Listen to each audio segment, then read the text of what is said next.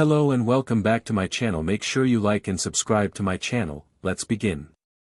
Chapter 20, Rules are Rules. The moment Ichigo opened the door, he had to be on his toes to dodge the bottle of clear green liquid that was hurtling at his head. He jerked his head to the left and his eyes followed the bottle's trajectory as it whizzed past him. It shattered at the far wall, but not before leaving a mark of green who knows what on the wall. Ichigo stared at the stain for a couple of shocked seconds before turning back to the ruckus he'd walked in on. Two mean-looking Shinigami were currently doing a number on the medical room they were in, as well as terrorizing the two Shinigami, a young man and woman, who presumably were treating them. One of them, an uncouth middle-aged-looking man who had a spiky mane of hair, was casually moving around the room and toppling and wrecking medical equipment. Trays and equipment were strewn all over the floor, along with bits of broken bottles, some still holding liquid within them. There really wasn't much equipment in the room though, so by the time Ichigo had taken in the scene, Spiky Head had rejoined his friend in intimidating the two Shinigami. The second Shinigami looked as mean as his friend, a channel of unruly hair split right down the middle of his scalp. Right now, he was jeering at the two healers, who, to their credit, looked nervous but refused to back down. "You're in a medical center. Please keep your voice down," the young man said, defiantly staring back at the Shinigami as if they hadn't just wrecked one of their medical rooms. In response, the two Shinigami merely laughed humorlessly. "And just what are you going to do about it?" the spiky-haired Shinigami said. Then he leaned towards the young healers, forcing them to back up slightly, and tilted his face towards them, pointing at his cheek. "Go ahead. Stop me.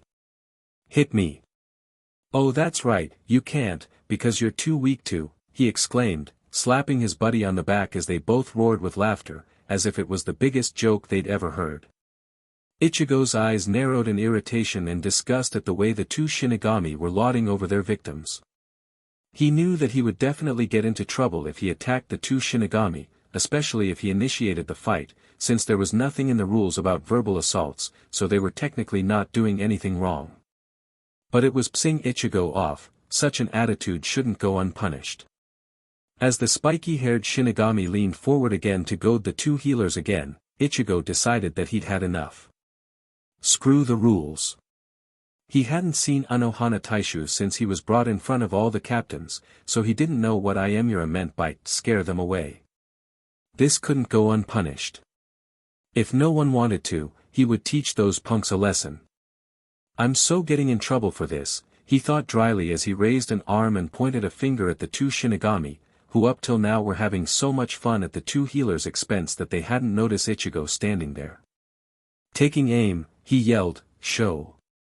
It was as if something impacted the spiky-haired Shinigami's cheek like an invisible punch. He stopped in mid-speech, flying aside and crashing into the wall. Caught unawares, the remaining Shinigami and two healers stared at where Spiky Head had fallen in surprise for a couple of seconds before they turned to let their eyes rest on Ichigo, a smirk on his face as he held his Zanpakuto in the other hand. Iemura was standing some distance behind him. The Division 11 Shinigami was the first to regain his voice. He glared challengingly at Ichigo and said, "What the hell do you think you are doing?" Ichigo scowled right back and pointed a finger at the Shinigami, jabbing his finger in his direction with every question he said. "That's my line, a-hole. Who gave you the right to belittle the 4th Division people, huh? Who gave you the right to bully the very people who help you? What am I doing? The question is, what the hell are you doing?" The Shinigami didn't seem fazed by Ichigo's glare. He snorted and said, "I can do whatever I like. Who are you to tell me what to do?" "I'm Kurosaki Ichigo, 3rd seat of Division 6, Ichigo said, thinking the guy would back off. He didn't seem all that powerful anyway. To his surprise, the Shinigami snorted again in contempt. "Oh, I've heard of you.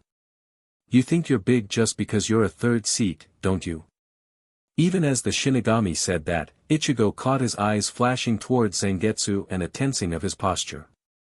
"Don't think you can intimidate me just because you used some cheap but keto spell to catch my buddy off guard. Don't underestimate me. Do you know who I am?" "I'm sure I would love to know," Ichigo said sarcastically. I'm Hiraga Tsurumatsu and I'm the 12th seed of Division 11, the strongest division in the whole of Soul Society. I'm stronger than you think I am, so don't think you're going to stop me. And that gives you the right to look down on those weaker than you. That's pathetic behavior if I've ever seen it, Ichigo said, steadily getting angrier. Hiraga scoffed. Oh, what do you know? You're welcome to try and stop me, he said, puffing out his chest, which to Ichigo, wasn't intimidating in the least. While Ichigo didn't really want to start a fight in the medical center, he was already in trouble whichever way he looked, since he'd already used Kido on Spiky Head, who was still currently out of it. He might as well make the punishment deserving. Casually, Ichigo positioned his sword at his side, the flat surface facing forward and visible to Hiraga. Then, he channeled his Ryatsu into Zangetsu, but just enough to make sure it didn't go Shirkai. He felt Ryatsu emitting from his Zanpakuto's hilt, but he didn't need to look as it proceeded to form two tendrils which then snaked towards the blade, spiraling and crisscrossing along the length of the blade, engulfing it in dark-colored Ryatsu. He only needed to push a little more Ryatsu to release Zangetsu, but that wasn't what he wanted. While such a move had no special effect, Ichigo found that it was a pretty useful intimidating tool, especially against lower-leveled Shinigami, evidenced when he tried that on his comrades during training. Sure enough, Hiraga's eyes kept flitting towards Ichigo's blade, and his confident gaze wavered, but only for a moment. If you think that's gonna stop me, you've got another thing coming. I'm not afraid of you and your cheap but Kido Zanpakuto, he said defiantly, but Ichigo didn't bother correcting him. Then, he shifted to an attacking pose, but without his Zanpakuto, probably because of his treatment, he didn't have it with him. Come on. I'll take you on. Ichigo-sama, stop this please. Ichigo heard Ayamura say in shock from behind him. Sorry Ayamura-san. I'm already in deep trouble as it is, so I might as well make the most of it, Ichigo with a slight smile. Then, turning to the Shinigami, he said, don't blink.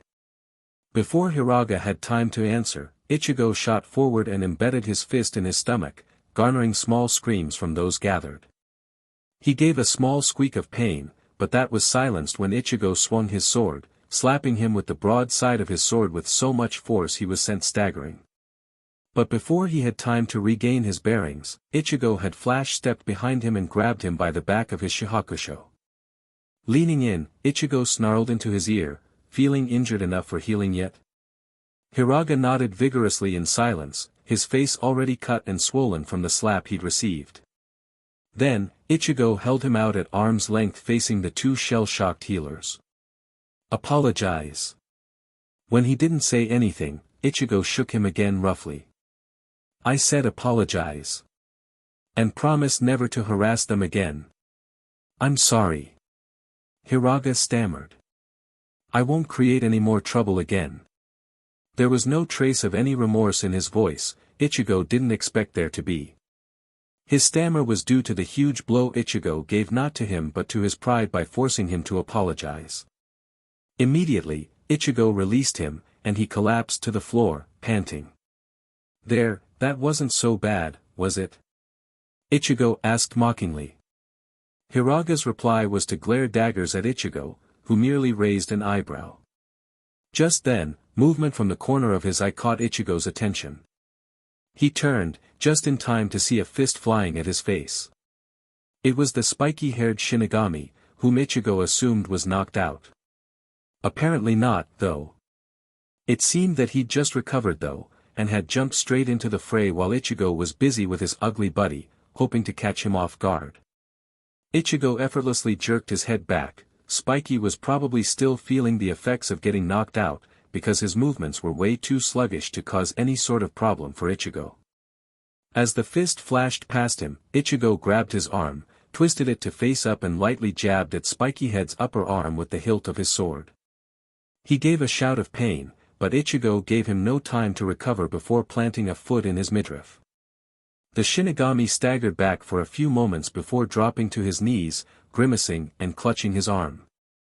It wasn't broken as far as Ichigo was concerned, he hadn't used that much force, but it would definitely hurt. He had other things to worry about though, as Hiraga immediately followed up the tag team attack by rushing at Ichigo, throwing his fist at Ichigo's chest just as Ichigo lashed out his foot at his spiky-haired buddy.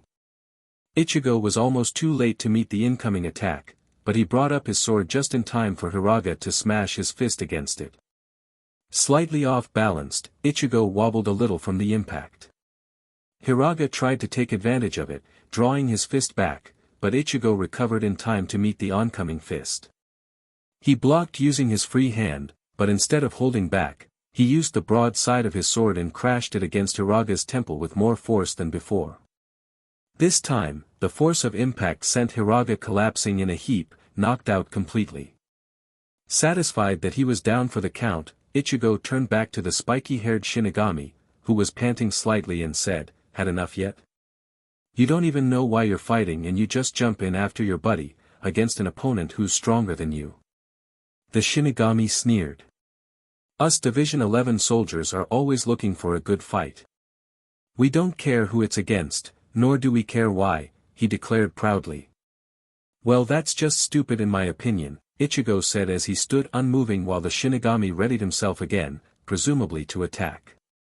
He lunged, but just when Ichigo braced himself to meet the attack, a yellow rope of energy suddenly shot from behind him, ensnaring the Shinigami and sending him crashing to the ground. Caught by surprise, Ichigo turned to see who the caster was, but mid-turn, 6 beams of light suddenly slammed into his midsection, and he jerked to a halt, his entire body frozen in place. Since he was still learning how to cast this particular Kido, Ichigo recognized it immediately as he'd seen Kuchiki Byakuya cast it in demonstration before. Bakudo number 61, Rikujikoro, he thought in surprise. But who dash? I believe you have been sufficiently warned about the rules against fighting and the drawing of Zanpakudo here, a soft but edgy voice spoke from behind, and Ichigo could feel the air tensing in the room. This is a place for healing, and I will not tolerate any form of violence while you're in here. Ichigo froze in dread, not that he could move in the first place, but the voice sent chills down his spine and yanked him from his musings. On the ground, the spiky-haired Shinigami also froze in mid-struggle. Ichigo hadn't heard her speak when face to face with the captains, but the fact that the voice radiated power and authority meant it could only belong to one person, Division 4 Captain Unohana Retsu. Sure enough, the healers in the room gave a start and immediately bowed towards someone behind Ichigo, Taicho. Then, a woman walked past Ichigo, moving towards the other Shinigami, but he couldn't see her face. Clearly panicking, the spiky-haired Shinigami stammered out, "I didn't start it. My buddy and I were minding my own business and getting healed when he barged in and attacked me for no apparent reason." At this, Ichigo wanted to scream in indignation at the absurdity of the Shinigami's statement, but he found that his entire body was numb, including his mouth. Not a single muscle responded to his commands, the Kido obviously doing its work. The Kido binding the Shinigami was dispelled, allowing him to scramble to his feet. But before he could speak, Unohana cut in, "My third seat has informed me about your own business. And judging by the state of this room, I do not appreciate anyone, not even my healers, intentionally breaking anything that can be used to save lives." Somehow, the Shinigami seemed to be completely terrified by her, seeing the way his face paled and the look of abject horror on his face. "Why yes, Taicho, of course. We were wrong to break all this stuff," he stammered fearfully. "I'll go clean up," he added hastily. "You'll do no such thing," Unohana said, not wavering from the soft tone she'd been using up till now, which made the Shinigami gulp. "Please bring your friend along to the adjacent room for further treatment. I shall be informing your Taicho about this." Apparently not wanting to stay anyway near her, the Shinigami picked up his buddy and was out in a flash, but not before shooting Ichigo a scathing glare, one that Ichigo was able to return. As soon as he was out, Unohana turned to Ichigo. She wasn't smiling, and he could feel the temperature in the room drop slightly. She flicked her wrist, and the 6 beams of light disappeared, causing Ichigo to stumble onto the ground, his sword clanking beside him. "My third seat has told me everything, third seat Kurosaki," she spoke. Ichigo looked at her, and wished he hadn't. The look in her eyes, though not one of malice, held a very threatening glare that was no doubt directed at him. He couldn't put it in words, but right now Ichigo had a very strong desire to get as far away as possible from her. He looked down in slight guilt. I was informed by Kuchiki Taishu of your desire to learn healing, Unohana carried on. However, I believe you are aware that there are better ways to learn healing besides generating your own test subjects. We have dummies for that. At this, Ichigo couldn't help but look up indignantly. The two idiots had it coming, so why was she reprimanding him instead? But he said, but stopped when he realized she was smiling slightly. Still, I appreciate your willingness to stand up for my men, she said to Ichigo's confusion. But there are other ways to restrain them. This is a place for healing, Kurosaki, not fighting. Please remember that, or I may be forced to restrict you from coming here. Despite the fact that she was smiling, the scary, intimidating look in her eyes did not disappear, which ended up making her scarier than before. I didn't like the way they were taking advantage of the people who were healing them, Taicho, he explained lamely. And I appreciate the frankness, she repeated again. But the 11th Division men know better than to lay a hand on my healers, so they try to provoke a response instead. I would suggest not getting goaded by them in future, but if you're who I believe you are, please take the fight outside next time. Ichigo frowned. What did she mean by who she believed he was? Thank you for your leniency, Taicho, he said with a bow. You do realize I have to inform Kuchiki Taishu about this, don't you? You are after all under his command. At this, Ichigo couldn't help but wince slightly. At first, he didn't care what trouble he would have gotten, he just wanted to stop this nonsense and teach them a lesson, but now that reality had set back in. At least the sympathetic smile Unohana gave him no longer had a scary look to it. A week later. Ichigo-san, the 6th Division member said. Kuchiki Taishu has requested to see you in his office. Ichigo froze. Huh? He said, turning and dropping his outstretched hands, completely forgetting why they were raised in the first place, until a ball of red energy whizzed past his face, and he took a step back in surprise. I'm sorry. I'm sorry, Kurosaki-senpai, the person whose Kido he was training said hastily.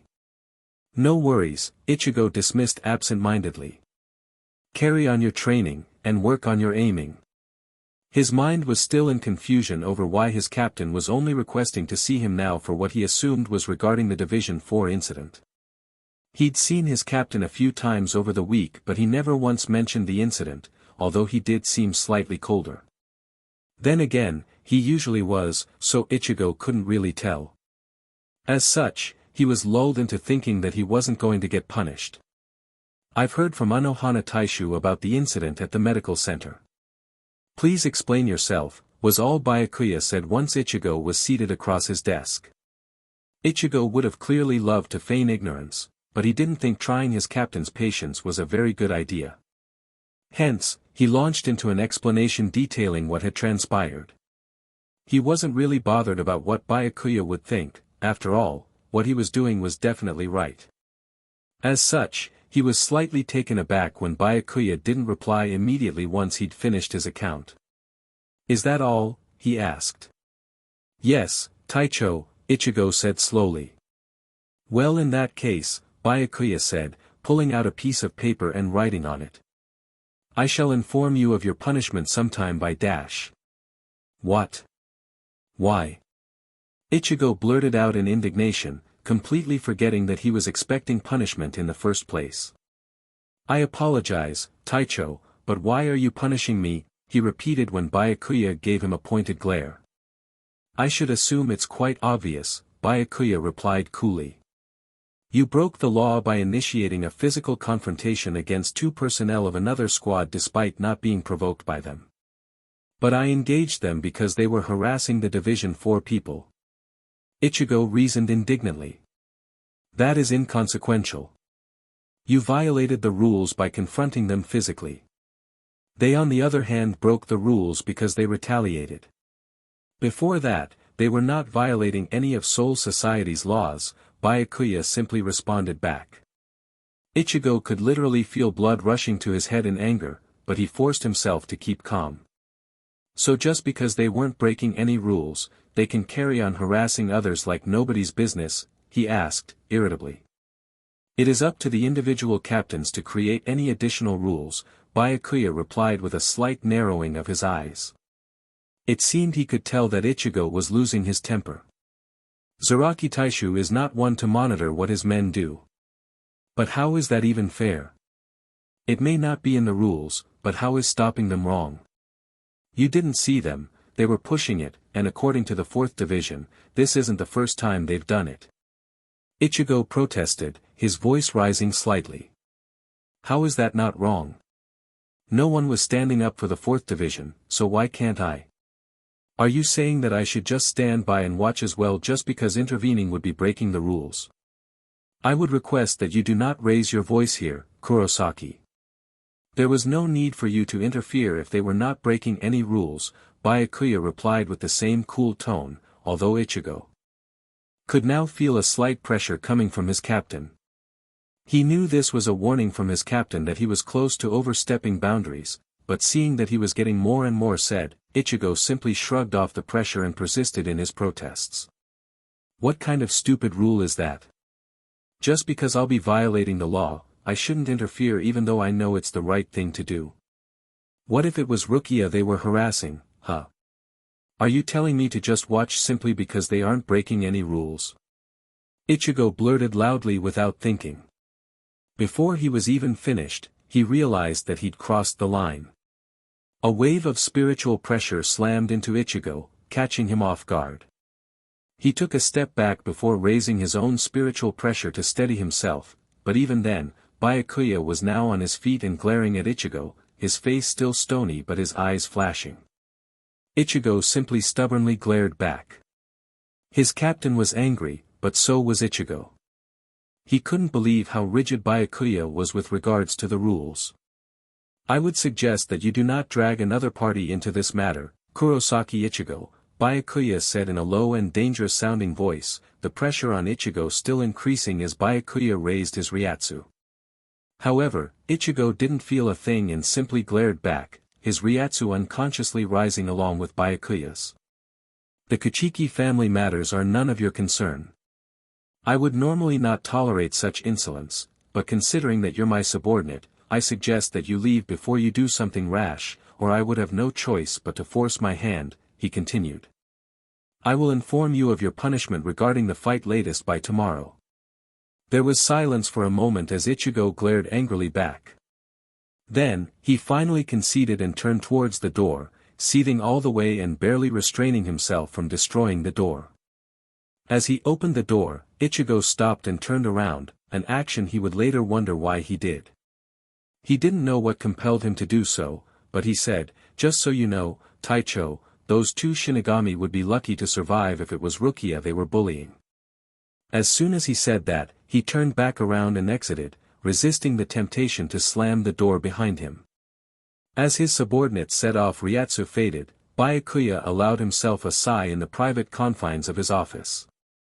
He sat back down as he mulled over what his third seat said. Sighing again, he thought, just like I feared. They're more alike than I thought. Whoa, someone's angry today, Kaien commented as he parried the first blow and dodged the second blow that Ichigo sent at him. Hey Ichigo, relax, would you? It's just a training spar, and it's not like I have an easy time against you. At this rate I'm going to believe that you're trying to kill me, he joked. Really? Ichigo said sarcastically through gritted teeth as he poured his frustrated Ryatsu into his blade and swung again at Kaien. Whatever gave you that idea? He crouched and hacked low towards Kaien's legs, but the latter took a step back. As he followed through the swing, he immediately sprang up and surged forward, this time aiming for Kaien's midsection. Kaien responded by defending with his Zanpakuto, but as Ichigo crashed his sealed Zanpakuto against Kaien's, he used the braking force and twisted his body, sweeping his legs along the ground, attempting to trip his opponent, forcing Kaien to abandon the block and jump back, nearly getting his Shihakusho slashed apart in the process. And still, Ichigo didn't let up. Wow, someone seriously said, Kaien commented, ducking under yet another attack and dishing out a few of his own as well, which Ichigo blocked without so much as a blink of an eye. But seriously, you're progressing really well. Most people who start fighting in anger lose concentration, but your defense and attacks haven't been compromised. Thanks, Kaien Dano, Ichigo said tonelessly as he geared up for another attack. You're welcome, Kaien replied with a grin. But whatever did I do to you? There's no need to take your frustration out on me, I still have to train Rukia later. At this rate you're going to tire me out, he complained lightheartedly. Ichigo looked like he was going to refuse, but after a while, he reluctantly lowered his sword. Fine, he said grudgingly. He was feeling slightly drained after expanding most of his anger anyway. Immediately after meeting with Kuchiki Byakuya, he didn't return back to training with his men, since he didn't think he would be able to control his anger and he might injure someone. Hence, he went to Division 13 to look for Rukia and Kaien and immediately jumped into training. It's about time, Rukia said dryly as Ichigo walked towards her. I think I'm close to attaining Shirkai anyway. At that, Ichigo perked up slightly. Really? You received your Zanpakuto already? That was fast. When? That was about 2 weeks ago. You were busy at that time, and you also never did ask me about it, Rukia replied with a smile. Ichigo frowned. But that's awfully fast, he commented. It took me a while after I knew Zangetsu's name before I gained Shirkai. He was unwilling to teach me. Rukia shrugged. Beats me. My Zanpakuto was willing to teach me, but she did warn me that attaining Shirkai and using its abilities were two separate things, so I suppose I still have a long way to go. Your Zanpakuto spirit's a she. What's its name? Ichigo asked curiously as he looked at the Zanpakuto she had strapped to her waist. It looked like a normal katana with a rectangular tsuba and a reddish-brown hilt. He couldn't see the blade though, since it was sheathed. Well, you'll have to wait until I attain Shirkai. I haven't told anyone else her name yet too, so you'll have to wait, Rukia replied with a smirk. Yeah, I think I'd like to see that as well. However, he still sounded slightly miffed as he sat down beside her with a huff. Rukia stared at him with a sympathetic smile. Hey, what's eating you, seriously? I've seldom seen you this angry. In fact, come to think of it, I don't remember seeing you this angry before. Is it regarding the tussle in the 4th Division? Kaien grinned as he walked over to them. Ichigo looked at him in surprise. How did you know? Kaien just grinned in reply. I know things, he said cryptically. You could say word gets round. I'm a vice-captain so some of these things sometimes reach my ears. Why, did Kuchiki Taishu reprimand you? At that, Ichigo scowled. He did more than that, he said irritably. Let me ask a rhetorical question. If you saw someone who was doing something that isn't against the rules but you know it's morally wrong, what would you do? Of course I'll stop them, it's what we've done in the past, Rukia answered without hesitation. Even if it means to violate the rules along the way. Yeah, why not? It's not like what we've done in the past was according to the rules, Rukia said again, this time with slight hesitation. Why? Does this have anything to do with the Division 4 incident? Kaien asked. At this point, Ichigo was still feeling maligned over the reasoning Kuchiki Byakuya gave regarding his actions, so he started ranting about it, but not before briefly telling Rukia about the incident. He said that I should be punished because I intervened, and that it wasn't necessary for me to, since they weren't technically violating any rules. Can you believe it? Ichigo protested, although he felt slightly better now that he'd gotten his pent-up feelings out of his system. There was silence for a moment. Did Kuchiki Taishu explicitly say that it was wrong of you to help? Kaien asked. Yes he did, Ichigo replied immediately. Kaien raised an eyebrow. Are you sure? Or are you just saying that because you're still feeling wronged? Are you siding with him? Ichigo returned the question, his annoyance rising again. Don't be stupid. As a vice-captain, I'm trying to be impartial here and see both sides of the story. There's a possibility that you misunderstood him. He may be wrong, but I don't want your relationship with your captain to sour over a possible misunderstanding. So, did Kuchiki Taishu actually say that it was wrong to help? Ichigo was quiet for a moment as he thought about the argument he had with Kuchiki Byakuya. Now that he was feeling calmer, it was then that he realized that his captain didn't say it was the wrong thing to do. He only said that Ichigo had violated the rules by allowing the situation to come to blows, and then the situation escalated quickly once Ichigo started getting angrier. No, he only said I violated the rules, Ichigo said grudgingly. See? In that case, maybe it isn't as bad as you think. I'm saying this from a vice-captain point of view, but perhaps Kuchiki Taishu was fine with you stopping them, he just didn't like the method.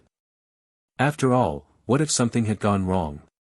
Usually, if a captain or vice-captain looks for a Shinigami from another division to be punished for whatever reason, the captain of that Shinigami's division will have no choice but to comply, unless he'd already been punished. What if Zaraki Taishu had come looking for you? Also, what if you'd committed an even worse crime like accidentally killing those Shinigami? Then a mere punishment by him wouldn't be enough, you'll be tried by the Central 46. I guess you're right, Ichigo said. For what it's worth, I would have done something similar, Kaien said with a slap on Ichigo's back. But perhaps the punishment is to ensure that you think before you act in future. Just try to think from a captain or vice-captain's point of view in future, seeing that you'll probably become one next time. You won't want your subordinates to get into unnecessary trouble, would you? No, I won't, Ichigo admitted truthfully. Thanks for the explanation, Kaien-dano. Don't worry. That's my job, Kaien said with a grin as he got up. Now if you'd excuse me, I think it's time we resume training, he said, motioning to Rukia. Don't worry, Ichigo, Rukia said as she complied. I think Ni-sama has your best interests at heart as well. At least I think so, she added quietly to herself. Ichigo rolled his eyes. Yeah, that's what they all say. Still, he watched quietly as Rukia began clashing with Kaien. He couldn't help but notice that she was looking slightly troubled again. It wasn't anything new, she occasionally did sometimes, although he still didn't know why. She assured him that he wasn't the reason though, and he trusted her words. Somehow, he wondered if it had anything to do with her brother, since Ichigo noticed that she would either fall silent or change the topic every time Byakuya was mentioned. There was also the earlier issue where Byakuya almost lost it when Ichigo mentioned Rukia. There seemed to be some sort of strain or problem between the two of them, but Ichigo knew it wasn't his place to ask about it. Now that he finally had time to think about it, he realized Kaien had a point, and that was one reason why Division 13 respected him a lot. Kaien was a very good vice-captain, and Ichigo knew he had a lot to live up to when he himself became one in future. He was still feeling slightly wrong though, but Ichigo realized that Byakuya was simply following the rules. After all, Ichigo already expected to get punished for attacking those Shinigami, he just didn't like the explanation he was given. He supposed he'd taken it one step too far by bringing Rukia into the equation. Feeling much better, Ichigo shifted his attention back to watching Rukia's training, where Kaien was pressing his attack on her. They were at it for around half an hour before Ichigo noticed that the temperature seemed to have dropped slightly, and when he reached out his senses, it seemed to be coming from Rukia. There was something distinctively different about her Ryatsu now. It felt colder, although not in a bad way, and steadily rising in power. Her face was etched with determination, and even though she was straining, she didn't give up. In fact, minus the drop in temperature, Ichigo was reminded of a similar situation he had when he attained Shirkai. In that case. As he watched, he saw Kaien pause just as Rukia held out her Zanpakuto across her body. As she turned it, one word reached Ichigo's ears, along with a rush of cold air. May dash. Chapter 21, 11th Division on Ice. Rukia couldn't help but feel a slight wave of sadness and guilt as she got up to commence training. She'd offered virtually nothing about her brother when the topic was brought up, probably because there was nothing for her to say. Up till now, her interactions with her brother were still minimal and businesslike. He never seemed to show any form of care or concern for her, and he still hadn't looked at her once. Despite having a common link through Ichigo, if you could call it that, her relationship with her brother hadn't made any noticeable improvements. The only thing that changed was that Byakuya occasionally asked about Ichigo. Sometimes, it would be just a passing question, but sometimes it would be a direct one. Either way, her responses were always guarded, since she always hesitated to tell him anything about Ichigo. She didn't know how he would react if she opened up too much. Worse, her brother could easily misinterpret her words and Ichigo might get into trouble. Honestly, what kind of sibling relationship made the sister feel uncomfortable around her brother and forced her to skirt issues regarding her friends? Shouldn't siblings be able to confide comfortably with each other? Right now, she still had no plausible theories about Byakuya's attitude towards her. Actually, she used to think that the reason was because he didn't want to be reminded of his dead wife. Still, that didn't explain why he seldom even spoke to her. She also couldn't even tell what he was feeling every time she looked at him. That was probably due to the years of noble training that she was now still being subjected to. However, her gut was telling her how unlikely that was, so she came up with yet another theory: she still wasn't a full-fledged Shinigami, hence she wasn't worthy of his time. As stupid as that sounded, it was all Rukia had to go with. So until she figured out why, she would have to operate under the assumption that her theory was correct and continue training even harder. Maybe when she got a seated position, Byakuya would be satisfied. But until then, she also wasn't going to tell anyone about it, especially not Ichigo. Considering the fact that he could be reckless at times, telling him her relationship with her brother was strained was not a smart thing. "Oi Rukia, you're spacing out." Again. Kaien called lazily to her. "What?" "Oh, right," Rukia said hastily. As she readied herself, she thought, "I'll get stronger, and I'll do everyone proud." "You think you're able to attain Shirkai by today?" Kaien asked again. Rukia glanced towards Ichigo, who was looking straight at her. He flashed her a quick smile and a thumbs up before returning to his usual frown, suggesting that he wasn't all that angry anymore. Returning the smile, Rukia turned back towards Kaien. "Of course I can," she said confidently. Of course, her Zanpakuto hinted that there was a difference between attaining Shirkai and making use of its abilities, but she would worry about that later. Kaien grinned. "Great. So don't blame me for not holding back," he said before charging. "I'm proud of you for getting this far this quickly, Rukia.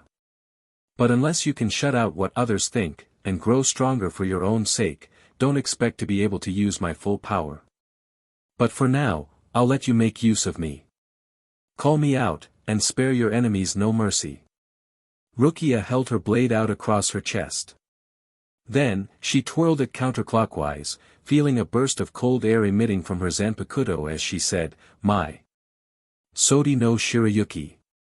Strangely, the cold air suddenly felt like a mere breeze as she continued her twirling action, and as she did, a long white ribbon extended from the pommel, tracing the turn of the blade, which had become completely white, as she spun it to face downwards. Another wave of cold air erupted from her blade, coating the grass in a small area around her with a thin layer of ice.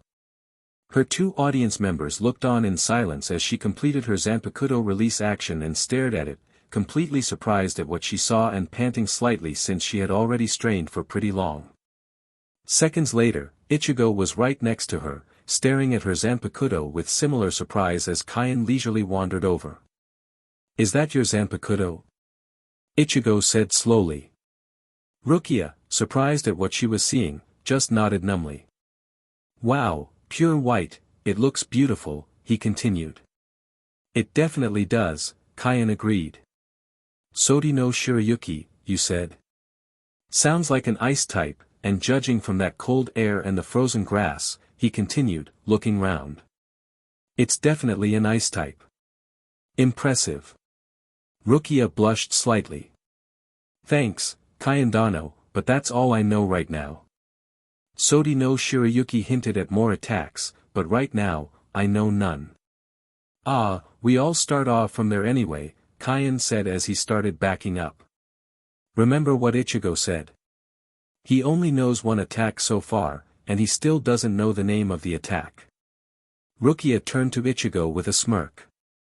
Now that I've shown you my Zanpakuto's form, I suppose it's time for me to see yours as well. Before Ichigo could answer though, Kaien called out, "Hey Rukia. How do you think ice would fare against water?" They both turned to look at him. Huh? Rukia asked. What are you talking about? Neither of you have seen my Zanpakuto before, have you? Kaien said as he held his Zanpakuto upside down. Well then, he began twirling his Zanpakuto. It won't be fair unless we both spar with our released Zanpakuto, would it? As he spoke, his Zanpakuto began glowing and elongating with each spin, as Rukia and Ichigo looked on with surprise. Ah, don't give me that look, Kaien joked with a grin. It's not like I'm going to go all out. We're training, not fighting to the death.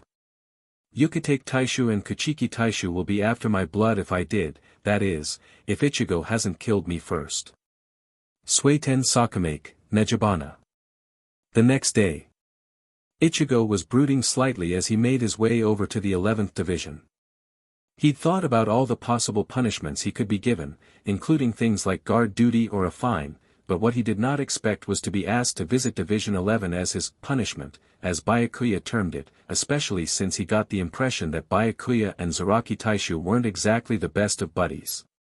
Yesterday, Ichigo was re-entering the 6th Division compound, just after completing training with Rukia and Kaien. His mind was still playing back images of Rukia sparring with Kaien.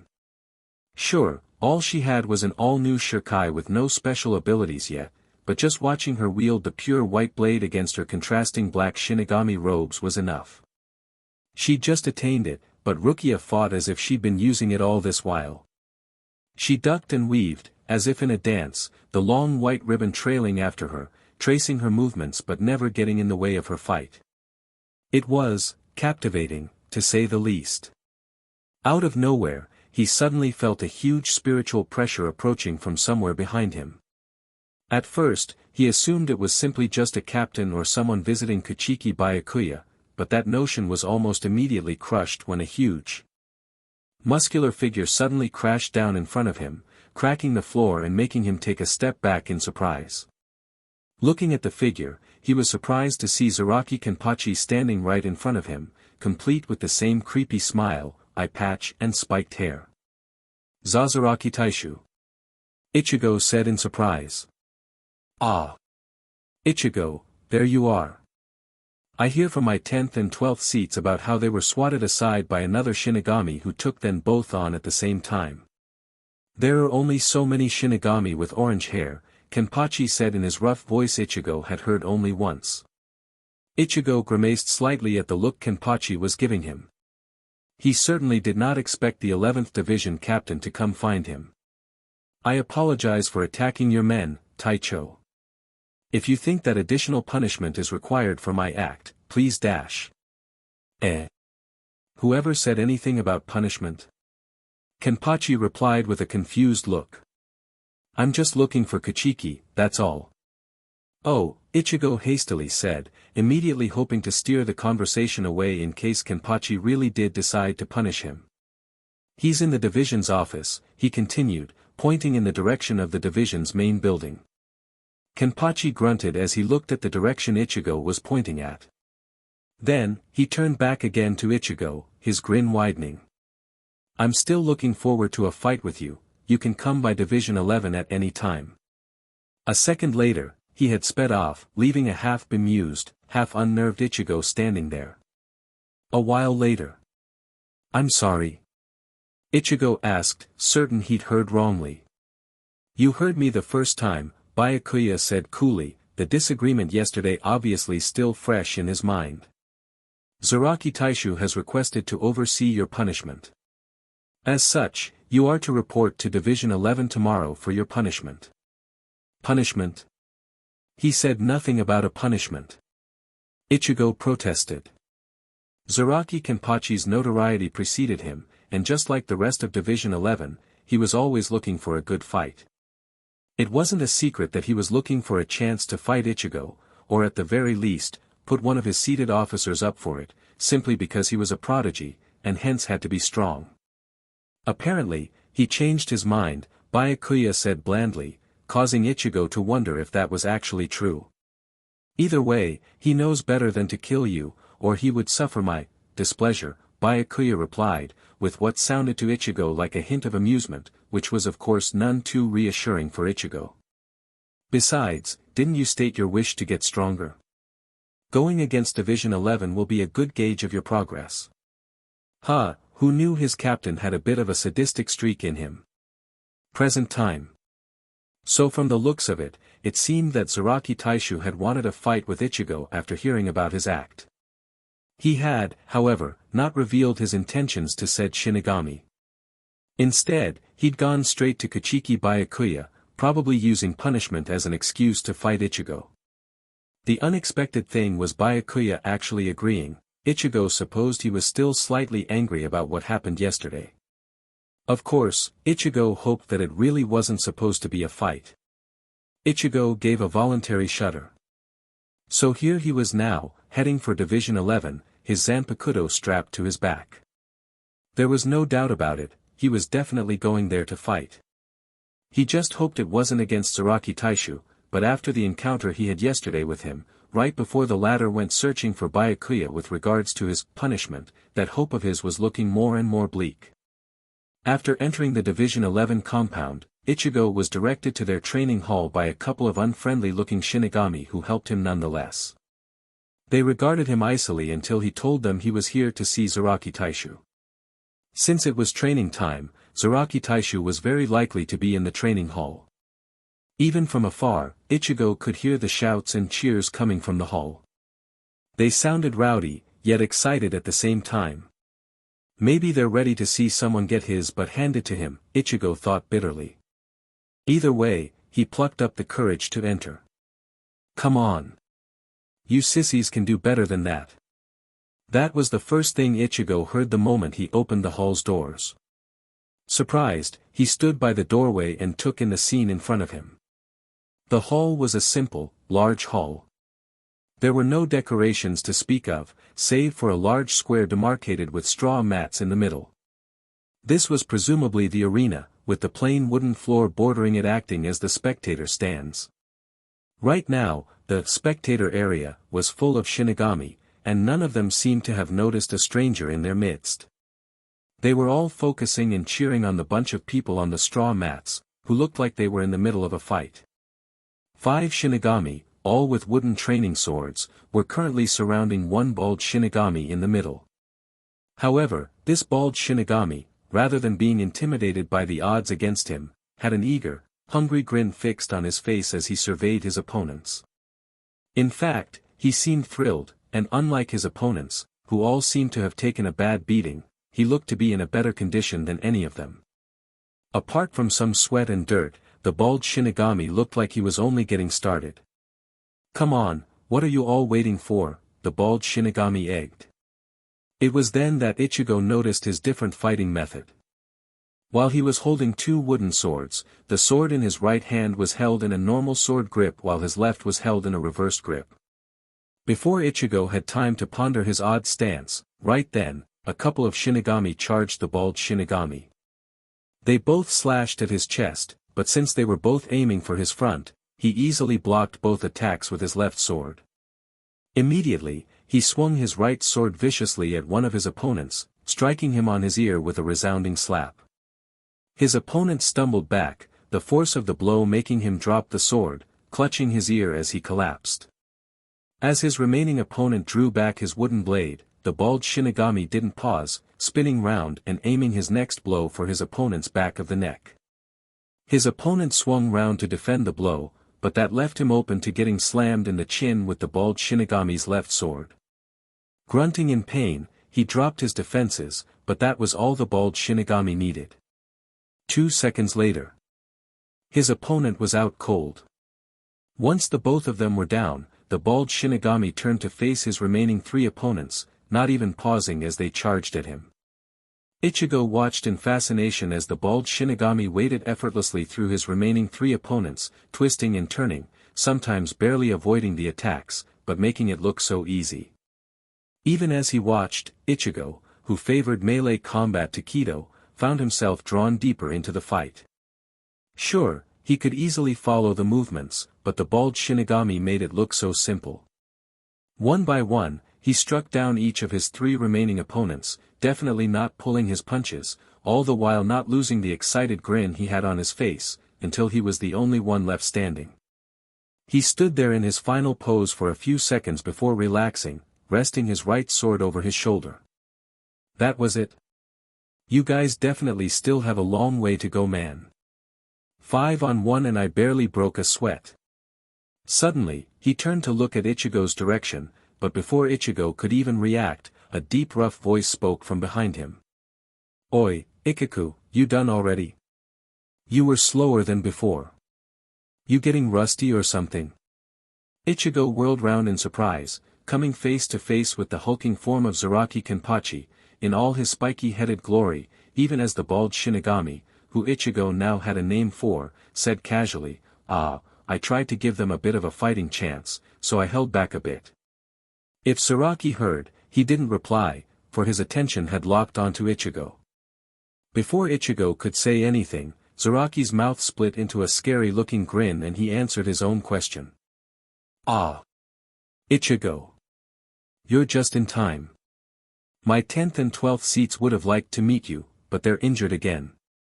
Not knowing what to say, Ichigo replied nervously, I apologize for attacking and injuring them. Kenpachi frowned. Huh? What are you apologizing again for? My men were looking for a good fight, and you gave it to them. And the fact that they didn't touch you proves that you're strong, doesn't it? He said, leaning closer to Ichigo with the intimidating grin back on his face. Ichigo replied uncertainly. I suppose. But I'll be willing to accept whatever punishment you give me, he continued, hoping that it wasn't a fight Zaraki Taishu was looking for. Of course, that was all dashed when Zaraki's grin got even wider, if that was even possible. Whoever said anything about punishment? You'll be fighting, obviously. That's what we do here in the 11th. All my men love to fight. You love to fight, don't you? Seeing the darkened look on his face that said that there was no room for argument, Ichigo immediately replied, yes, I do. It wasn't that far from the truth anyway. Great. Now enter. I'm itching for a good fight. Ichigo considered escaping, but Zaraki Taishu's large form was blocking the door, almost as if reading Ichigo's mind. Left with no choice, Ichigo entered nervously. As Ichigo entered and stepped forward onto the ring, clearly feeling the eyes of everyone on his back, Zaraki called out, Oi Ichigo, clear all those idiots away. It's my turn to fight. Yes, Taicho, Ichigo said. He kicked the nearest Shinigami he'd beaten down. Oi, get up, Taicho wants to use this place. Eventually, his eyes fell on Ichigo. Who's this? This is my opponent, Kenpachi said with a grin. He's that recent new graduate, the 3rd seat I told you about. Immediately, Ichigo's face split into a grin as well. Oh yeah, I remember. You took on 2 of our guys without so much as breaking a sweat. That must mean you're good. People with the word Ichi in their names are often powerful and talented. Ikimara Taishu is a good example, and I'm the 3rd seed of this division, Madare Mikiku, so I have Ichi in my name as well. Judging by your look, he said, leaning closer to examine Ichigo's face.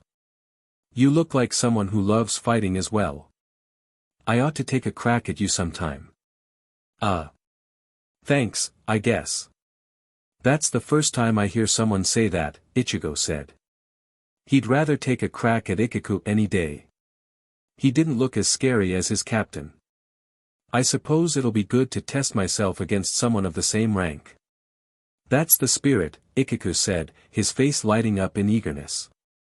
Hey, Taicho, would it be okay if I take first crack at the new guy first? Not with training swords, a fight for real. Kenpachi frowned. Huh? What for? I called him over to fight me, not you. You've already had your turn. But Taicho, think about it, Ichigo reasoned. If Kurosaki here tests himself against me, you'll know if he's worth your time, right? If he can't beat me, he obviously won't be able to beat you, so there'll be no point fighting you, you'll just be bored. Besides, I think Yachiru's looking for you. Something about her candy and Kuchiki Taishu. Turning to Ichigo, he explained, Yachiru is our Fuku Taishu. You wouldn't want to meet her though, she's a handful. Leave her, she's not going to get into trouble. Then, Kenpachi frowned, obviously considering Ichigo's words. Fine, I guess you're right. Meanwhile, Ichigo felt a flash of annoyance at Ichigo's words. They thought he wasn't good enough. Sure, he could feel the enormous Ryatsu Kenpachi was emitting, but hadn't he proved that he too had lots of Ryatsu as well? I apologize, Taicho, but I would like to fight with you immediately. No, Ichigo is right, Kenpachi said, albeit a little grumpily. Let's see if you're good enough to defeat Ichigo, then you'll be something of a challenge to me. Then I'll just have to defeat you quickly, then, Ichigo said to Ichigo.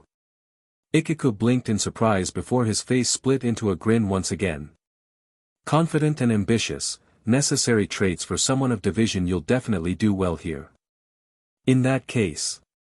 He tossed his two wooden swords aside and retrieved his Zanpakuto, which looked like a normal Zanpakuto with an oval-shaped hilt. Instead of strapping it to his Shihakusho however, he held it in his hand as he strode out of the training hall. Wait, we're not fighting here?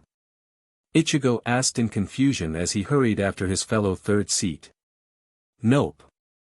We're fighting outside. Ichigo called out. Last chance to back out, Ichigo, Ichigo called out. They were currently in a large open compound, but still on Division 11 property.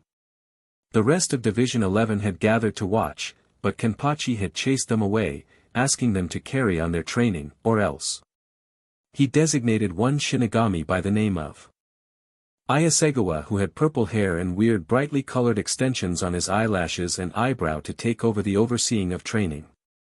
As such, Kenpachi was their only audience, and he sat atop the compound's walls to watch them. Ichigo snorted. You wish. I'm obviously not going to give up that easily. Earlier on, when first meeting Zaraki Kenpachi, Ichigo had wondered what drove him to actually accept a spar, but eventually, his reservations ceased. Besides, he wanted to see how he stood against others despite being a newbie. Great. I wouldn't have allowed you to back out anyway, Ichigo replied with a huge grin. Now for the rules. You lose if you faint or concede, but since conceding is a coward's move, I'll knock you out to end the fight anyways. You can use Shirkai if you like, but I'll respond similarly, so don't expect an advantage. Finally, while we can't fight to the death, that doesn't mean I can't beat you senseless, he finished off with his ever-growing grin. Oh right. No Kido as well. You make it sound as if you're going to have an easy time, Ichigo commented. Well, that depends entirely on you, doesn't it? Let's just hope it'll be fun. Ichigo said. You ready? Of course, Ichigo said as he drew his Zanpakuto from its sheath. Gripping it, he looked at Ichigo and frowned. Why haven't you removed your Zanpakuto from its scabbard? Sure enough, Ichigo's weapon was still sheathed as he got into his attacking stance. In fact, Ichigo noticed that one of his hands was holding the scabbard. Why don't you let me worry about that? Watch yourself, I'm starting anytime. As soon as he said that, Ichigo disappeared. Ichigo's eyes widened. Shuunpa. Immediately, he turned round, slashing out into thin air, just as Ichigo reappeared behind him, swinging for his neck. Their swords struck each other in mid-air, but Ichigo realized Ichigo was still blocking with his scabbard, his sword still sheathed in it. The second he registered it, Ichigo yelled, "Good one," and finally drew his Zanpakuto and slashed directly at Ichigo's face, his scabbard still being used to block Ichigo. Unable to block it, Ichigo pushed against the scabbard and launched himself back, the blade passing mere inches from his face. He had no time to marvel at how close that attack was, because Ichigo had already shot after him. He chopped down at such speed that Ichigo only had time to twist his body and hop aside the moment his feet touched the ground. Ichigo's attack struck the ground, cracking and sending pieces of floor tiles flying. That attack made him pause for a fraction of a second, but Ichigo immediately spotted that opening and took it. He surged forward, raising his sword high and bringing it down with both hands. For a split moment, Ichigo thought he'd gotten the first hit, but before his attack connected, Ichigo swung his hand out and blocked the attack using his sheath, and what's more, the grip on it had reversed. As Ichigo pushed forward with his sheath and Ichigo attempted to push back, caught off guard with the way he seemed to be using dual swords, movement to his left caught his eye, and he turned to see Ichigo's Zanpakuto swinging towards him. Acting quickly, Ichigo hopped up as he withdrew his sword. Tucking in his body, he placed both his feet on Ichigo's sheath and kicked back against it, somersaulting away, Ichigo's strike passing harmlessly between them. Halfway through the flip, he caught sight of Ichigo leaping up towards him. "Damn it, he's much better than I expected. I can't keep staying on the defense. I have to catch him off guard." As he slashed again at Ichigo's torso, Ichigo bolted immediately to Ichigo's left using Shunpa, counterattacking below his outstretched arm, hoping to catch Ichigo off guard while he was intent on attacking. To his immense surprise, with a twist of his wrist, Ichigo spun his sheath downwards and met Ichigo's attack. At the same time, he twisted his body, following through his earlier attack by continuing his swing. Alarmed, Ichigo released the grip on his left hand and hurriedly drew it back, and not a moment too soon. Ichigo's sword slashed way too close for comfort, tearing through his sleeves but thankfully missing his arm. Ichigo responded by lashing out with his foot, but unfortunately, instead of simply kicking at him, Ichigo attempted to sweep Ichigo's feet from under him, a move rendered useless since they were in mid-air. He only realized his mistake when his attack connected, but Ichigo didn't budge, aside for a flash of a wince. "Come on, Ichigo. Nice kick, but you're going to have to do better than that," Ichigo yelled with a grin. He gave Ichigo no time to respond by immediately stabbing with his sword at Ichigo's chest while swinging his sheath at Ichigo's outstretched leg. However, Ichigo was already in the process of drawing his leg back, hence the attack just flashed harmlessly past. Seeing his chance as he parried Ichigo's attack away, Ichigo drew his leg back and kicked forward. However, instead of connecting with his target, his kick connected with Ichigo's sheath, which he had somehow managed to bring up in time. "If you insist, then," Ichigo replied. Gritting his teeth, he launched himself forward once more, but this time, instead of aiming for his left, Ichigo feinted before twisting towards Ichigo's right. Earlier, Ichigo was cursing the fact that Ichigo was fighting dual-wielded. The last time Ichigo fought someone that did, which was Hisagi, he definitely did not have an easy time. However, he noticed that the latter only attacked with his Zanpakuto in his right hand and defended with his sheath in his left. As such, Ichigo decided to target Ichigo's right, since his reverse grip would make defending his right side weird. Ichigo waited until he saw Ichigo's grip on his Zanpakuto tense up. The moment he raised his sword, Ichigo took the chance and flash-stepped towards Ichigo's right, aiming below his raised arm. He swung hard, only to find that his attack was blocked, not with Ichigo's sword but with his sheath. "What the?" Ichigo said out loud, completely dumbfounded. "Surprised?" Ichigo replied with a grin. Taking a closer look, Ichigo realized that somehow, within the short span of time when he'd feinted to Ichigo's left to when he made his attack, Ichigo had switched his grip, and he was now holding his sheath in his right hand and his Zanpakuto in his left. "How did you dash?" He had to stay on his toes as Ichigo slashed again towards his chest. Still, he reacted quickly, using his slight momentum to dive forward. At the same time, he lashed out again with his feet. This time, his attack finally found its mark, stamping hard on Ichigo's chest. However, Ichigo's attack also managed to connect, slashing across Ichigo's chest, tearing through his shihakusho and causing a shallow but long cut on his chest. They backed away from each other, but neither of them wavered in their stance, both staring down one another. Then, after a few tense moments, they both relaxed slightly. I guess you weren't lying when you said the fight would only end if either one of us faints. Of course. Still, pretty impressive, Ichigo, especially for someone who just graduated. Truth be told, I honestly didn't expect that much trouble from you, Ichigo said. Your reactions are fast, and your attacks are strong. I'm still feeling the effects of the kick you gave me. Also, I'm surprised you managed to pick up on my fighting style that quickly. Somehow, even some of my division men have yet to notice I usually fight with my Zanpakuto right-handed. Thanks for the compliment, Ichigo replied. But how do you switch your sword hand so effortlessly? That's because I'm ambidextrous, of course. I train with both hands, so anyone who tries to exploit that will be in for a huge surprise. You don't expect me to have such obvious a weakness, do you? As he spoke, Ichigo noticed that the grin on his face was still there and had yet to be removed, not even during the fight. I guess not, but why are you still smiling? Ichigo asked. If anything, the grin got wider. What's wrong with that?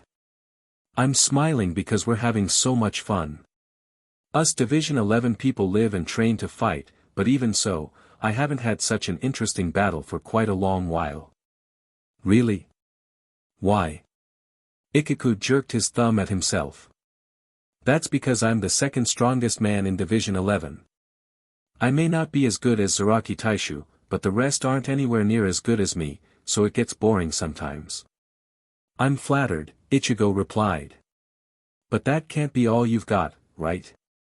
Of course not, Ichigo said, reversing the grip on his Zanpakuto. In fact, how about we kick it up a notch? Stretching both hands in front of him, he slammed the hilt of his Zanpakuto into its sheath. Extend, Hozukimaru. At the point where both parts of his weapon were connected, both the sheath and the sword seemed to easily meld into each other, creating a weapon of double length. It disintegrated away to reveal a long, thin wooden spear with red-colored horsehair on its tassel. Rotating his left hand's grip, he slammed the spear into the ground, kicking up chunks of tiles. A spear? Ichigo said blankly. What's wrong with that? Ichigo retorted. I'd attack you right now, but I'm not going to, since you haven't even released your Zanpakuto yet. Go on, release your Zanpakuto. You didn't even give me time to respond, Ichigo said. Still, he held his Zanpakuto out in front of him and pointing down. Burst through the night, Zangetsu. Dark-colored Ryatsu emerged from the hilt, engulfing Ichigo's blade, and a second later, he was holding the large cleaver-like blade that was Zangetsu. Getting back into his attacking stance, Ichigo grinned and said, let's continue where we left off. Chapter 22, A Lively First Few Months. Interesting-looking sword, Ichigo said, looking at the large cleaver-like sword that was Zangetsu. But it's not as important as the person who's wielding it. Yeah, enough with that already. Why don't you just attack me and get this over with? I want to fight Zaraki Taishu soon, Ichigo scoffed. Ambitious words coming from a newbie, don't you think? Ichigo said. Well, in that case. Ichigo's eyes widened slightly when a burst of Ryatsu emitted from Ichigo. He tensed up and crouched a little lower as Ichigo yelled, Here I come, Ichigo. Don't miss it. As soon as the words were out of his mouth, Ichigo lunged forward at an even faster speed than before. Still, it was nothing Ichigo couldn't handle, but it was necessary for him to stay on his toes as Ichigo halved the gap with just one leap. It wasn't enough to actually reach him, but as he leapt forward, Ichigo moved his spear forward, and that was enough to cover the rest of the distance. Ichigo saw the bladed front speeding straight for his face. Acting quickly, he immediately raised Zangetsu and deflected the blade aside, sidestepping at the same time. Both blades clashed together and the bladed tip of Hozukimaru flew past his face. Immediately, he released one hand from his sword and attempted to grab Hozukimaru, but Ichigo immediately yanked it back, nearly slicing open Ichigo's palm if he hadn't hastily withdrawn it. What's with such a careless move, Ichigo? Come on, you've got to do better than that. Ichigo yelled as he pulled back his spear and moved it forward again, this time aiming straight for Ichigo's chest. Don't underestimate me. Ichigo growled back, this time pulling his blade to the front and blocking the bladed tip with the broad side of Zangetsu. Immediately, he twisted his blade, slanting it to one side so that the bladed tip was parried away from his body. With a quick twist of his arms, Ichigo spun his weapon around, such that the pommel was facing forward, and immediately stabbed it straight at Ichigo's head. Ichigo jerked his head back, the spear stabbing straight at the spot where Ichigo's head was. While it was not the bladed end, a blow at that speed and strength would be enough to knock him out, if not cause him to see stars. That was something he definitely did not want. Quick and decisive actions, Ichigo, but is that the fastest you can go? Ichigo yelled again. Not waiting for a response, he immediately went into a flurry of attacks. Using the pommel, he rapidly jabbed at Ichigo's head and torso. Ichigo parried the first jab aside, but Ichigo immediately drew back and jabbed again, forcing Ichigo to dodge by taking a step back. Ichigo responded by continuing his attack, advancing while Ichigo was retreating. This carried on for a while, as Ichigo relentlessly pressed his advantage, rapidly stabbing and jabbing at random, unpredictable locations on Ichigo's upper body. This forced Ichigo to concentrate on dodging or parrying the blows instead of searching for an opening to attack. Despite the speed and how long he pressed his attacks, Ichigo showed no sign of fatigue, let alone slowing down. You're not getting any faster, Ichigo. That can't be all you've got, can it? Ichigo yelled again with a grin, even as he continued his relentless attack. I'm not even attacking dangerously and you don't seem to be able to keep up. It was quite obvious to Ichigo that Ichigo was still holding back, but he was getting annoyed at Ichigo's suggestion that he wasn't able to keep up, and that he was using the less dangerous tail end instead of the bladed tip. Did Ichigo think he couldn't handle it? Still, he didn't respond, finally switching to concentrating on finding an opening, and focusing less on retreating. For a few moments, he couldn't find one, until Ichigo drew back and aimed straight for his face. Seeing his chance, Ichigo released his right hand from his Zanpakuto. Using his left hand, he swung it back as he brought his right hand up and in front of his face. He caught the tail end of Hosokumaru, ignoring the slight pain from the impact, and immediately took control over its direction, pulling and diverting it to his right. At the same time, he swung out with his left hand, arcing his Zanpakuto outwards and straight at Ichigo's chest. Slightly taken by surprise from the move, Ichigo was pulled along with his Zanpakuto by Ichigo, putting him right into the path of Ichigo's sword. Looking to have been taken by surprise, he dug in his heels and braked to a halt before pulling his Zanpakuto out of Ichigo's grasp, although he was surprised at the amount of strength needed to wrench it from the latter's grasp. Unfortunately for Ichigo, Hosokumaru's length worked against him. Despite his speed, all Ichigo needed to do was hop backwards and he would be out of reach. Still, Ichigo managed to cause a tear in Ichigo's shihakusho, right below his arm, but failed to draw blood, as the latter took a step back to avoid his sword. To answer your question, no, I have more than that, Ichigo said dryly. Impressive, Ichigo grinned in approval, pausing for a moment before resuming his attack. You're actually keeping up even with my increased speed and strength. Once again, he attacked with renewed vigor, rapidly stabbing at Ichigo's upper body.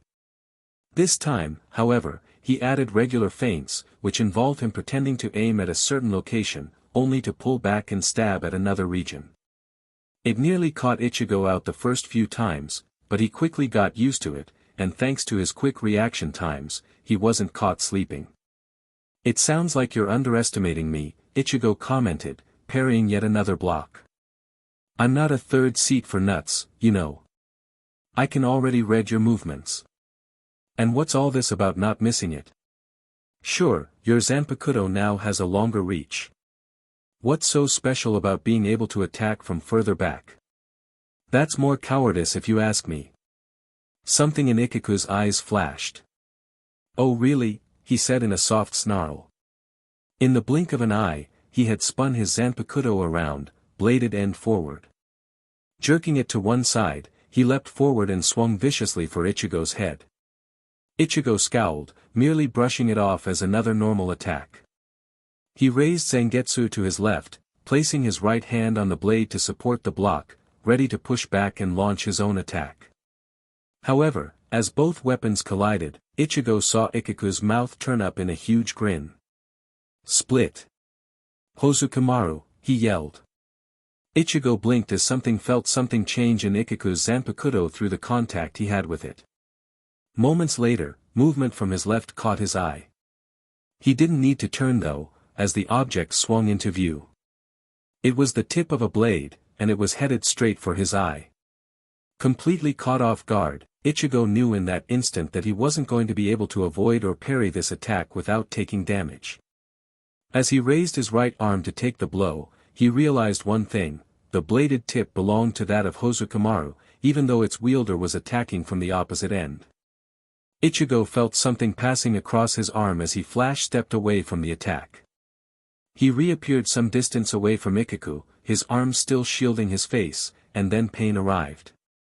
A gush of blood spurted out from the gash he'd received. The gash spanned across his arm, about half the length of his forearm, deep and bleeding profusely. Panting slightly, he looked up to see Ikiku standing there nonchalantly, hanging his Zanpakuto on his neck, which was no longer a spear and now looked like a three-sectioned weapon. What the heck was that? Ichigo asked, trying to ignore the hot liquid flowing from his hands. Seeing as this is still relatively new to you, let me tell you something, Ikiku said. Don't be so quick to predict a Zanpakuto's ability. You weren't paying attention, hence this happened. When I said to watch out for it, this is what I meant. Hozukimaru isn't a spear. It's a Sansetsuken, but I can also retract it back into a normal spear. Ichigo gave a sniff of annoyance as soon as he heard that and promptly shifted his attention to his bleeding arm, even as Ikiku continued talking. It hurts, doesn't it? Don't think I'll go easy on you though. Shinigami can take much more damage than that, although when it comes to fighting, you're definitely at a disadvantage. Ichigo was only vaguely aware that Ikiku was still talking, his words not registering. He examined his arm, curling and flexing his fingers. His fingers still seemed to be working fine.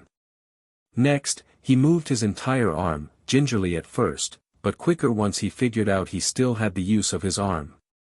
The pain from the gash was already numbing down, although it was still bleeding pretty badly, more than he expected, actually. His palm still hadn't been bloodied though, which was a good thing as he could afford his hands to become slippery. Left without much of an option, he pressed his arm onto his shihakusho, trying to soak away the blood. He had no other way to stem the blood or heal himself, since he had yet to start learning healing Kido because of this whole fiasco, so he had to make do with what he had now. Meanwhile, Ikiku was still continuing his monologue. It doesn't look like you're going to be using that arm anymore during this fight though. That cut looks deep. Still, I must commend you. You single-handedly stopped my strike earlier. You're obviously stronger than your time as a Shinigami shows, and given time dash. And given time for what? Ichigo neither knew nor cared. For the moment he wiped away the blood from his arm, even though it was still bloodied and fresh blood was still flowing out, he sprung at the chance to attack. Dashing forward, he used all his might and swung down as hard as he could, taking Ikiku by surprise, and he only just barely managed to dive aside.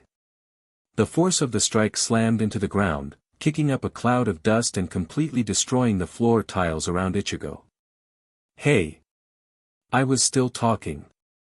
Ikiku yelled, but Ichigo ignored him, diving forward and swinging low. Still caught flat-footed, Ikiku was slow to react this time, and with his Sansetsuken hanging round his neck, he couldn't bring it forward to block in time.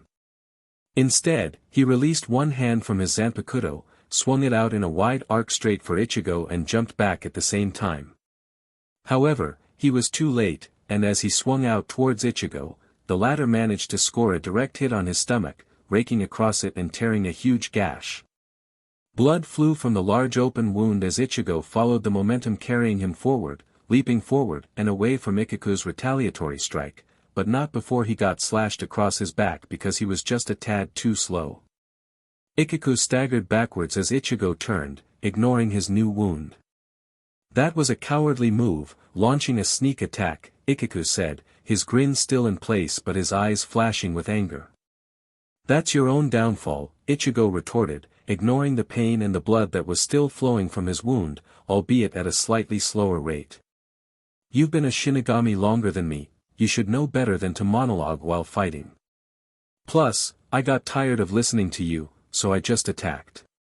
Ichigo smirked in reply, similarly taking a cursory glance at his wound before ignoring it completely. Seems like I'm going to have to knock your arrogance down a couple of notches. That's going to be the only hit you're getting on me. Ichigo shook his head. On the contrary, I don't think so. I'm only just getting started. Besides, while you've revealed what your sword does, you don't even know what mine does. He shifted back to his attack stance. Now it's my turn, and you're going down. The smirk never left Ichigo's face as he responded in kind. Big words coming from a newbie, don't you think so? Unfortunately. Suddenly, his Ryatsu shot up as he glared at Ichigo, probably to show him what he was up against. I don't see where your confidence comes from. Ichigo tensed as Ichigo's Ryatsu pressed against him. He wasn't affected by it at all since he could easily raise his Ryatsu to that level as well, which he did. However, without any means of stemming the blood or healing his wound, his arm was still bleeding quite freely, and judging from his blood-soaked shihakusho, he had already lost a lot of blood. The cut must have nicked something important. He could still carry on for sure, but his arm was starting to feel numb. Shinigami could take a beating, but even they can't keep losing blood without being affected by it. As much as he hated to, ending soon was necessary, and he had just the perfect way to do it, the same attack he'd used on Hisagi Shohei during their graduation fight. Just last week, while training alone, he finally learnt the name of the attack, and was itching to try it. He hardly wanted to use it unnecessarily, but he wanted to beat Ichigo and move on to Zaraki Taishu. Besides, Zangetsu hinted that he would teach Ichigo new moves once he mastered his first attack. At that point, Ichigo shot forward, swinging his Sansetsuken out viciously, the blade arcing straight at Ichigo's face. He immediately raised Zangetsu to block from the side, but just as the blades clashed, Ichigo took another leap forward, the third section of his weapon still in his hands and its end flying straight at Ichigo's face. Parrying the blade away and no time to bring it in front of him, Ichigo raised his hand and caught hold of the end, guiding it past him. As he passed, Ichigo threw his free hand right at Ichigo's chest, but Ichigo ducked in time and retaliated by swinging his blade out at Ichigo's passing form. Unfortunately, he was moving too fast, so Ichigo's attack missed him by a whisker. Ichigo spun round as Ichigo did the same, turning to face each other. Ichigo slid along the floor as he braked, switching his grip on the front section. Ichigo immediately surged forward as Ichigo brought his Zanpakuto to the front to defend. Now that he finally had an opportunity for a frontal attack, Ichigo immediately saw his chance. Once his feet touched the ground, he leapt up into the air. Ichigo's eyes followed him, but he didn't make a move. That build-up isn't going to help you, Ichigo, he called out, but Ichigo ignored him. Arcing his back, he raised Zangetsu high over his head as dark blue-colored Ryatsu began engulfing his blade. Looking down, he saw the smirk on Ichigo's face disappearing. I'm taking this win, Ichigo, he snarled. Below, Ichigo retracted Hosokumaru back into its spear form as he raised it up to block whatever Ichigo was about to throw at him. Getsuga. He arced backwards a little more before swinging his blade down with as much strength as he had left. Tensho. A crescent arc of dark blue energy burst from his blade and shot straight at Ichigo, with Ichigo following close behind. Ichigo raised his Zanpakuto to ward off the attack, but he only managed to block a small part of it. The rest slammed into his body, momentarily obscuring him with dark blue Ryatsu. Following right behind, Ichigo brought his blade up for a second attack and chopped down, slicing cleanly through Hosokumaru, which had been weakened by the blast, and slashing right down Ichigo's torso, tearing right through him.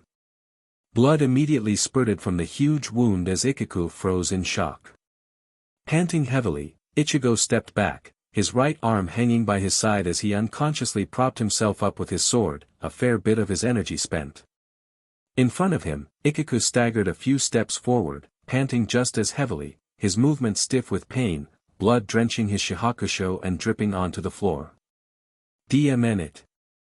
Is that all you've got?" "I'm still standing, you know." Ichigo shook his head. "Forget it. I've won, and you know it. Put it away. Neither of us is in any condition to continue." Still, Ichigo persistently took a step forward. "Rubbish. I've still got my sword, or have you forgotten? The only way to win is by knocking your opponent out." Without warning, he lunged forward, slamming the wooden end of one half of his weapon into Ichigo's head, who failed to defend it, not expecting such a move. Already weakened by the blood loss, stars burst into Ichigo's vision. He gave a grunt of surprise and tried to retaliate. But after trying and failing to stay on his feet, he eventually collapsed, his vision going black. Ichigo stood over at his fallen opponent, panting heavily as his captain Flash stepped over to him. His broken shuriken glowed and returned back to its sealed state. On the ground, Zangetsu also reverted back to its sealed form.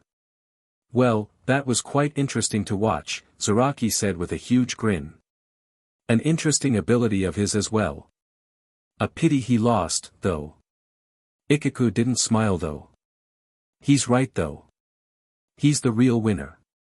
He only lost because the rule was to knock your opponent out. If he hadn't let down his guard right at the end, he would have won." Kenpachi stared at Ichigo's unconscious form as well. "Well, that means he's strong enough to fight me." Ichigo didn't answer. Taking his sword, he opened the cap at the base of the hilt to reveal a hollow cavity with some substance inside.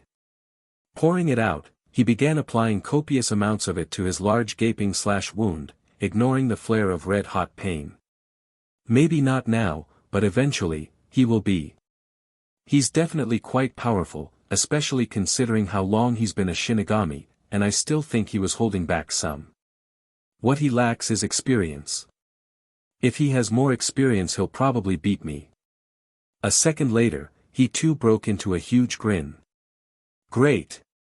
Now I know I have to get much stronger than that." He stared at the cavity in his sword. There's only a little more medicine left. Save it. I notified the 4th Division. They should have a healer or two on the way. Can't have him not fighting me at full strength, can I? I want to see how strong he really is." Ichigo shrugged. "Oh well, then I guess I'd better let them heal me as well." Whether Kenpachi got to see whether Ichigo was strong enough to fight him, he didn't know, because he wasn't given the chance to find out. The moment Ichigo regained conscious in the midst of getting healed, the first thing he saw was the intimidating, grinning face of Zaraki Kenpachi. Not really a good way to wake up. Upon hearing the first sentence from the scary-looking captain, "It's my turn to fight now, Ichigo." Ichigo decided he'd had enough for quite a while, grabbed his Zanpakuto and bolted, ignoring the cries from the 4th Division healers that he wasn't healed yet. Screw being disrespectful. If his third seat was that powerful, Ichigo shuddered to think how scary Kenpachi would be. Both Kenpachi and Ichigo watched Ichigo shunpa away with inhuman speed. That BSTRD. So he was hiding his speed as well, Ichigo said, but he wasn't angry at all. A second later, Kenpachi broke into a grin as well.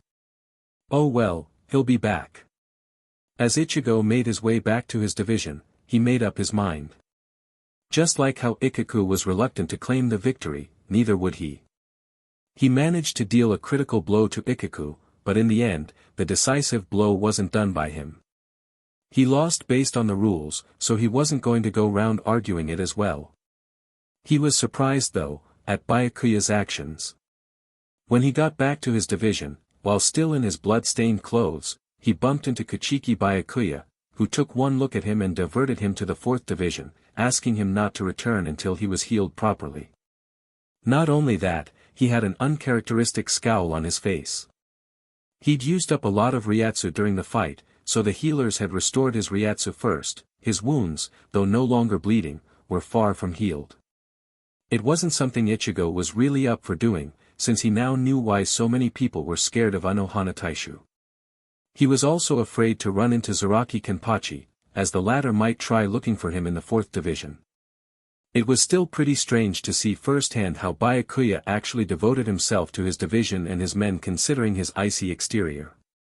And speaking of icy, Rukia somehow got wind of his fight with the 11th Division's 3rd seat. Ichigo didn't know how, nor did she say why. What she did do was to immediately start wailing on him the moment he was healed, reminding him why he used to think she was strange sometimes. 4th Division. As Ichigo was getting healed, he sensed a familiar Ryatsu walking around the 4th Division. He only had time to wonder why she was here that the door of the room he was being healed in was slid open none too gently to reveal the small Shinigami. "Rukia, what are you doing here?" Ichigo asked in surprise. "I heard about your fight with 3rd seat Madarame," was the reply he got. "But how did you know I was here?" Ichigo asked next without thinking. The look he got after that was nothing short of disbelief. "Oh right, you can sense my Ryatsu. But more importantly, how did you know about the fight?" "I have my ways," Rukia said simply. "So how did it go? Did you get badly injured?" "If I didn't know better, I'd say you were actually concerned about me," Ichigo said jokingly. "No, I'm not badly injured. I'll die of shame if I could get badly injured in a fight." "Either way, I lost," Ichigo said in disappointment. "Ichigo knocked me out right at the end. He must have cut me somewhere important on my arm because the blood loss was affecting me pretty badly. In fact, this the first time I've actually lost that much blood, see?" He raised his right arm to show her the traces of the huge gash along his forearm. "So you're coming up with ways to explain your loss now?" Rukia said with a hint of a smirk. Ichigo snorted. "Of course not. I know where I stand right now, so I'll have to train harder now. I'll definitely beat him the next time, and maybe I'll move on to fighting Zaraki Taishu." Rukia frowned. "Why would you want to fight Zaraki Taishu? He's insanely strong." Ichigo shrugged. "So? Doesn't mean it won't be interesting." Rukia just made a face. "Maybe you should go join the 11th Division, you sound a lot like them." "So are you healed already?" "Why?" Ichigo asked before breaking out into a smirk. "Are you actually concerned about me?" She scoffed. "Hardly. Just answer the question." Ichigo regarded her for a moment. Her expression was unreadable, although her eyes seemed to shine with concern. However, with Rukia, you could never quite tell sometimes. "I think I'm almost fully healed," he replied, turning to the Shinigami who had been busy healing him despite the disturbance for confirmation. "I've just finished." "You're completely healed, Kurosaki-san," the healer said with a bow. "Well, there's your confer dash." The moment he turned round, he met with an uppercut that landed squarely on his jaw. Oof. He jerked back, surprised, before looking down at the obvious culprit in bemusement. "Keikuchiki-sama, Kurosaki-san has only just recovered," the healer said in shock, but neither of the two acknowledged him. "Oi midget, what the hell?" Ichigo yelled, even as he dodged the hook she followed up with. "Didn't you hear? I've only just fully healed." "You got cut and lost a lot of blood, I think a few hits aren't going to matter," Rukia replied. "Not with the amount of power you put in your strikes," Ichigo shot back, scrambling off the table he was on so as to better dodge Rukia's attacks. He ducked under her punch, only to be nailed hard in the gut. She always seemed faster every time she was attacking him for no reason. "Are you trying to deal me another injury?" "We're in the 4th Division, you can just get healed again," Rukia said, not breaking her stride. "So why do you see fit to injure me?" "For being such a reckless idiot," Rukia replied. "Why did you even agree to a death match with Madarame?" Rukia asked. She was still scowling, but her eyes betrayed the concern she was feeling for him. Ichigo noticed it, of course, and hence couldn't resist goading her about it. It had been a while since he last did. "Ah, so you actually were concerned about me," he smirked. "I don't know what you're talking about." "As if anyone would be concerned about an idiot like you," she shot back irritably, but Ichigo wasn't fooled. His smirk got wider as he leaned down and planted his face right in front of hers. Surprised, she leaned back a bit before frowning again. "What are you doing? Don't lie." "I can see it in your eyes," Ichigo replied, his smirk growing. They both stared at each other's eyes for a moment before they both realized how close their faces actually were. Still, Ichigo kept his smirk firmly on his face, not backing down, although he was starting to feel slightly uncomfortable, and his face was heating up slightly. As for Rukia, the frown left her face as her cheeks took on a slightly reddish tinge, which Ichigo noticed. They stood that way in silence for a few more moments until Ichigo suddenly doubled over, more in surprise than in pain, as Rukia's fist embedded itself once again into his stomach, followed by yet another swift uppercut to his chin. Stumbling back, Ichigo yelled, "Oi Rukia!" What dash? He suddenly found himself flat on his back as Rukia swung her legs low, sweeping Ichigo off his feet. He tried to get up, but Rukia planted a foot firmly onto his chest. "Oi midget! Get off! That's for not answering my question, dummy, and for trying to skirt round the issue." "Why do you want to know anyway?" Ichigo asked in annoyance. Just then, the door slid open, and they both abandoned their tussle and stared at the door.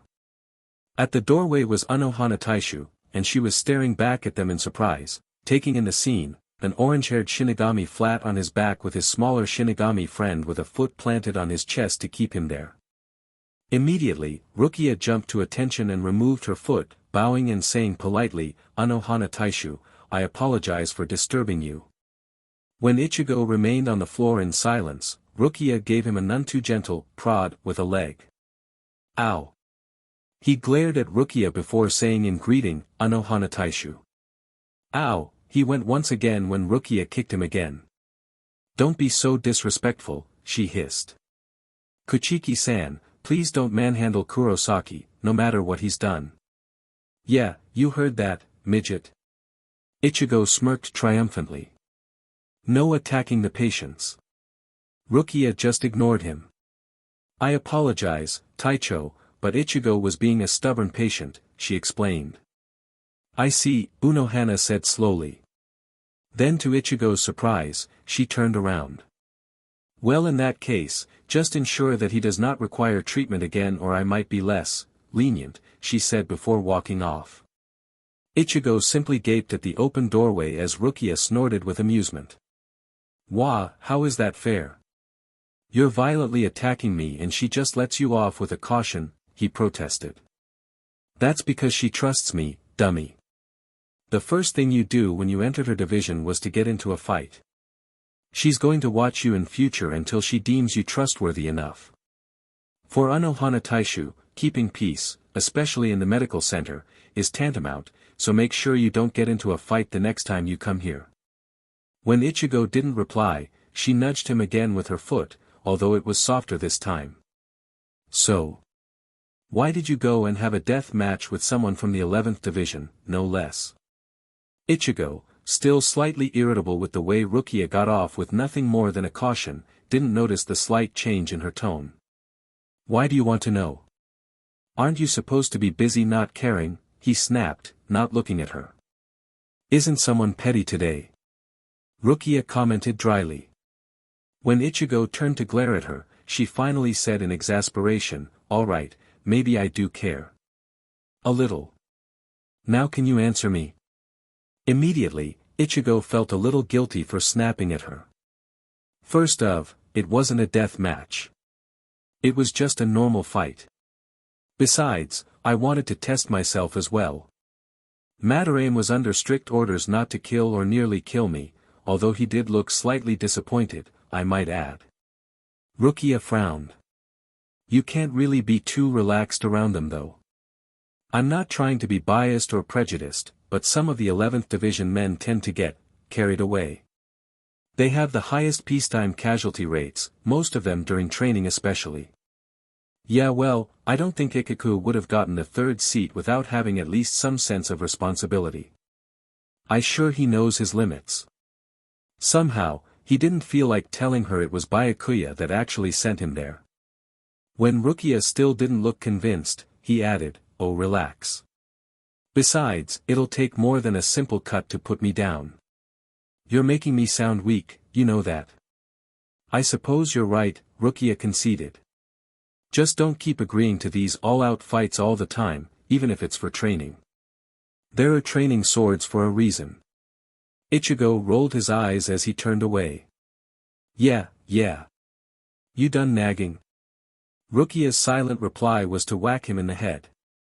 When he gave a shout of surprise and glared at him, she merely smiled innocently back. "Come on," she said, beckoning to him as she exited the room. "Get off your lazy butt and let's go." Ichigo didn't move immediately. "Hey, Rukia." When she turned to look at him, he continued. "Thanks." She looked at him in surprise for a moment before smirking. "Don't expect it to last." Chapter 23, Snippets. A year later. Somewhere in the real world. It was dark. He couldn't see much all around him, and the thick foliage didn't help at all. An old abandoned brick building could be found somewhere to the left of where he was standing. Next to it was a large object which he'd only recently learnt was called a truck, but even that too looked like it had seen better days. He could sense the waning moon's location somewhere up in the sky, its faint moonbeams flitting through gaps between leaves, seemingly giving him encouragement. It was blocked by the forest's vegetation, but then again, he'd never had any trouble telling where it was. He also had no trouble with the dark. He couldn't see much, but that didn't matter. His eyes could adjust well despite the inky darkness, but he found that he didn't really need it. After all, anything that could see, hear or touch kill him would be detectable through their Ryatsu, even if it was only trace amounts.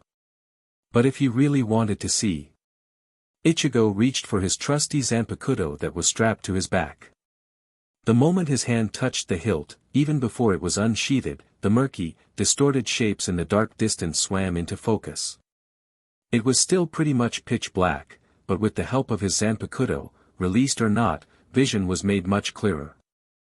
For him, he wasn't that affected by the dark, but by wielding Zangetsu, he could see much clearer in the dark. It was only fair, of course, given his Zanpakuto's element. After all, Rukia's Zanpakuto was an ice type, even if she still hadn't learnt any special moves, so if it enabled her to brush off the cold easily, he didn't see why his Zanpakuto shouldn't come with some innate advantage when interacting with his environment. If that were to be the case, Zangetsu would definitely be getting an earful. Dropping his Zanpakuto to his side, he checked his hollow hunting device again. Apparently, there was a hollow that frequented these parts. Why it did, Ichigo had no idea. Hollows usually frequented areas that had people or pluses around, something that this forest did not have. However, according to the report, it said that living people tended to frequent the forest because it was said to be haunted. That wasn't the case, of course. The culprit was the hollow, but the idiotic humans, mostly children, didn't know that, so they ended up exploring it for adventure and ended up going missing without a trace instead. No one who'd entered had made it out alive, but despite the high risk, instead of driving people away, it drew them to this place, unnecessarily providing the hollow with free food. Given the supposed danger about this hollow, a fairly high-ranking officer, namely, him, was sent to deal with the threat. Either way, a hollow was a hollow, so it was still attracted to one thing, Ryatsu. Because of that, it would definitely sense Ichigo and come for him. So right now, all Ichigo needed to do was wait for it to come for him. He started walking around casually, randomly swinging his sword, but even as he did that, his senses were all up and on full alert, wary in case of a possible sneak attack. His enhanced vision at night helped as well, since he could see pretty easily without requiring light. After a few minutes of looking, Ichigo suddenly spotted a figure standing quite a distance away which seemed to be looking right at him. However, it didn't seem to be moving. Frowning, Ichigo stopped in his tracks and watched the figure. Even from the distance, the vaguely humanoid figure looked extremely tall and thin, more than half times taller than the average human. Not only that, its arms were extremely long, and it seemed to be wearing something that looked like a suit, something he'd never heard of before for hollows. When he tried to get a good look at its hollow mask, however, Ichigo realized that the mask was precisely that, hollow. It was just a pure white mask with no facial features, covering its entire face. In fact, Ichigo might not have identified it as a hollow if it weren't for the hollow hole right in the middle of its chest. Ichigo surveyed it, not sure if it was staring back at him. The lack of a face was unsettling him, actually, and made it seem creepier than an average hollow. It wasn't a run-of-the-mill kind of hollow, that's for sure. The only question was, how did it devour souls if it had no mouth? Either way, it was a hollow, he had to get rid of it anyway. He moved closer to get a better look at it. It still didn't move an inch, but that didn't mean it wasn't malevolent.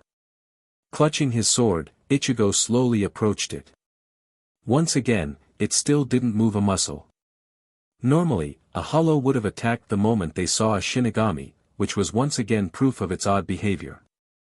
Finally deciding to end it, Ichigo tensed and got ready to pounce. All of a sudden, he suddenly found the strange hollow, which had been more than 10 meters away, right in front of him.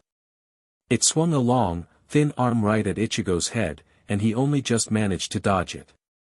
Ichigo dived aside before turning round to face it yet again, but found it directly in front of him again. Despite being on the defensive, Ichigo smirked. Apparently, it was faster than it looked, and definitely more aggressive than he was led to believe. To an unseated Shinigami, it might pose a threat, but Ichigo wasn't an ordinary Shinigami as well. To him, it was nothing. This speed to him was nothing. He was just caught off guard, that's all.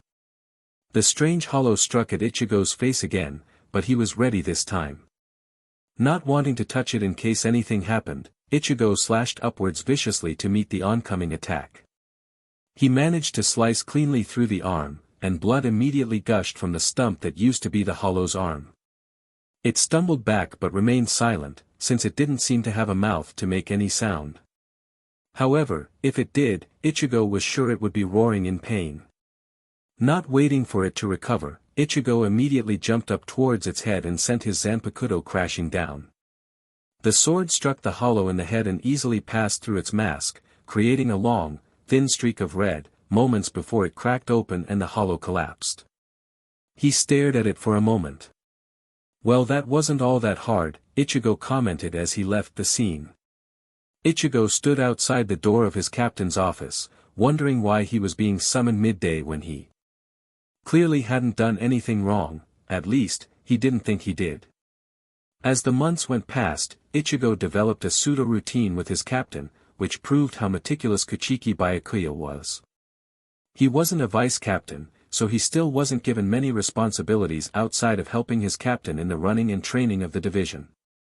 He did however start helping Byakuya whenever he required sending important paperwork to other divisions.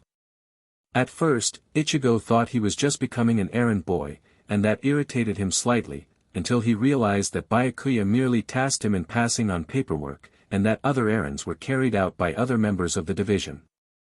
That showed that his captain was starting to trust him more, even though Ichigo could still vividly remember the disagreement that led to his introduction to the 11th Division last year. That was the first and only time he'd been there, but he wasn't likely to forget it anytime soon.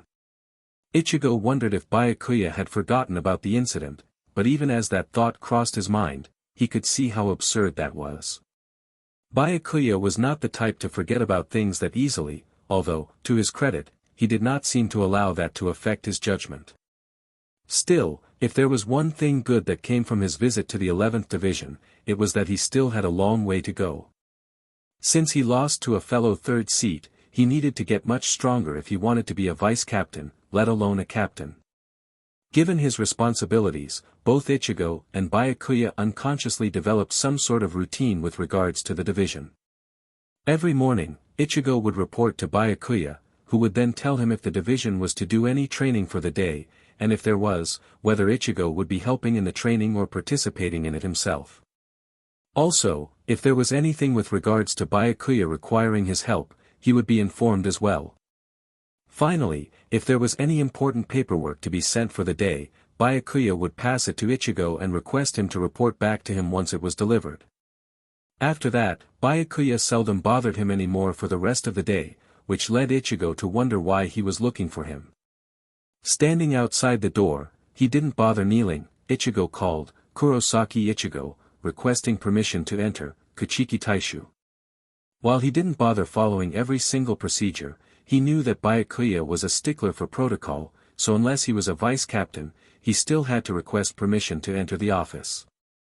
Entering once the muffled permission was given, Ichigo stood in front of Byakuya's desk and bowed. "You requested to see me, Taicho?" "Yes, I did," Byakuya said, a file materializing in front of him from thin air. "We have a couple of men who've requested a transfer to the 11th Division," he continued, pushing the file towards Ichigo. "As such, I want you to take this over to the 11th Division for approval." He made no mention of the fact that he usually passed transfer documents to Ichigo in the morning, and never any other time.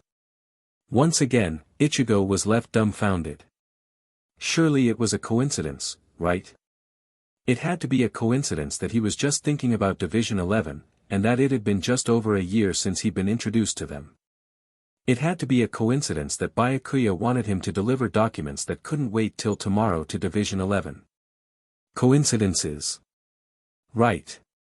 He didn't want to go to the 11th Division for another eternity or so, seeing as Kenpachi so desperately wanted to fight him, but it looked like he had no choice. He was pretty sure Byakuya knew of his unwillingness to go there and risk the chance of running into Zaraki Kenpachi. "Is there a problem, Kurosaki?" Byakuya asked, and Ichigo thought he heard a hint of amusement in his voice. The nerve of him. "I bet you're enjoying this, aren't you?" Ichigo thought bitterly before saying, "No, Taicho." "Then get going," Byakuya said with finality. "Please give my regards to Zaraki Taishu." Ichigo didn't reply. That sadistic BSTRD. As much as Ichigo liked to fight, he didn't hunger for it as badly as the 11th Division did. He would fight if necessary, he wouldn't go looking for one unless it found him. As such, he didn't think the 11th Division was suitable for him. Sure, he could perhaps visit it once in a while, but if it meant getting dragged into a fight with Zaraki Kenpachi the moment he was spotted, once a year was way too frequent. Oh well, there was always the possibility of him not being around. Then he could probably pass the documents to Ichigo or someone, who would hopefully not drag him into another fight. This time, he entered the compound without much fuss. But no sooner had he gone a few steps when a familiar voice called his name. "Yo, Ichigo." For one unnerving second, Ichigo thought it was Zaraki Kenpachi calling him, but then he realized the voice wasn't as gruff as the captain's. He looked round to see Madarame Ichigo walking towards him, his Zanpakuto in hand. "Hey, Ichigo, I see you're finally back for a rematch, eh?" Ichigo greeted him with a grin. "I'm not looking for a fight," Ichigo said. "Not for this year or any time soon for that matter. I'm here to look for Zaraki Taishu." "Ah, so you're here to fight Zaraki Taishu," Ichigo nodded in understanding. Ichigo unknowingly took a step back involuntarily. "No way. I'm just here to pass this file to Zaraki Taishu. A couple of Shinigami from my division wants to transfer over to yours. Seeing as he's not here, can I pass it to you instead?" Ichigo shrugged. "Why not? I usually help Zaraki Taishu with his paperwork anyway, since Yachiru doesn't bother doing any. I sometimes wonder if she even knows what paperwork is," he said, stretching out his hand. However, when Ichigo held out the file, Ichigo didn't take it. "On second thought, why don't you just pass it to him yourself?" "Huh?" Ichigo asked in confusion, then froze. Rapidly approaching them was the huge, all too familiar Ryatsu of the Division 11 captain. Ichigo turned round just as Kenpachi appeared right in front of him. "Ah! Ichigo! I see you finally returned to fight against me, and not a moment too soon. I was getting bored, and you must have definitely gotten stronger since the last time we met, right? Zaraki said with a devilish grin. No. Ichigo blurted out hastily. I'm not here to fight, nor do I have any intention of fighting you. Oh, so you're not here to fight me? Kenpachi looked disappointed, then almost immediately cracked into a grin. No matter. Since you're here, we might as well just fight now. He seemed to reach for his sword, so Ichigo hurriedly held out the file in his hands. Kenpachi paused and stared at the file. What's this? Kuchiki Taishu asked me to pass this to you for your approval. 2 Shinigami in Division 6 want to transfer over to your division, Ichigo said, conveniently leaving out Byakuya's regards to Kenpachi, because Ichigo was sure he only did that to poke fun at him. Oh, okay, Kenpachi said, brushing it off. Let's get this out of the way so we can fight. Just as he reached for the file, a small girl suddenly poked her head from behind Kenpachi's back. Who's this? She asked before jumping down from Kenpachi's back. She looked up at Ichigo before grinning. Are you a new member? Your hair is so bright, she giggled. She was wearing the standard Shinigami Shihakusho, in her size of course, but she also had the vice-captain's armband on her left arm.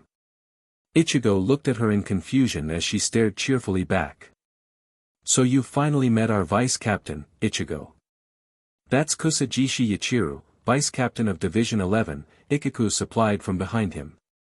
Ichigo didn't say anything. He did not expect the vice-captain to have the appearance of a child. Meanwhile, Yachiru's expression turned to one of confusion. Ichigo. Who's that? After a moment, she broke into a smile again and said, Ah, you're Ichi. Ken-chan says you're here to fight him, right? It took Ichigo a moment to process that Ken-chan was referring to Zaraki Kenpachi, and Ichi was referring to him. Ichi. That was a new name. What? No, wait, I'm not here to fight, he said hastily. He held up the file, only to find that it wasn't in his hands any longer. Confused, he looked round at the other 3 people around him and found it in the hands of Yachiru, who was now clutching it with both hands. How had she snatched it away without him noticing? Yay! Now that this thing is out of the way, Ichi can start his fight against Ken-chan, she said gleefully. Ichigo just stood there in confusion. Probably deciding to help Ichigo, Ikaku walked over to Yachiru. Yachiru, let me hold on to that, he said, reaching out his hand. At once, Yachiru hugged it even tighter and pouted. No way. This belongs to Ken-chan. Didn't you hear Ichi? Go get your own, Baldy. Despite his nervousness, or probably because of it, the moment Ichigo heard Yachiru calling Ikaku Baldy, he burst out laughing. Ha! Baldy!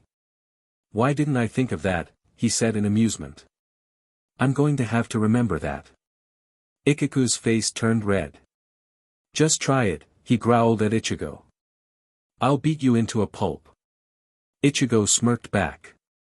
As if that's going to happen. I barely lost to you the last time, I'll have no trouble kicking your butt this time. Ikaku snorted. You can dream on. I've been training this past year and I've gotten stronger. I'm definitely stronger than you. And so have I, Ichigo shot back. You want to challenge me? I'll make you eat your words.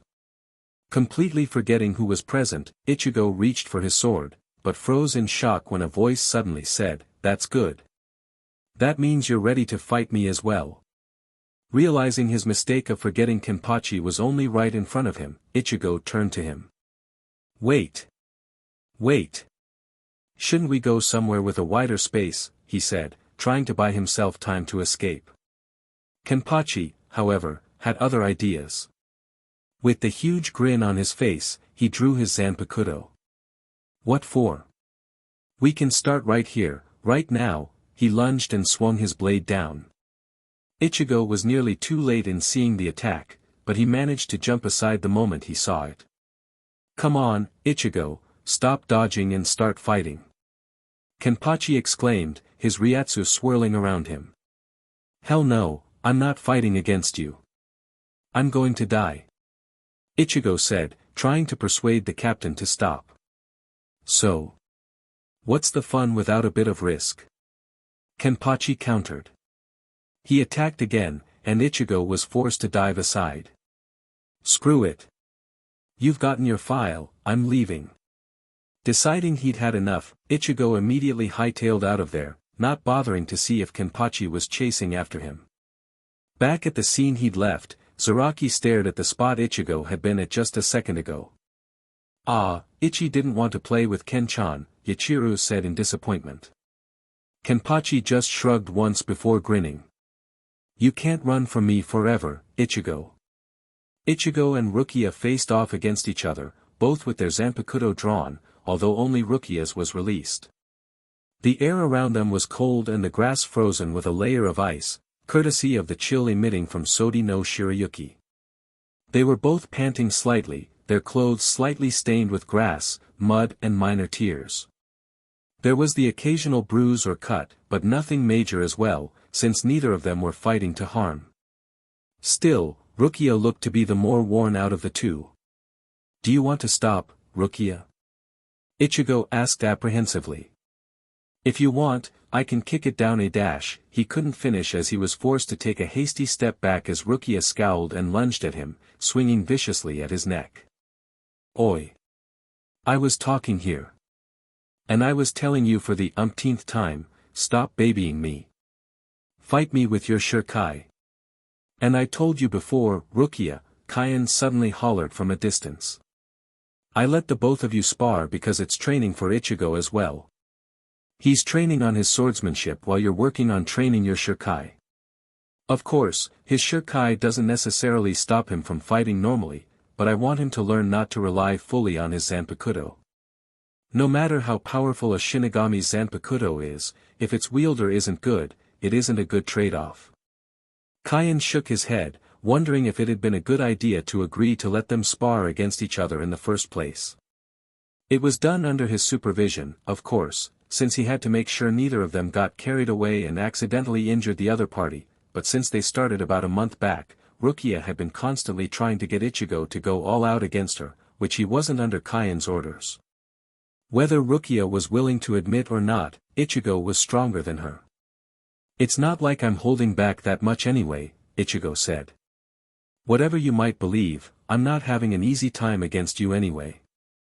Moreover, until you learn your Zanpakuto's special ability, your sword is basically just being used like a normal one. Of course, up till now I've only learnt one move so far, but it's pretty useful. Oh, you get my point. Rukia scowled but didn't reply, showing that she'd conceded the point to Ichigo. She knew that Ichigo was more powerful than her, she'd known even back in Rukongai.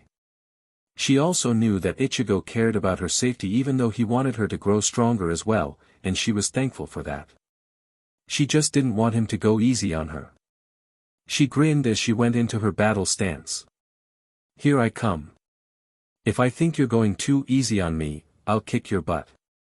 As tempted as I would be to try that, I know for a fact that you're serious. A little while later. Ichigo began to notice something different a while later.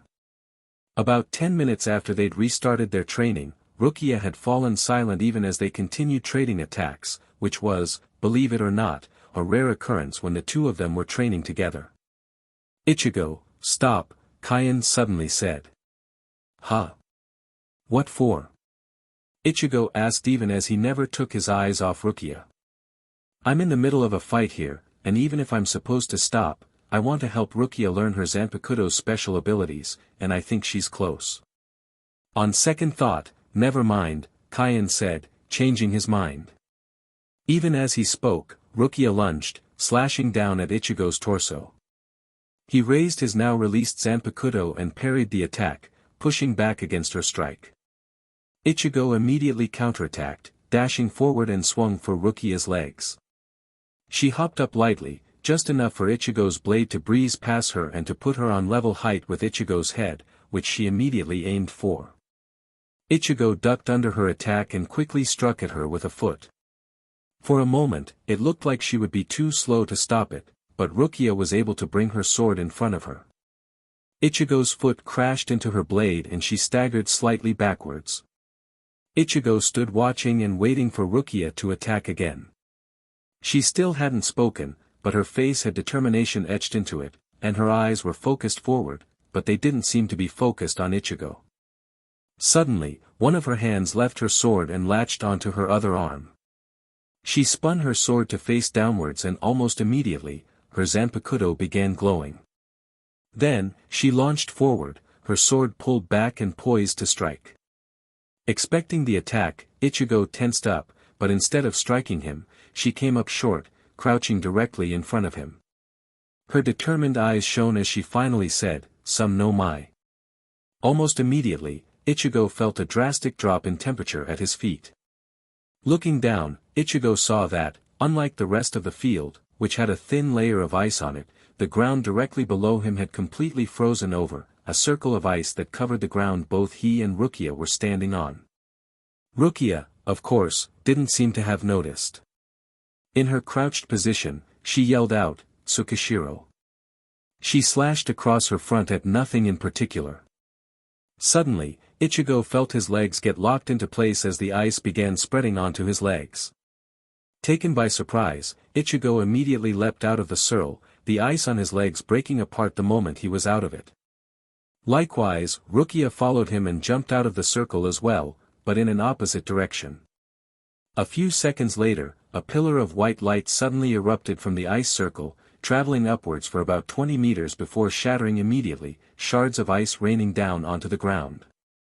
Ichigo and Kaien looked on in awe as Rukia stood some distance from them and surveyed her attack. Her sword hung limply by her side, her whole body heaving as she panted for breath. Before the other two knew it, she collapsed onto her knees, completely spent with exhaustion. Ichigo was the first at her side. "Rukia," he exclaimed, but she immediately held out a hand. I'm fine," she said, but it was clear she was struggling to get up. "I'm just a little, out of breath." "Out of breath my butt," Ichigo said as he helped her to her feet. She got up without any resistance and unconsciously leaned against him for support. "You're completely exhausted," he commented, looking up towards Kaien, only to find in annoyance that he was simply just strolling over. Kaien apparently found Ichigo's reaction quite amusing, because he was grinning as he approached. "Put her down, Ichigo, she's just tired, that's all. She's not going to faint." When Ichigo didn't move, Kaien continued, still with the grin on his face. "Oh come on, don't give me that look. I'm supposed to supervise your training, aren't I? I would have stopped her if I thought she wouldn't be able to continue. Put her down, give her time to catch her breath and we'll call it a day." Ichigo reluctantly complied, gingerly setting her down into a sitting position, something Rukia noticed, and she still had the presence of mind to give him a little whack. "I'm not about to break, idiot." Kaien moved next to Ichigo. Still, that was some fast movement. "You were already by her side the moment I blinked," he said, unable to hide the grin on his face. "Shut up. Those were some impressive moves back there," Ichigo commented as he and Rukia returned back to the Siriidii. Kaien had gone ahead of them after getting called by Yukitake. "Although, I could have done without the part where you attacked me." "Thanks, and it wasn't like you weren't capable of dodging it," Rukia remarked. "I seem to recall you flash-stepping over to my side pretty quickly when I fell to my knees." "Was someone worried about me?" she asked, nudging Ichigo hard. Ichigo grunted in surprise when her elbow hit his side and glared at her for a moment before dropping it. "Well, I was worried I would have to carry you all the way back to the medical division if you were too tired to walk.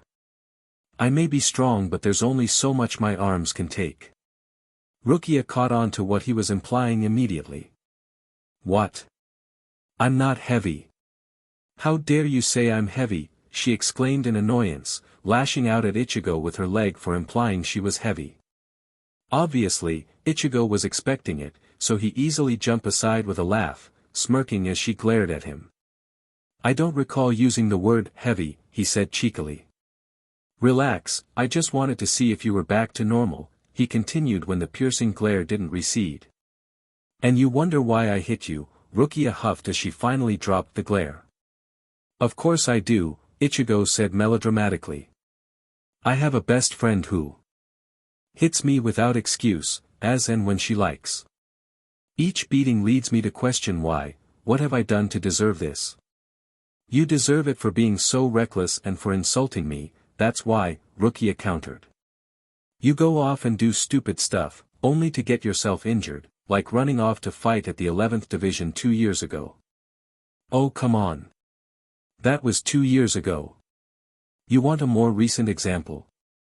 How about 3 weeks ago when you attempted doing a level 80 Hado spell without the incantation, only to have it blow up in your face, even though we were still practicing level 60 plus spells? I didn't know whether to laugh or cry at your stupidity. Not only that, the exploding Kido is supposed to be Renji's job. 3 weeks ago, the two of them had been alone and practicing their Kido in the Division 13 training grounds. For reasons even Ichigo wasn't sure of, although he would never admit it, he tried to do a Kido spell that was above level 80, skipping the incantation in the progress. Needless to say, that didn't go very well, and they had to stop their training for him to go to the medical division. Thankfully, Unohana Taishu wasn't one to ask too many questions unless it was deemed necessary. Well, I was just trying to see if I was capable of doing it, Ichigo gave as an excuse. At least I got a reaction from it. Rukia just sighed in exasperation. Well, at least you're lucky no one saw you trying it. If Yukitake Taishu saw it. Well, his patience has a limit as well. They continued on for a moment in silence before Rukia suddenly said, Sorry for nearly injuring you with that move I made, though, Rukia said apologetically. Ichigo pretended to be shocked. Wow. You're actually saying sorry to me? Who knew this day would come? Rukia rolled her eyes. Ha ha. You know, it's things like these that prevents you from seeing my good side. Oh come on. We've been running around together for such a long time. I've literally known you my entire afterlife ever since you came barging into my business, Ichigo said in a joking fashion. If I recall correctly, it was me saving your butt from getting beat up by a couple of bullies, Rukia countered with a smirk. Well, it wasn't like I needed it dash. Strawberry, Rukia remarked under her breath. Just like how I don't need that nickname, Ichigo said with a sigh. I wonder how Inuzuri has changed since we were last there. Well, considering how little it changed when we were there, I highly doubt it would have changed much in the 4+ years we've been here, Rukia replied. A silence crept over them as they started to reminisce about their none too enjoyable past. Yeah, I guess you're right. Remember what you, Renji and I promised to do when we became Shinigami? Of course. If you asked me whether I'd live there again, my answer would immediately be no, but I still wish conditions would be better there than they are now. I mean, how we grew up is no way for anyone, not even those adults we used to run from, to live. Unfortunately, after seeing how the Shinigami work, it's confirmation that we won't be able to do anything until after we become high-ranking Shinigami, Rukia said with a sigh. Ichigo merely nodded in agreement. His mind briefly wandered over to the Shino Academy, and how Renji, Momo and Izuru were doing. He wondered whether Renji had stopped exploding Kido in his face, and whether Izuru was doing better, since he was after all second in terms of scores behind Ichigo. Well, there is one thing good that came from being sent to Inuzuri, Ichigo suddenly said. Rukia looked at him and raised an eyebrow. Really? She asked skeptically. Of course, Ichigo replied, and to her mild surprise, he placed a hand on her shoulder. I got to meet you, then Renji. I think I'd still be wandering in Inuzuri aimlessly if it weren't for you too, that is, if I could survive there in the first place. Rukia glanced at the hand on her shoulder before giving Ichigo a strange look. Are you feeling well? You seem surprisingly nice today, albeit a little irritating. As much as I disliked it, I sort of appreciate your concern during training earlier today. Well, if you don't like it, I could always go back to being insulting again, Ichigo suggested. No, it's okay. It's just weird to see nice coming from you. It's a good thing though, weird, but good to know that you are capable of being kind. Now I don't know whether to feel insulted or appreciative. I'd settle for a, thank you for saying such nice things about me, Rukia suggested with a smirk. I think I'd prefer getting beat up. Chapter 24, Back at the Academy. Ever since Ichigo managed to graduate from the academy within 2 years, he and Rukia had been eagerly waiting every year for the past few years for their friends to graduate as well. Ichigo's views about the curriculum, however, were slightly flawed.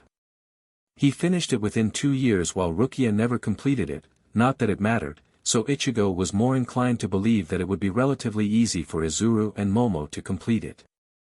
The two of them did worry for Renji and his Kido skills though, but ultimately, Ichigo believed that his proficiency in Zanjutsu would offset his shortcomings. Of course, most of the investigating fell on Ichigo's shoulders. When he suggested that Rukia ask either Yukitake Taishu or Kaien Dano to help her look out for their friends, she had turned slightly red, to his surprise, and had promptly gone deaf, but he couldn't imagine why.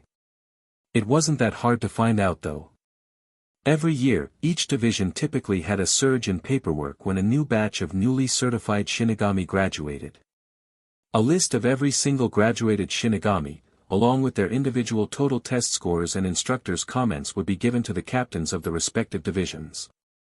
The Shinigami were ranked based on their combined score, but the captains could organize the names any way they wanted. For Byakuya, he was meticulous, or at the very least, he got Ichigo to be meticulous for him. When he got the list, Byakuya got Ichigo to rank them in terms of their scores in the various exams and organize their names before returning it to him. Far from using it to judge others, according to Byakuya, the scores were to allow him to be aware of what each Shinigami was lacking in so he could subsequently train them accordingly, assuming they chose Division 6. Ultimately, Byakuya cautioned Ichigo against using merely a Shinigami's test scores to determine their proficiency. Other factors had to be taken into account as well, which was why Byakuya merely asked Ichigo to sort the scores.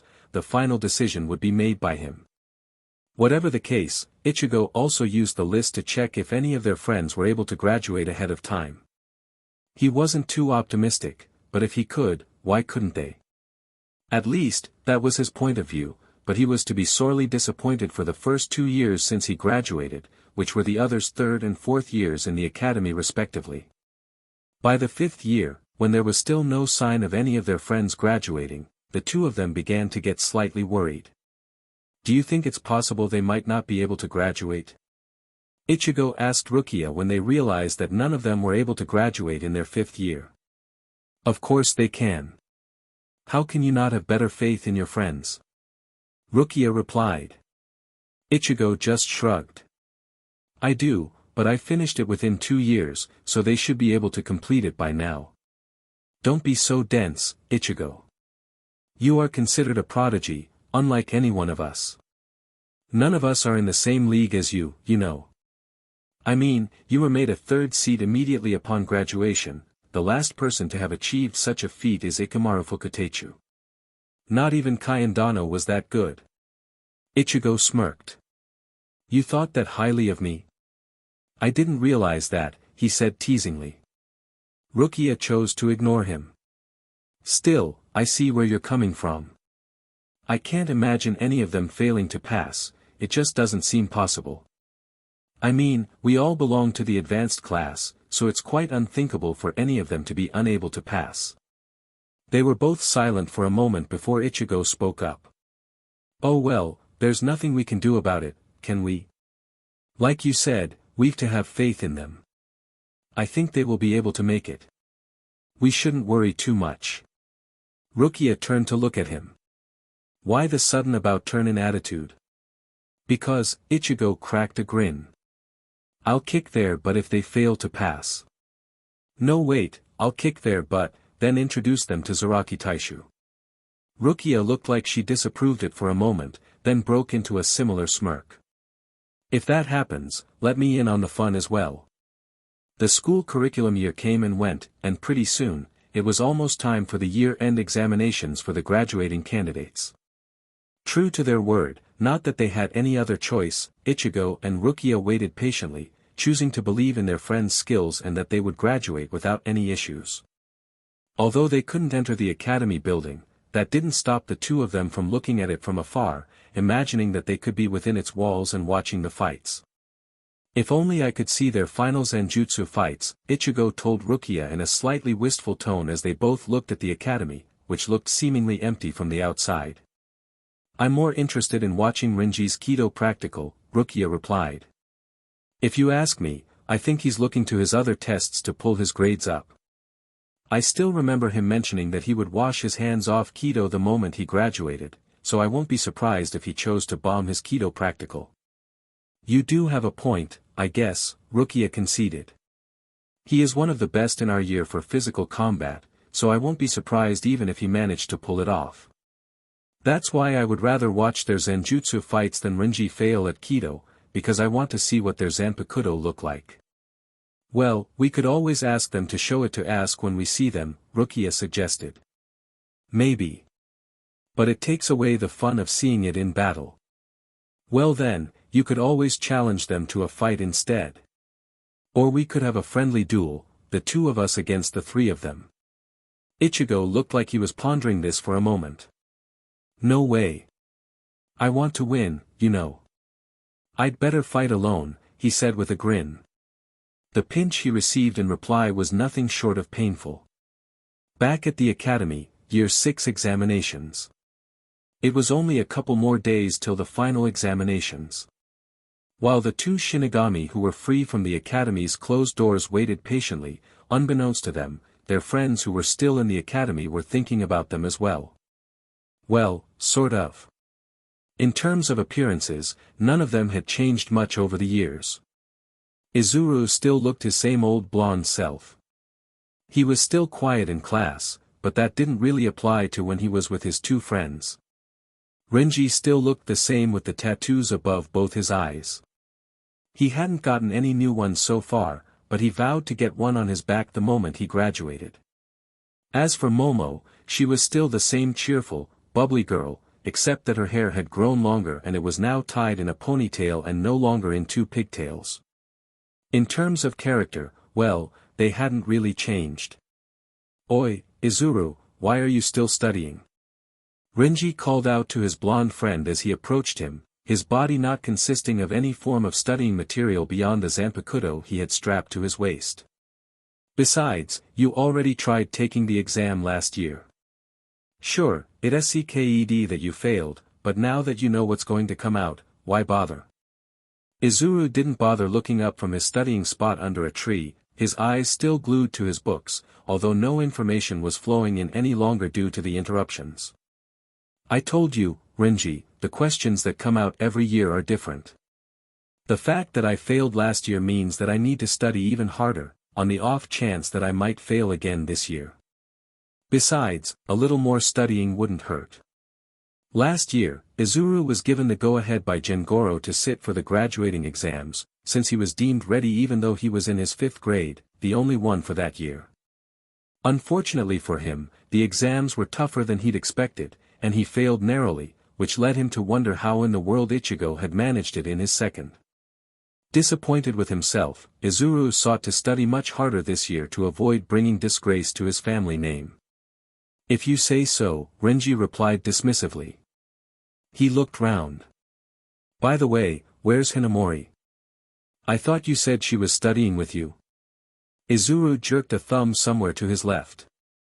She's somewhere over there, practicing her Kido, he said, still not bothering to look up. Renji looked in the direction he was pointing and spotted a small figure in the distance whose black hair was tied in a ponytail. But since we're on the subject of studying, Izuru interrupted, finally looking at his red-haired friend. I don't see you doing anything of that sort, he commented. Renji just shrugged. I got bored, he said in a lazy tone. I'm expecting to fail the Kido practical anyway, so I'm not going to bother. Izuru raised an eyebrow. And the theory? Renji smirked and tapped the side of his head. I've got it all up here. As for Zenjutsu, it's in my second nature. I've looked through everything and I think it's ridiculously easy. Even if I fail my Kido practical, my Hakuda practical and the final fight should pull it up. I'm guaranteed a pass, no sweat, he finished off with a wider smirk. Izuru regarded his friend for a moment before shrugging. It's your loss. I've already told you how hard it is, so don't come crying to neither me nor Hinamori when you fail. Furthermore, don't come looking for us to save your hide when both Ichigo and Rukia kick your butt for failing, which I'm pretty sure they will. Yeah, you and your optimistic thoughts, Renji said dismissively. Speaking of which, how do you think those two jokers are doing, he continued, referring to their two friends. What seat and squad do you think Ichigo is in anyway? Beats me. I tried asking Jingoro-sensei about it, but he refused to tell me, said I would find out eventually. He seemed pretty happy about it though, Izuru added as an afterthought. DMN. That must mean he's doing pretty good if Jingoro-sensei is happy about it. Izuru ran a hand through his hair in exasperation. I'm still at a complete loss as to how Ichigo managed to do so well in the exams, finishing it in the second year and topping that year's scores to boot. Maybe it's just you, Renji sniggered as he sat down next to Izuru, imitating his friend and leaning against the tree. Haha. You're one to talk, Izuru said sarcastically.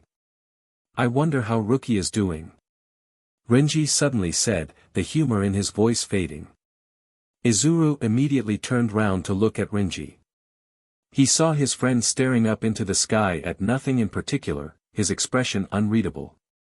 Izuru didn't answer, because he didn't know if Renji was asking him a question, or if Renji even knew he'd spoken. But before he could make a decision, Renji suddenly turned to him with a smirk on his face. I bet she's kicking Ichigo's butt for being his usual self, don't you think? Izuru didn't really know how to respond for a variety of reasons. He hadn't noticed it at first, but for the past few years, whenever Renji mentioned Rukia, there always seemed to be a very slight hint of bitterness in his tone. It wasn't hostile, he just sounded distant. Izuru had a hunch why, but he didn't want to say anything in case he was mistaken. Thankfully, he was saved from replying when Momo chose that moment to return from her Kido practice, the light sweat on her face showing that she'd been pushing herself pretty hard. Oh, Abarai-kun, you're here, she said when she saw Renji. Where were you earlier? Renji shrugged. Elsewhere, he said simply.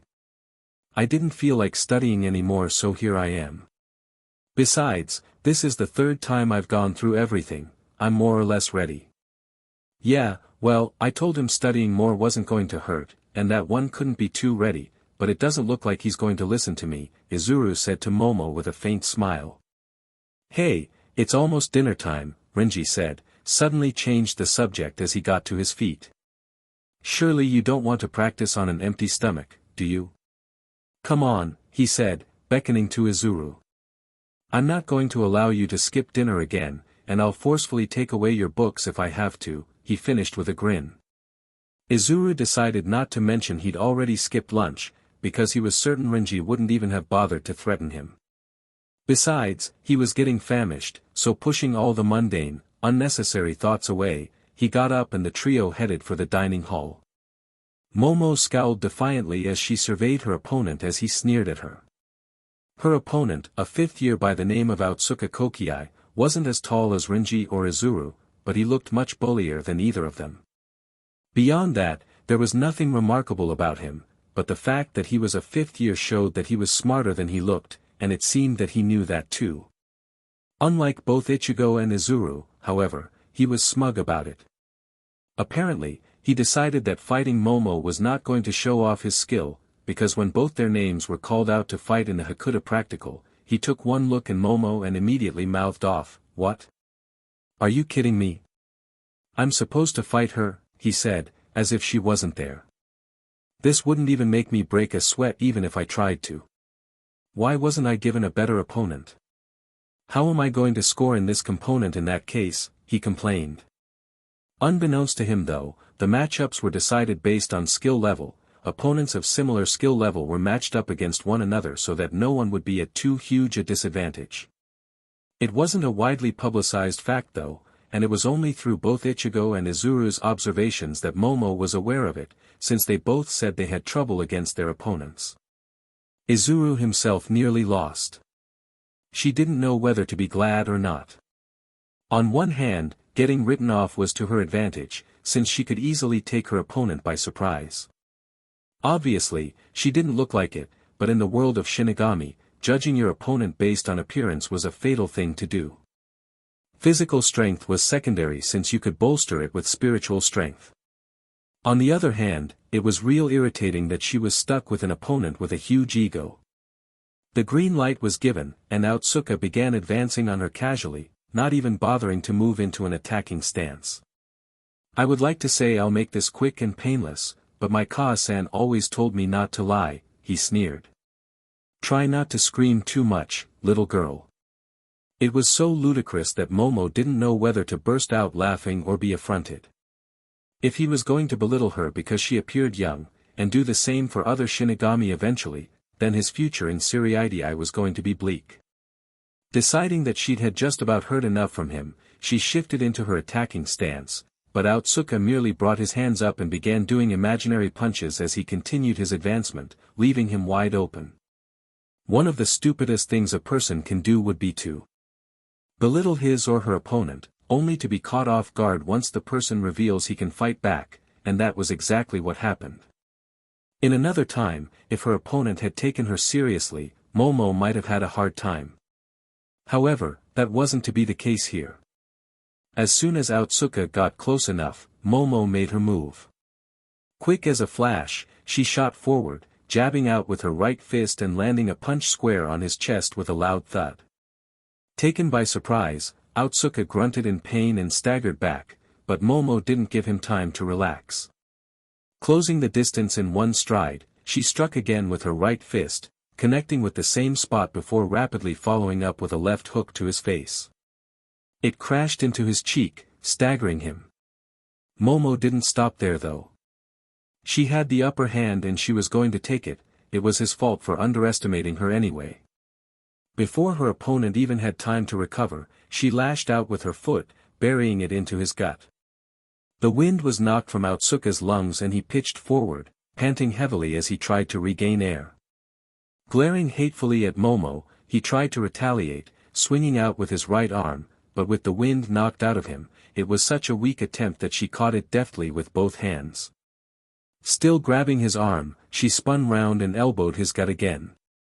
This time, the blow was enough to send him to his knees, and without a moment's hesitation, she raised her leg and planted her foot in his face.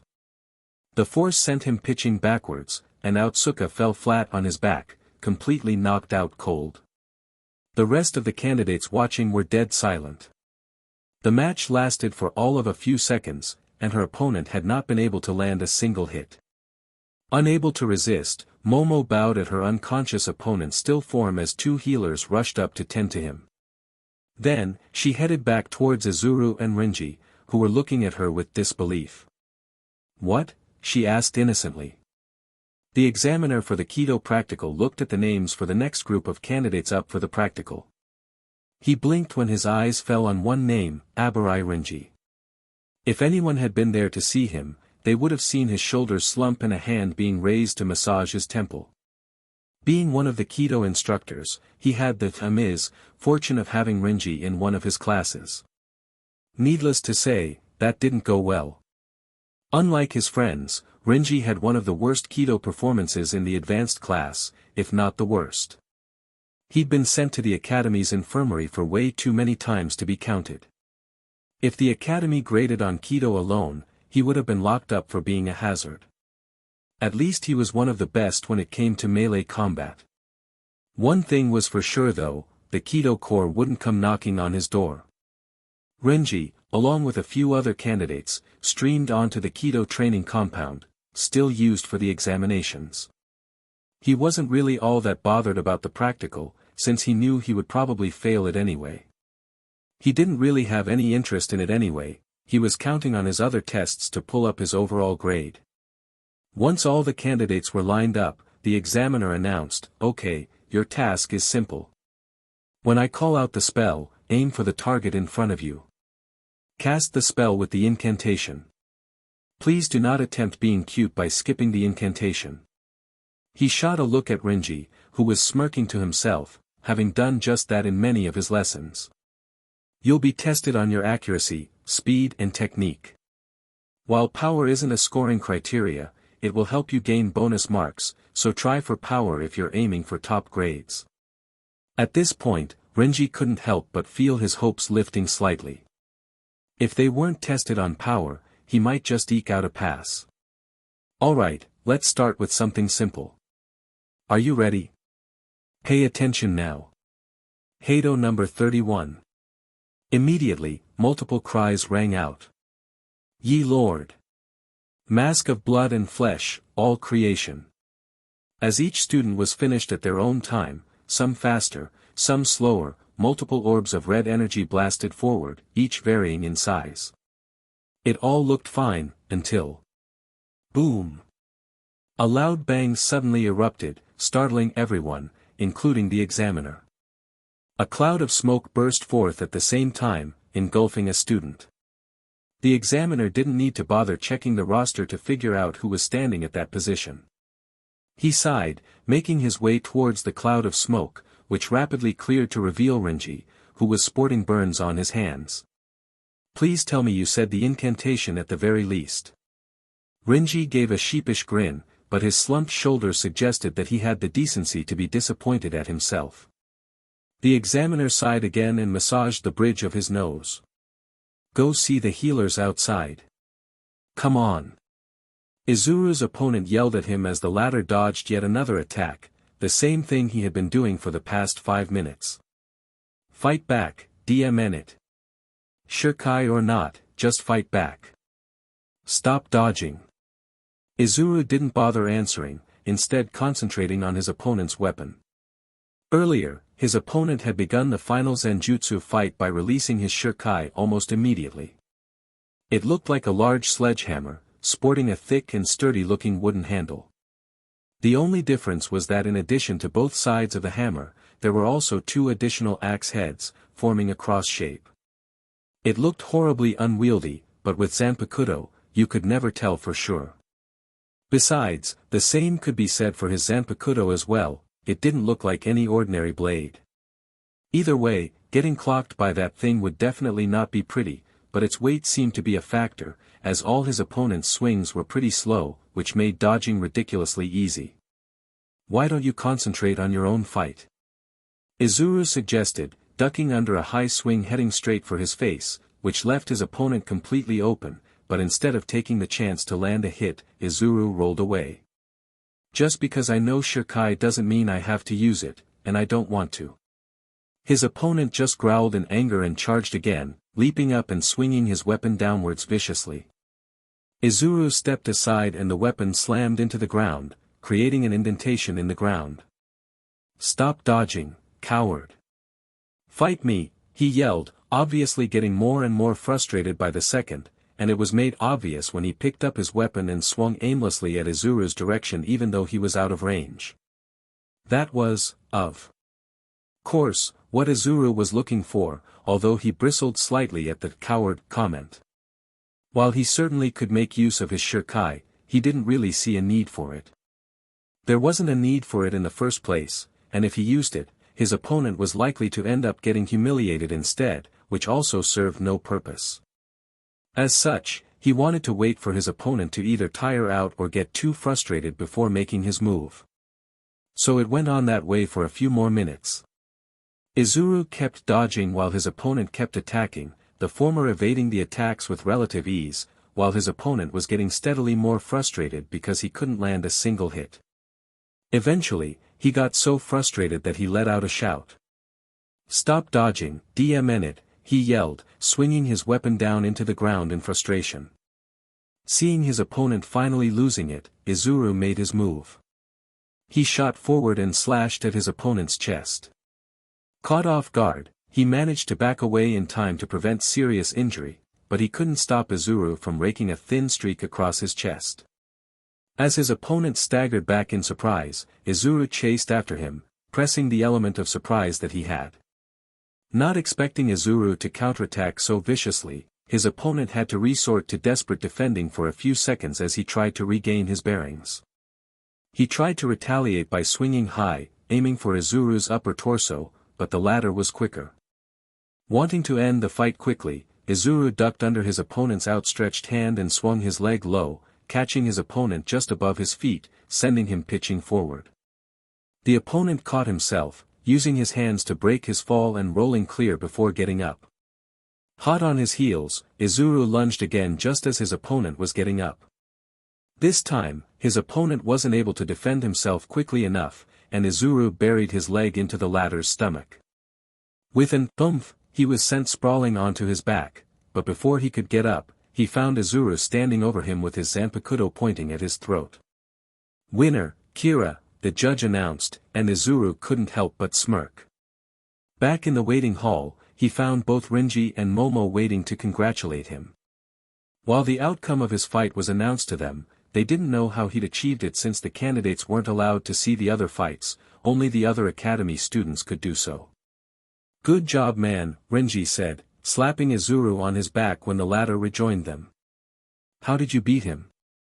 Izuru just shrugged, proud that he'd won but not willing to gloat. "I kept dodging to make him frustrated, and he eventually started making mistakes, which allowed me to take him down fairly easily after that. I must remember to thank Jengoro-sensei for that tip about controlling emotions in battle." While Momo was glad that Izuru had won, Renji on the other hand looked disappointed. "That sounds anticlimactic. So you didn't use your shurikai?" Izuru shook his head.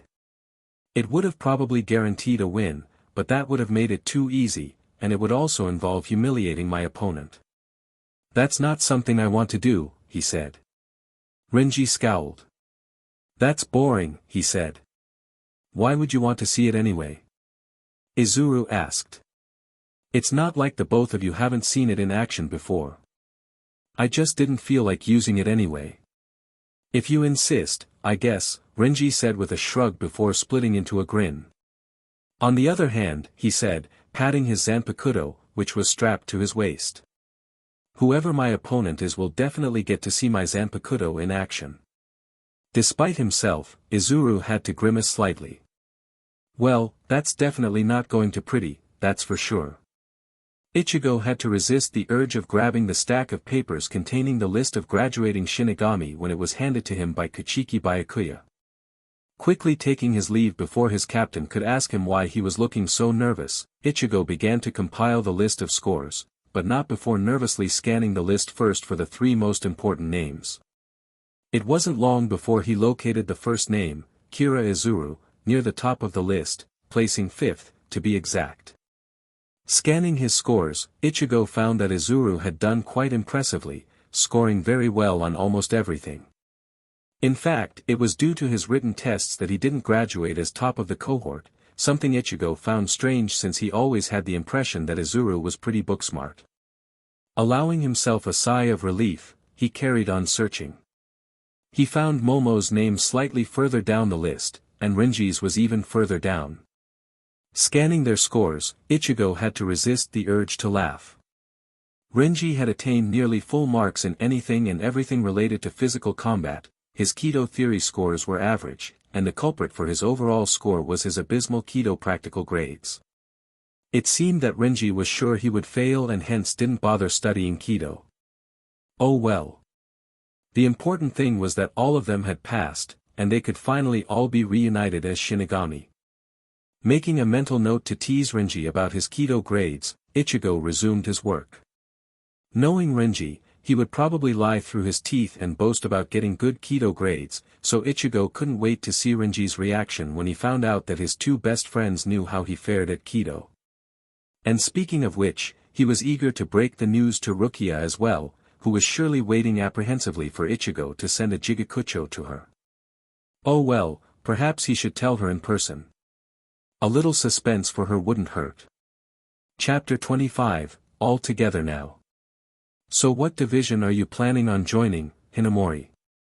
Renji asked Momo as the three of them waited with the crowd of graduates, all clad in their newly acquired shihakusho and ready to finally exit the academy for what would probably be the last time for all of them. At once, The blank look on Momo's face disappeared and she brightened up. I'm going to join Aizen Taishu's division, she said eagerly. Not entirely surprised, Renji continued, really? Just like that? Have you tried considering other divisions? Once again, Momo answered almost immediately. Of course, but I decided that Aizen Taishu's squad was the best choice. How about you, Abarai-kun? Renji paused. Come to think of it, he hadn't spent much thought about which division he was going to join. He had spent most of his time alternating between worrying about whether he would be the mastermind of his own death or whether he could even pass the final exam. After all the tests, the subsequent relief, then elation, had pushed all thoughts about his future out of his mind. In fact, he hadn't even remembered it when he asked Hinamori that question. I have no idea, he said truthfully. How about you, Izuru? He then asked, diverting the spotlight from himself. I'm a little uncertain myself, Izuru, who had obviously given it some thought. I feel like joining the 4th division because I want to learn healing, however, I don't feel like staying there for the rest of my career. Why don't the both of you join the 5th division as well? Momo suggested. The two young-looking men looked at each other, both thinking the same thing, that wasn't such a bad idea. I don't know, Hinamori-chan. I wanted to see which squad Ichigo was in before making a decision, Izuru said uncertainly. I mean, Aizen Taishu is nice, but I'm a little hesitant to make a decision now. You have a point, Momo said. But I've already made my decision. I hope to serve under Aizen Taishu. Who knows, I could even become his Fuku Taishu in future. That'll take quite a while, you know. Ikamaru Fukutechu is currently in that position, and I don't think you can usurp a Fuku Taishu's position that easily, Renji pointed out. Not true, Izuru said. Ikamaru Fukutechu is slated to become a Taicho soon, Gengoro mentioned that in our first year, don't you remember? Obviously not. Why are you bothering with information that was told to us 6 years ago? Renji asked, looking at Izuru as if he'd lost his mind. That depends. Do you remember when you got your first tattoo? Izuru returned. In our first year. Why, you want one? Renji asked blankly. Obviously not. Why would I bother with something that happened 6 years ago? Izuru said sardonically. Renji scowled. Oh sure. Laugh at the friend, won't you, my dear, one of the top performers' friend? Izuru laughed and clapped Renji on the back. Come on, you're not still sulking about that, are you? Who was the one who said he didn't care if he failed Kido? Besides, results count for nothing. What's the point of getting high grades if I don't make a name for myself in future? So you're shooting for a Fuku Taishu position as well, I see, Renji replied. What's wrong with that? Well, one thing's for sure though, Renji said. If any squad concentrates more on Kido, you definitely won't find me there. Well, it's not like they'll accept you in the first place, Izuru pointed out. Of course they'll accept me, I'm not going to accept though, Renji said shamelessly as he used his height to scan over the top of the crowd of newly graduated Shinigami. Where's that stupid guide? I want to be out of this place already. I'm sure they're on their way already. Momo offered, and right on cue, a Shinigami suddenly appeared in front of the crowd. He stood silently in place even as the crowd before him talked amongst themselves, no one paying any attention to him. However, the large smirk on his face and his casual posture suggested he didn't really mind. One by one, the crowd began to notice someone standing before them, and the noise began to fade rapidly. The three who were standing near the back were one of the last few to notice that their guide had arrived. In fact, it was Momo who noticed him first, and when she got a good look at him, she realized. Wait, isn't that Kurosaki-kun? Momo suddenly whispered to her friends, since the crowd was now silent. Surprised, they turned to look at their guide, and all three of them stared at him in shock for a moment, or more specifically, to stare at the armband he had on his left arm. That BSTRD. He's already a Fuku Taishu. How in the world did he pull that off? Renji whispered back in shock. Don't be daft, Renji, Hinamori-chan. That's not Ichigo. For one, this guy's hair is black. Izuru joined in. But he looks so much like Kurosaki-kun. Momo pointed out. So. His hair is black. Does Ichigo look like someone who'll change his hair color? Besides, this guy is smiling. When was the last time we saw Ichigo do that, huh? Okay, that was because of Kachiki-chan, so that's not really a good example, but my point is, that's not Ichigo. Fine, they look similar, but that can't be him. Where's his Zanpakuto anyway? Sure enough, the Shinigami's Zanpakuto was strapped on his waist instead of across the back like Ichigo's was. Greetings, new graduates, the Shinigami said once he was sure everyone was listening. I am the Fuku Taishu of the 13th Division, Shiba Kaien. Renji ignored the nudge from Izuru that meant I told you so. I shall be your awesome guide for this tour around Siriidii, after which you'll be given 2 days to make your decision on which division to join, but I'm quite sure you were told that already. Shiba. Izuru said, recognizing the name, much like a few of the other Shinigami. Why? Is there something wrong with that name? Renji asked. No, no. Shiba is one of the more well-known noble houses. I think they're one of the 4 great noble houses, but no one really knows since they usually keep to themselves. So why does he look so much like Kurosaki-kun? Momo asked in confusion. Well, he definitely doesn't sound like Ichigo, Izuru said. Any questions? No. Good. Let's get this tour started, shall we? Don't fall behind or wander off or I'll kick your butt, send you to the 4th division for healing and then kick your butt again. I'm quite sure that sounds a lot like Ichigo, Renji replied back. Unbeknownst to the 3 who were still waiting to be released from the academy, their 2 friends were currently standing a distance away while keeping the academy's gates in view, waiting for the new graduates to emerge. They had been waiting for quite a while with nothing interesting happening, so it was to their surprise when they suddenly spotted a figure entering the academy. It looked like... Huh? What's Kaien Dano doing there? Rukia asked in surprise when she saw her superior entering the academy. Considering the fact that it's usually a Fuku Taishu that does the tour, I'd say he's responsible for it, Ichigo said thoughtfully. But why didn't he tell me? Rukia asked indignantly. Why does he have to tell you? Ichigo shot back. Because he knows we have friends that are still in the academy and that they're supposed to graduate this year. Ichigo raised an eyebrow. Really? Last I checked, you made no effort to ask every time I asked you to. Ask either Kaien Dano or Yukitake Taishu. I had my reasons. Rukia protested, her face slightly red.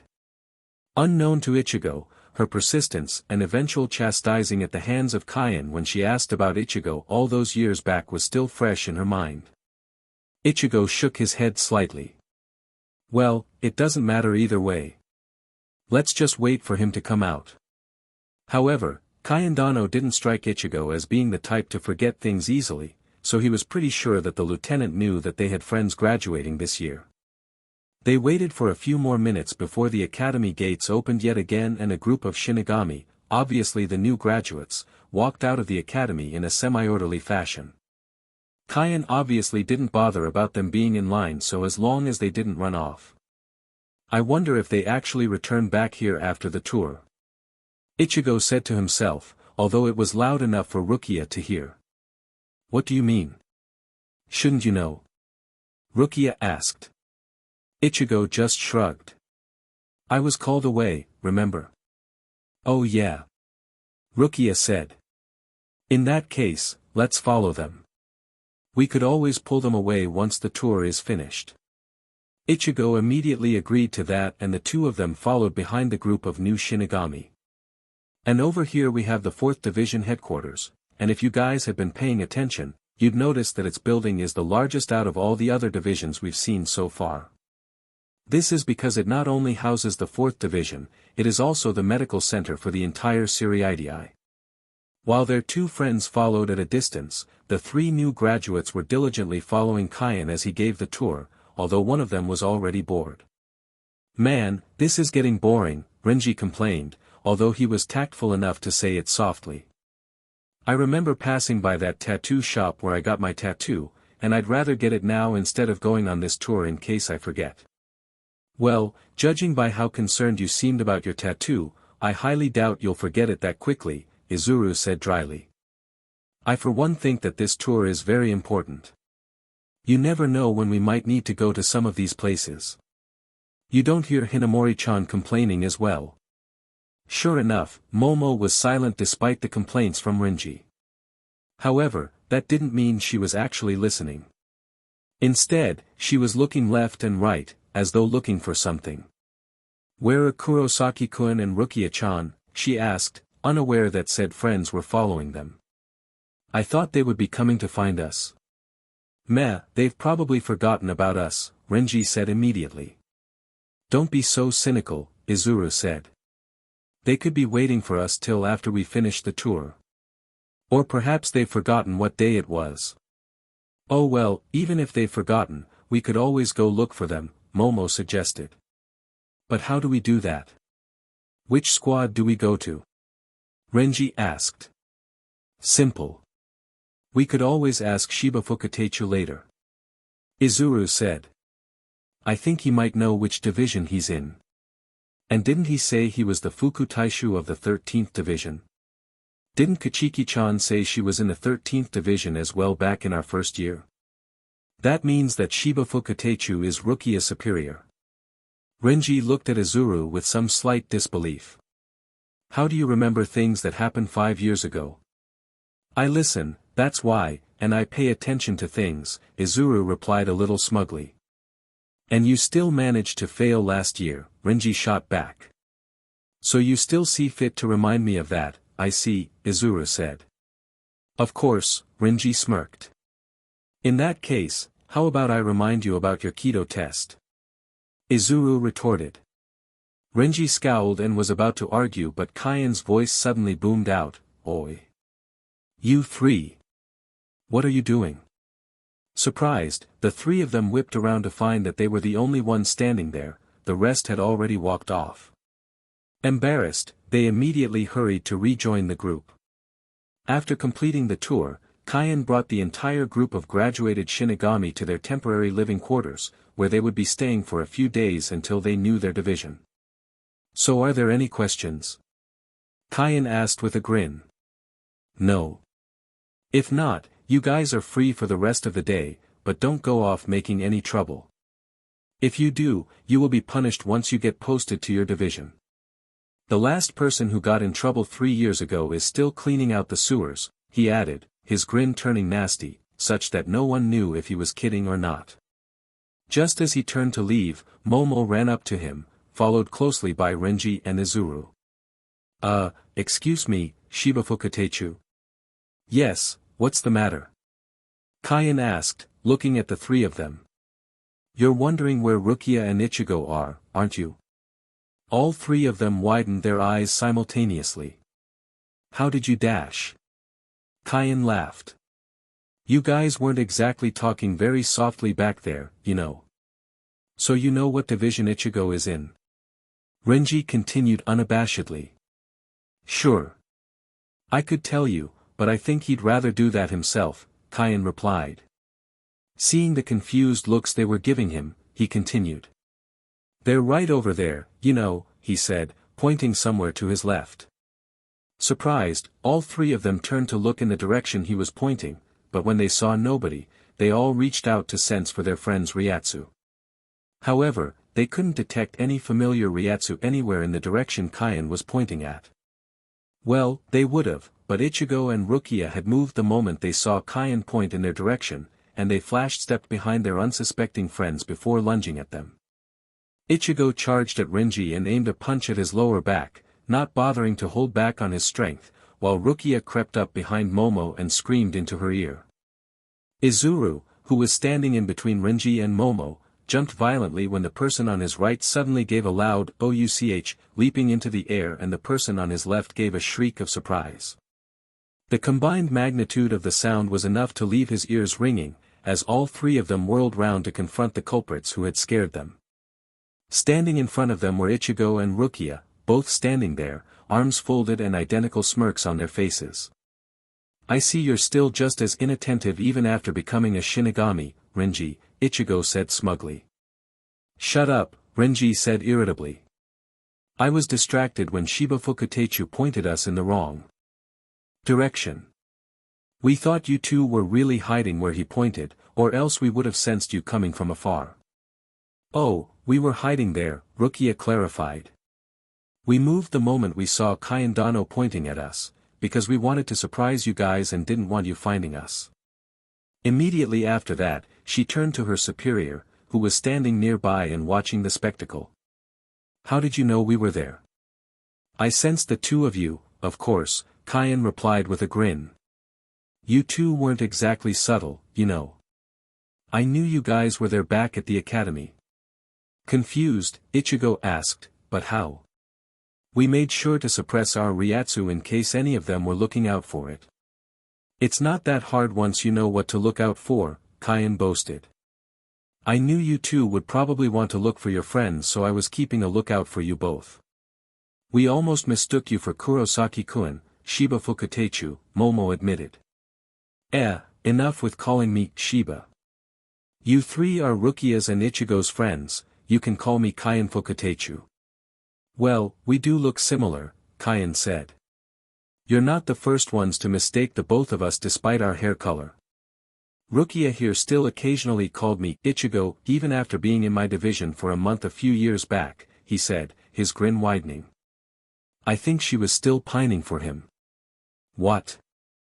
That's not true." Rukia blurted out, her face immediately turning red when everyone turned to look at her. "I never did that, Kaien Dano." Kaien just laughed. "Sure you didn't. Well, I'd love to stay and chat, but I really must be going. Miyako's out on a mission, so I can't leave my 2/4 seats alone with Yukitake Taishu or they'll bring down the entire division. Besides, I'd rather not stand in the way of your reunion. You can take the rest of the day off, Rukia. Ichigo, I know you're not my division but you can come look for me if your captain gives you any trouble. Besides, if he really needed your help, he'd send a Jigakucho anyway." With that, he turned around and Flash stepped away. Once Kaien left, the five of them turned to stare at one another, none of them knowing what to do or say next. Eventually, it was Rukia that took the initiative and restarted the conversation. "It's great to finally see all you guys again," she said with a genuine smile. "Yeah, what's it been, 5.5 years?" Momo agreed. "You left so quickly we didn't even have a chance to talk for long. And after that, Ichigo decided he couldn't bear to be separated from you, so he left after the second year, leaving us three poor souls alone and shut up in the academy while he ran off with you," Renji chimed in. "Of course I did," Ichigo replied even before Renji had finished. "I couldn't leave her alone without any company." "Don't be an idiot," Rukia said, lightly swatting Ichigo on his arm. "I told you before, I could have managed on my own." "Oi, you two. We didn't come here to see you two get all mushy with each other," Renji droned with a bored expression. "Let's talk about more important stuff, like what you two have been up to this past 4 years. "We aren't dash," the two of them started to argue, but Izuru cut them off. "Yeah, how about you tell us your division, Ichigo? Renji and I still haven't made a decision yet, although Hinamori-chan already has." "I'm joining the 5th division," Momo said immediately without any prompt. Ichigo raised an eyebrow. "Did you consider the other divisions?" he asked. "Of course I did.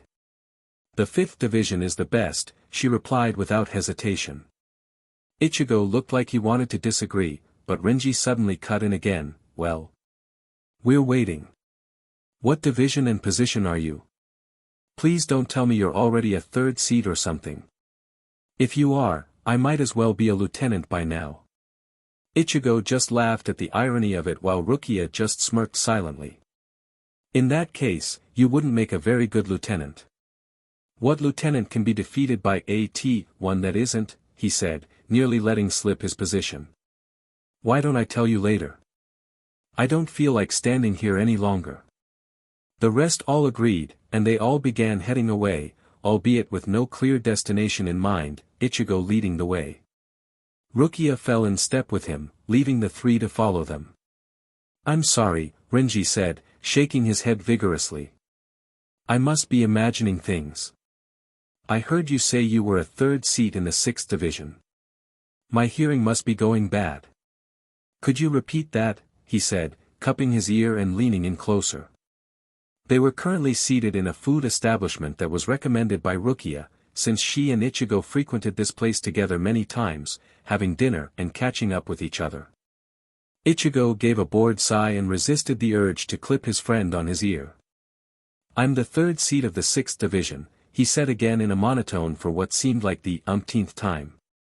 It was bad enough that Renji was reacting in disbelief to his rank and Izuru and Momo were staring at him in shock, but Rukia was also sitting beside him and sniggering, which was not helping things. Seeing the look on his friend's face, Renji's laughter slowly died down. Seriously? Ichigo rolled his eyes. Yes, that's what I've been trying to tell you for the past couple of 100 times. He detected a strange tone in Renji's voice the moment he'd mentioned the 6th division, but he couldn't imagine why. Wow, Ichigo, that's some achievement. I don't think anyone other than Ikamaru Fukatechu was made a third seat that soon after they graduated, Izuru said in slight awe. Those were my sentiments exactly, Rukia offered her opinion. So why the 6th division anyway? Izuru asked curiously. I always thought you'd join the 13th division, since that's where Rukia's at dash. Or even the 11th division, since you also enjoy fighting, Renji added. Ichigo shrugged. I don't know. Kuchiki Taishu seemed strong all round, so I decided to join his squad. But aren't most captains strong as well? Momo asked. Surely it must be more than that.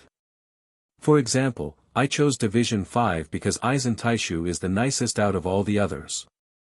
Renji snorted. Come on, Hinamori, you didn't even meet the other captains. Shaking his head, he promptly shifted his attention back to Ichigo. Are you sure it wasn't to be near Rukia, since it's her Nii-san's squad after all? Well, that was one of the main reasons and deciding factors, but Ichigo wasn't about to tell Renji that. Partly, he admitted, but nothing more. Renji didn't look all that convinced. If you say so, he said with a shrug. Ichigo just scowled, determined for some payback. But enough about me, he said. What about you guys? How did you guys fare in your graduation exams? Of course, he didn't tell any of them that he and Rukia already knew their scores. It was okay, I guess, Izuru said. I got within the top few, I think. I wasn't really listening, since I don't think it really matters. Well, it does if you want to get to the division of your choice, Ichigo reasoned. How about you, Hinamori-chan, he asked, leaving Renji for last. Hinamori beamed. I did pretty well, she said, then her face fell slightly. Well, not as good as I'd like, but still pretty well either way. And how about you, Renji? Ichigo asked. Yeah, I want to know what you got as well, Renji. Rukia played along, realizing what Ichigo was trying to do, since she also knew Renji's character all too well. Are you still blowing Kido spells up in your face? It's a miracle they even let you pass. True enough, Renji took the bait, unaware that his two friends knew the truth. Who do you think you're talking to? He snorted. I would have you know that I'm much better at Kido now. Why, during the Kido practical, I hit the target dead on. It wasn't all that powerful, I'll admit, but pretty soon I'll be casting Kido spells in my sleep, he boasted. Both Ichigo and Rukia didn't have to glance at the confused looks on Izuru's and Momo's faces to know that Renji was lying right through his teeth. That's great! Rukia exclaimed, feigning ignorance. So how well did you do overall? You could see Renji's chest puff out slightly. Well, I'm only a few places below Izuru, but that's because of my Kido, he lied. I was one of the top performers for Zanjutsu and Hakuda, but my Kido grades unfortunately pulled me down. If not, I would have been the top graduate this year. Well, that was true to an extent, since his Kido grades did pull him down.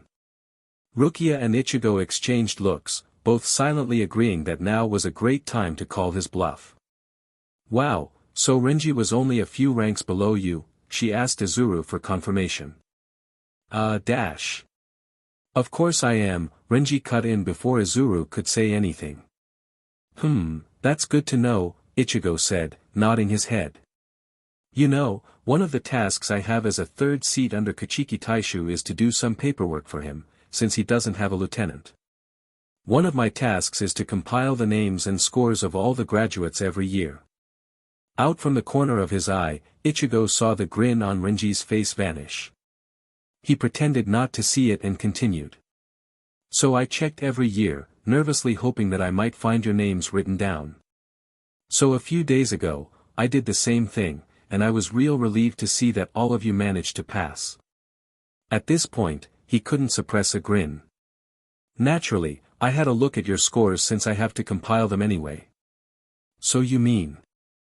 Renji said, looking at both Rukia and Ichigo, the former also shaking with suppressed mirth. I saw your scores, idiot. So what happened? Did you blow yourself up at the first spell or did nothing come out? Ichigo asked, a huge smirk on his face. Rukia's lips were pursed together, obviously trying not to burst out laughing, but Izuru and Momo were laughing. Renji scowled. That's none of your business, he snarled, taking his annoyance out on the poor bowl of rice that was sitting in front of him. Well, you can't blame us for making fun of you, Rukia said. You brought it upon yourself. Renji just fumed. Oh, cheer up, idiot. You were right in saying you did well in all the melee combats. In fact, you were definitely one of the best, Ichigo said. Yeah, Rukia agreed. The only reason why we made fun of you was because you chose to lie when we asked you how you did. If you just admitted you SCK at Kido, we wouldn't have focused so much on it. Renji snorted. Humph, like you two would've, he retorted. No, I guess not. We would still tease you regardless, Ichigo admitted, resulting in Renji's scowl deepening. Some friends you are, he grumbled. Don't talk to me like you know me, he threatened. That only made everyone at the table smirk. They knew how thick-skinned Renji was, he'd get over it eventually. Surely enough, by the time they were done with dinner, the relaxed atmosphere had once again returned, Renji reverted back to boasting about something he was good at, and they were happily talking among themselves. Even though this was the first time the five of them were able to seat as a whole group for more than 5 years, it was almost as if that span of time never existed. They talked as if they'd been friends for many years, laughing and teasing one another, the group of newly graduated Shinigami wanting to know what their two friends had been up to, while the two more experienced Shinigami wanted to know what the three had been up to in the academy. Oh, I need to tell you guys something. Momo suddenly said excitedly. You remember my childhood friend Shiro-chan? Yeah, he's the one we went to see as well, Renji said. Why? He told me he's considering entering the academy, she said in delight. Apparently, he met a Shinigami who told him he had extremely high Ryatsu that was leaking all over the place, and recommended that he join the academy. Wow, sounds like competition for Ichigo, Rukia said, nudging the Shinigami seated next to her. How is that even competition? It's not as if we're fighting for a particular seated position, Ichigo retorted. The rest had nothing to say to that. And so it was for the rest of the night. They spent their time talking, with Izuru and Renji deciding their squads in the process. They discussed their Zanpakuto names and abilities, all of them agreeing to demonstrate their respective Zanpakuto's abilities at an eventual date. Most of the time belonged to Ichigo and Rukia, who retold their many experiences and mishaps they'd experienced while the three had been languishing in the academy. Renji was particularly delighted when he learnt, from Rukia, about Ichigo blowing up a high-leveled Kido in his face. The fact that it was high-leveled and extremely difficult to cast did nothing to quell his glee. Too absorbed with enjoying each other's company, it was already very late by the time they decided to call it a night. The newly graduated trio adjourned to their temporary sleeping quarters, eager to begin life as a Shinigami, which left the remaining two. Ichigo walked with Rukia back to the Kuchiki mansion before returning back to the 6th Division barracks, glad that everyone was finally back together. Now that they were all certified Shinigami, their adventure was only just beginning. Who knew what awaited them in the future? Chapter 26, Officer Down. 5 years later. Rukia scoured the location, looking for her target. The hollow she was tasked with searching for was located in this particular research facility in the living world. Although that sounded pretty much like a routine hollow search and destroy mission, the brief report she'd gotten was a little strange. The particular research facility the hollow was hiding in was completely deserted. It wasn't abandoned, and neither had the researchers gone home, they had all been wiped out by the hollow. That, however, was not the strangest part. According to the report, the hollow had been caught by the researchers and they had been running tests on it. While it was possible that one or two of them were able to see the hollow, it was highly improbable for all the researchers to be able to sense spiritual pressure and as a result, see the hollow as well. That meant that the hollow either had some special ability that allowed it to be seen by even spiritually unaware people, something she'd never heard of, or all the facility's researchers had all been able to sense Ryatsu. In any case, the facility subsequently suffered a breach and the hollow had escaped, killing everyone in the facility. What tests they were trying to perform, Rukia neither knew nor cared, but she immediately wondered why the hollow had allowed itself to be captured in the first place, only to kill the facility's people after that. Hollows usually wandered around without a goal, only stopping to attack anyone and everyone it came across. That actually showed a sense of sentience and self-awareness hollows rarely had, which troubled her. The report also came with a blurred picture of the hollow, which she couldn't really make out but it looked like nothing she'd ever seen before as well. Her posture was relaxed, but her senses at full alert. It was dark, but she could rely on sensing Ryatsu. The facility had almost no windows, so even though it was in the daytime, the place was still pitch black, although her eyes had already adjusted to the lack of light. Not only that, the silence was deafening. Rounding a corner, Rukia found herself standing in front of some strange chamber that was half closed by two large metal doors. Glancing inside, she saw the bodies of 3 people lying on the ground. There was no point checking to see if their souls were still there, since there was a hollow running around loose. Those bodies were nothing more than empty husks now. Still, it wouldn't hurt to check, just in case. Drawing her Zanpakuto, Rukia entered the chamber. The first thing she noticed was that the bodies looked pretty much unharmed, but the necks appeared to have been snapped, given that the heads were twisted at nearly impossible angles. Looking closer, Rukia noticed that there was a look of abject fear on the faces of all 3 bodies. That could only mean that it was the hollow that was responsible. Whoever heard of a hollow breaking necks? There were cleaning materials, much like the ones she saw the 4th Division using, strewn around the bodies, which meant that they were probably cleaners who, instead of meeting with a chamber that required cleaning, met with death instead. Rukia shook her head at the foolishness of the researchers. She had to kill the hollow and allow their souls to be sent to Soul Society. Who knows, perhaps they would find their way to Kuratsuchi Taishu. Birds of a feather. There was a piece of paper clenched in the hands of one of the cleaners, almost as if it was extremely precious to him. With curiosity getting the better of her, she bent down to retrieve the paper. After struggling with it for a moment, she managed to pry it from the body's rigor-mortified hands and looked at it. It looked like some sort of report, a strange one at that. There was a picture at the top, which Rukia recognized as a clearer picture of the hollow she was tracking. It looked like a figure that resembled a human, but it had short, disproportionate hands and legs and a larger than normal head. The rest of the paper documented a brief description of the hollow, which Rukia didn't bother reading through, because something else caught her eye. At the bottom of the page, the words, "Don't blink or it'll get you," was scribbled at the bottom in a large font in kanji. Rukia frowned in confusion. What did blinking have anything to do with testing the hollow? Suddenly, she sensed a Ryatsu moving towards her at an extremely fast speed, but not as fast as she was capable of with Shunpa.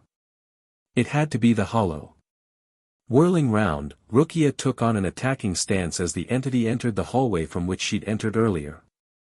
She sensed it moving rapidly towards the chamber doors, then stopped right outside, blocked from her vision by the doors. She waited for a few seconds, waiting for the hollow to enter the chamber, but it remained motionless just beyond her field of vision, almost as if it was lying in ambush. But Rukia was way ahead of it. "My, Sodi no Shirayuki," Rukia whispered, rotating her Zanpakuto for one full cycle. It transformed into the pure white form of its release state, the air temperature around her dropping sharply. She didn't prefer using her Shirkai for taking down hollows, especially in the living world, where passers-by could get affected. She was strong enough to take on the average hollow without it anyway. However, since this hollow didn't appear to be a run-of-the-mill hollow, she didn't want to take any chances. Besides, she was in a deserted facility, so it was unlikely anyone else would be wandering about. Furthermore, the handwritten words on the report didn't sit well with her. The words had been scribbled hastily, almost as if written in a panicked state. Rukia took a few steps closer towards the doors and paused. No sign of the hollow. She took another step forward, and was slightly taken aback when the hollow suddenly appeared right in front of her. She hadn't even seen it move.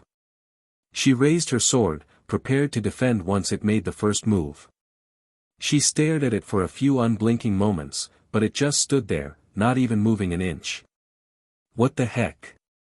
she murmured to herself. The hollow's body was brown in color.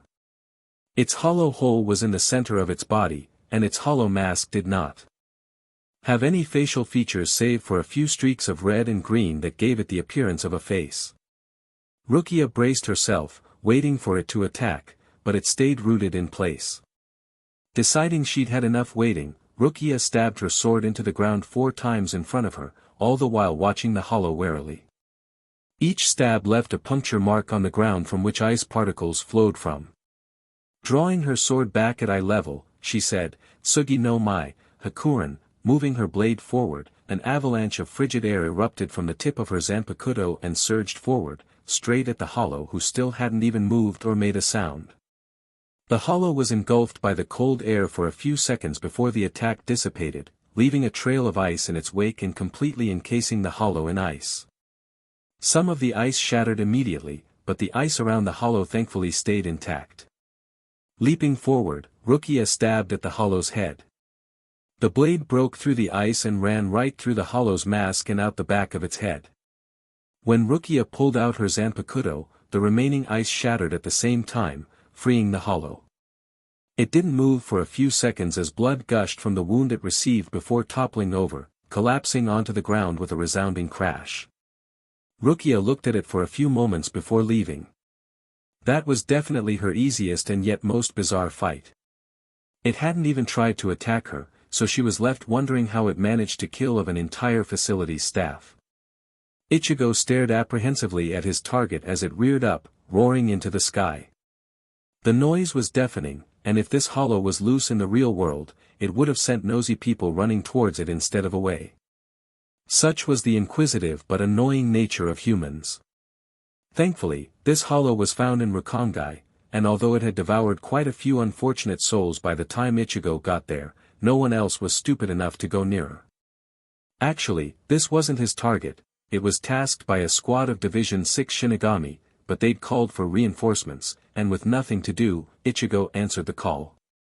"Okay, so what seems to be the problem?" Ichigo asked one of the Shinigami as he stood in front of them, eyeing the hollow wearily as it thrashed about on the spot. His Zanpakuto was already out, just in case the hollow decided it got bored and started attacking them. Actually, he could already see the problem. The hollow was huge, more than 5 times his height, and it had heads. Yes, heads. 6 of them.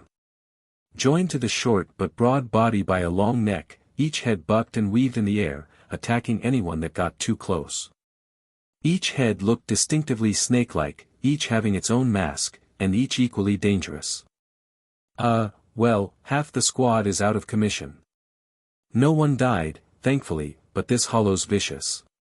It didn't actually have 6 heads to begin with, the Shinigami said sheepishly.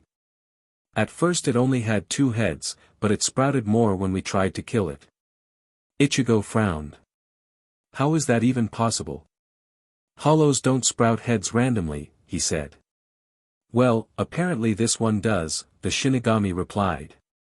We tried eliminating it by normal means, namely breaking its mask, but it doesn't appear to be affected. We tried beheading it and severing the head at the base of the neck, but 2 new heads sprouted in place. We stopped when it had 6 heads and called for reinforcements. Ichigo's frown deepened. That's some high-speed regeneration. Have you tried cutting all the heads at once? We don't have enough people. Our squad only has 5 and 3 are already injured. Ichigo nodded. Okay, you did well. I'll take it from here. Without further ado, Ichigo rushed forward. All 6 heads turned to stare at him, and if he hadn't already been forewarned, he would have thought he was hallucinating. This wasn't the first time hollows with strange abilities popped up. A few days ago, Rukia told him about some hollow she'd faced which moved extremely fast but didn't seem able to move when she looked at it. Sometime last year, he'd fought a hollow which could traverse through walls as if they weren't there. A few years before that, there was that hollow who had no face at all as well. Just a few days back, he'd fought another hollow which had scythe-like blades for its 2 pairs of arms that only died after Ichigo had severed its arms. It still kept coming after him after he'd cleanly beheaded it. Not only that, there was also the training incident a decade ago back in the living world, which he was not likely to forget, and now this? His thoughts were interrupted when the hollow reared up and charged at him. It wasn't that fast, so Ichigo waited for it to get nearer before leaping up in the air. He stopped next to one of the heads and swung, then stopped, remembering that cutting off its head would create 2 more. That little hesitation cost him, as one of the heads whipped towards Ichigo, crashing into him and sending him plummeting to the ground. His remaining men yelled, "Kurosaki-senpai," as they rushed towards him. However, they were prevented from getting closer when the hollow didn't cease its attack on Ichigo. It continued lumbering towards him, one head whipping towards him again, forcing him to jump away. "Get back!" Ichigo yelled at his subordinates. They complied, and without a second glance at them, Ichigo held his Zanpakuto out. Burst through the night, Zangetsu. Before his blade had even completed its transformation, another head swung at him again. Ichigo raised Zangetsu, using the broadside to parry the attack in case he accidentally cut off the head. The head collided with his blade, but Ichigo was forced to leap away as yet another head came whipping towards him from the opposite direction. He cursed when he found no reprieve in the air. 2 heads simultaneously attempted to take a bite out of him, forcing him to flash step away. I need to cut off all the heads at once, Ichigo thought in frustration as he spent the next few seconds dodging the hollow's heads. It appeared that the heads and necks were its primary means of attack, its 4 legs were merely for balance. He tried to find an opening to present itself, but none appeared. "Tmed heads just won't keep still," he snarled in frustration. For a moment, he considered using a new attack he'd learnt from Zangetsu a year ago but never had the chance to use it, but ultimately he decided against it. As he ducked under another attack, Ichigo began yelling, "Carriage of thunder, bridge of a spinning wheel. With light, divide this into 6. He leapt over a low swing and pointed his finger at the hollow. Bakudo number 61, Rikujikoro. A burst of light shot from his finger and sped at the hollow. Midway, it split into 6 rods of light, but instead of hitting the body, it struck the necks, forcing them together and holding them in place. Some of the heads collided with each other, but it otherwise stood still, unable to move from the Kido. Not wanting to take a chance in case it broke free, Ichigo immediately leapt towards its flank. He could already sense the hollow straining against the Kido. Aiming carefully, making sure to line up all 6 heads, he raised Zangetsu high above him. Ryatsu, a mixture of his and Zangetsu's, began clouding the entire blade as he yelled, "Getsuga Tensho." Cleaving the blade downwards, the familiar dark blue crescent arc of energy burst forth, heading straight for the hollow. The beam connected with the nearest head, and went right through. Ichigo's aim was true, and the crescent beam effortlessly cut through all 6 heads, severing each of them along the neck. As all 6 heads fell to the ground, Ichigo dispelled the Kido with bated breath. He didn't want to think about what would happen if it regenerated again. Thankfully, instead of moving, the decapitated hollow toppled over and laid still. As Ichigo stood over the hollow, Zangetsu reverting back to its sealed state, the remaining 2 Shinigami ran up to him. "Are the rest doing okay?" he asked them. "They're fine, the medical division is on their way," one of them said. "I apologize on behalf of the squad, Kurosaki-senpai. We weren't competent enough to take down the hollow." "Don't be," Ichigo replied. "It wasn't a normal hollow. I probably would have gotten into trouble too if you hadn't forewarned me." When the Shinigami said nothing, Ichigo continued, "I'll leave the rest to you, okay? Make sure the rest heal up properly and you guys can report back in." Over the course of the past 5 years, many things had changed. After graduating, Izuru, Renji and Momo had to decide on their divisions. Momo decided on the 5th division, no surprises there. Renji decided to join the 11th division, again, no surprises there, but Ichigo was slightly surprised to learn that Izuru joined the 5th division as well. "I thought you wanted to join the 4th division?" Ichigo asked him the day after they got their postings. He, Izuru and Renji were all hanging out together minus Rukia who was busy and Momo who wanted to prepare for her life in the 5th division. "Well, I did consider going to the 4th division," Izuru said slowly. "But ultimately, I decided dash." "Bah, come on, Izuru. You're horrible at lying," Renji suddenly cut in. "He just wants to be near Hinamori," he clarified to Ichigo. "What? That's crazy, that's not true." Izuru immediately began stammering. Renji grinned nastily and continued, "Quit trying to lie, or the next time I see Hinamori-chan I might just let something slip." Izuru looked mortified. "You wouldn't dare." "Really? Why don't you try testing it to see how well that theory works?" Regaining some of his composure, Izuru glared back at Renji. "No, you wouldn't dare, because Ichigo's right here and I can easily tell him that you have a CR, ah." He never finished the Dming sentence as Renji immediately tackled him before he could finish it. As his 2 friends scuffled, Ichigo looked on blankly, feeling a slight sense of déjà vu. "Renji has a what?" he asked, feeling like he'd heard something like that before. "Nothing. I have nothing," Renji hastily said. "As I was saying," Izuru resumed, glaring at Renji. "I decided to join the 5th division because Aizen Taishu came to the temporary quarters yesterday to give a talk to all the new graduates about the different divisions." When he heard that, Ichigo frowned. "Really? I don't remember any captains visiting the place." "Oh, he said he wasn't busy and was just passing by, so he decided to drop by. Apparently he still remembers us from the time we saved Hisage-senpai. Said he would love for us to join his division." Bet Hinamori was thrilled, Ichigo mused. Izuru grinned at that. Yep, she was. Anyway, he gathered the entire group of graduates and talked about the divisions and what to expect from them. To cut a long story short, I decided to join the 5th division after that. Renji however still maintained his decision to join the 11th division. "But what was Renji saying about when he said that you wanted to be with Hinamori?" Ichigo asked. "Ah, he was just joking," Izuru laughed a little unconvincingly. "Right, Renji?" he directed at his red-haired friend through gritted teeth, sending a silent threat. "Yeah. I was just joking," Renji confirmed. Ichigo wasn't sure what to say after that. Beyond his friend's division postings, there weren't many interesting events over the past 5 years. Ikemaru Fukutechu was promoted to a captain a year after Momo and Izuru joined, vacating the lieutenant spot. Needless to say, that got Hinamori excited as well, and she started training so as to claim the honor of being Aizen's lieutenant. By doing so, Ikamaru Taishu filled one of the two remaining vacant captain spots, leaving the 10th division as the only one without a captain. At that point, heads were beginning to turn towards Kaien's direction, since he too was a prodigy and currently a lieutenant.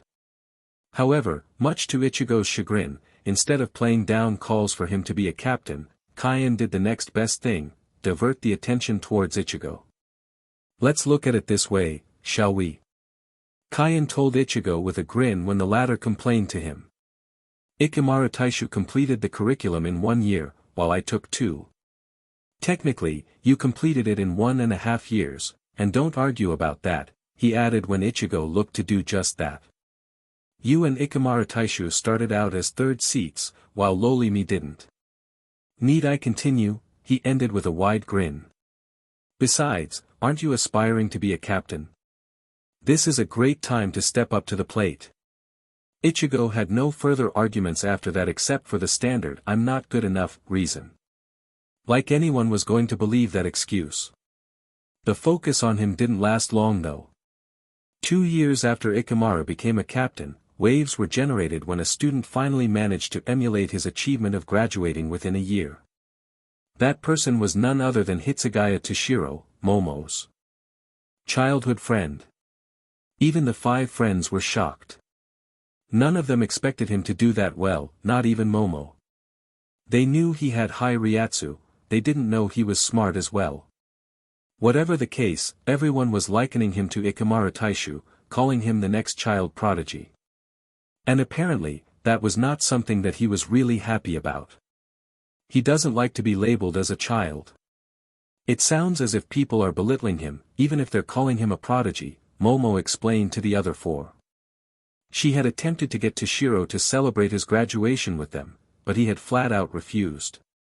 Being more of an introvert, Toshiro didn't really like to mix before he joined the academy, and even after becoming a Shinigami, that wasn't expected to change. No one can really be considered a child in Soul Society, Ichigo pointed out. He may look like a child but he's definitely much older than that. Those were his exact words, actually, Momo replied with a smile. In truth, he's actually older than me by a few years, even though he doesn't look like it. That's one of the reasons why he's so annoyed every time I call him Shiro-chan. Ichigo nodded thoughtfully. That was certainly something worth taking note of. Because of his achievements, some people were starting to tip Hitsugaya Toshiro for the vacant captain spot, even though he'd only just graduated. The limelight gradually shifted from Ichigo, and when anyone asked him if he was okay with it, Ichigo would always reply by saying that he didn't really care, he never wanted it in the first place and he was glad no one was pressurizing him anymore. Although that was what he told others, Ichigo actually did care, he saw Toshiro as a friendly competitor, something he was only willing to confide to Rukia. Although he claimed he wasn't good enough, Ichigo actually had his eye on the 10th division captain spot, and he was sure Toshiro did too. After all, being a captain was everyone's dream, but only the truly gifted made it, and that was what the both of them were. That meant that if he wanted it, he would have to work hard for it, hard but cleanly. So that was how 5 years came and went ever since all of them graduated and became fully fledged Shinigami. There was nothing else noteworthy after that. Beyond that, nothing else had changed, except for one thing. While I didn't see it personally, my men said it had 2 heads at first, Ichigo told Rukia as they took a break from training. That's a real strange ability, don't you think? I don't see what they would gain from lying. Rukia placed both hands behind her head and leaned against the tree they were sitting under.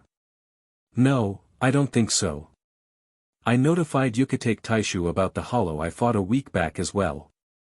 He said that other squads have reported strange hollows both in Soul Society and the living world as well. The 12th Division said they have nothing to do with it, although apparently Kuratsuchi Taishu claims he wished he did, she said, making a face. Ichigo laughed. That's typical of him. Did I ever tell you? I had the misfortune of meeting him last year when I had to deliver something. He got angry when he saw me, said I wasn't smart enough to enter, and promptly got Kuratsuchi Fukatechu to throw me out. Well, Rukia smirked. That's one thing he got right. She laughed as Ichigo scowled at her. The latter didn't retort though, and they lapsed into a comfortable silence as they rested. Currently, the two of them were out in their usual training grounds. It was just the two of them. Kaien was busy, and so were Izuru, Momo and Rinji. Well, Ichigo didn't really know about Rinji, but he wasn't complaining. Besides, it was Rinji's fault that he started bumping into Zaraki Taisha more often, who was still looking to fight Ichigo despite the latter's refusal to fight, but that's a story for another time. They sat there for a couple of minutes before Ichigo turned to look at his long-time best friend, only to find her leaning against the tree with her eyes closed. Unknowingly, he gazed at her for a few seconds before he realized what he was doing. Once he did, he quickly turned away, afraid that she might open her eyes and find him staring at her. That would be fun to explain. Rukia had changed over the past few years. It wasn't anything extremely prominent, but she'd begun acting more dignified, and she held herself with a manner of grace Ichigo never really noticed until a year ago. Her behavior was also more restrained, although that didn't seem to apply when it was just the two of them. Courtesy of her noble training, he supposed. When he pointed that out to the Izuru, since he too was a noble, the latter had responded with confusion. According to Izuru, Rukia was already acting more of a noble ever since he and the other two had graduated. But why didn't I notice it before? Ichigo wondered out loud. Maybe it's because you hang with her so often that the changes became too gradual to notice. Despite only knowing her for a few days or so before she was pulled out of the academy, I could tell then Kachiki-chan had changed a lot. Come to think about it, that rang very true.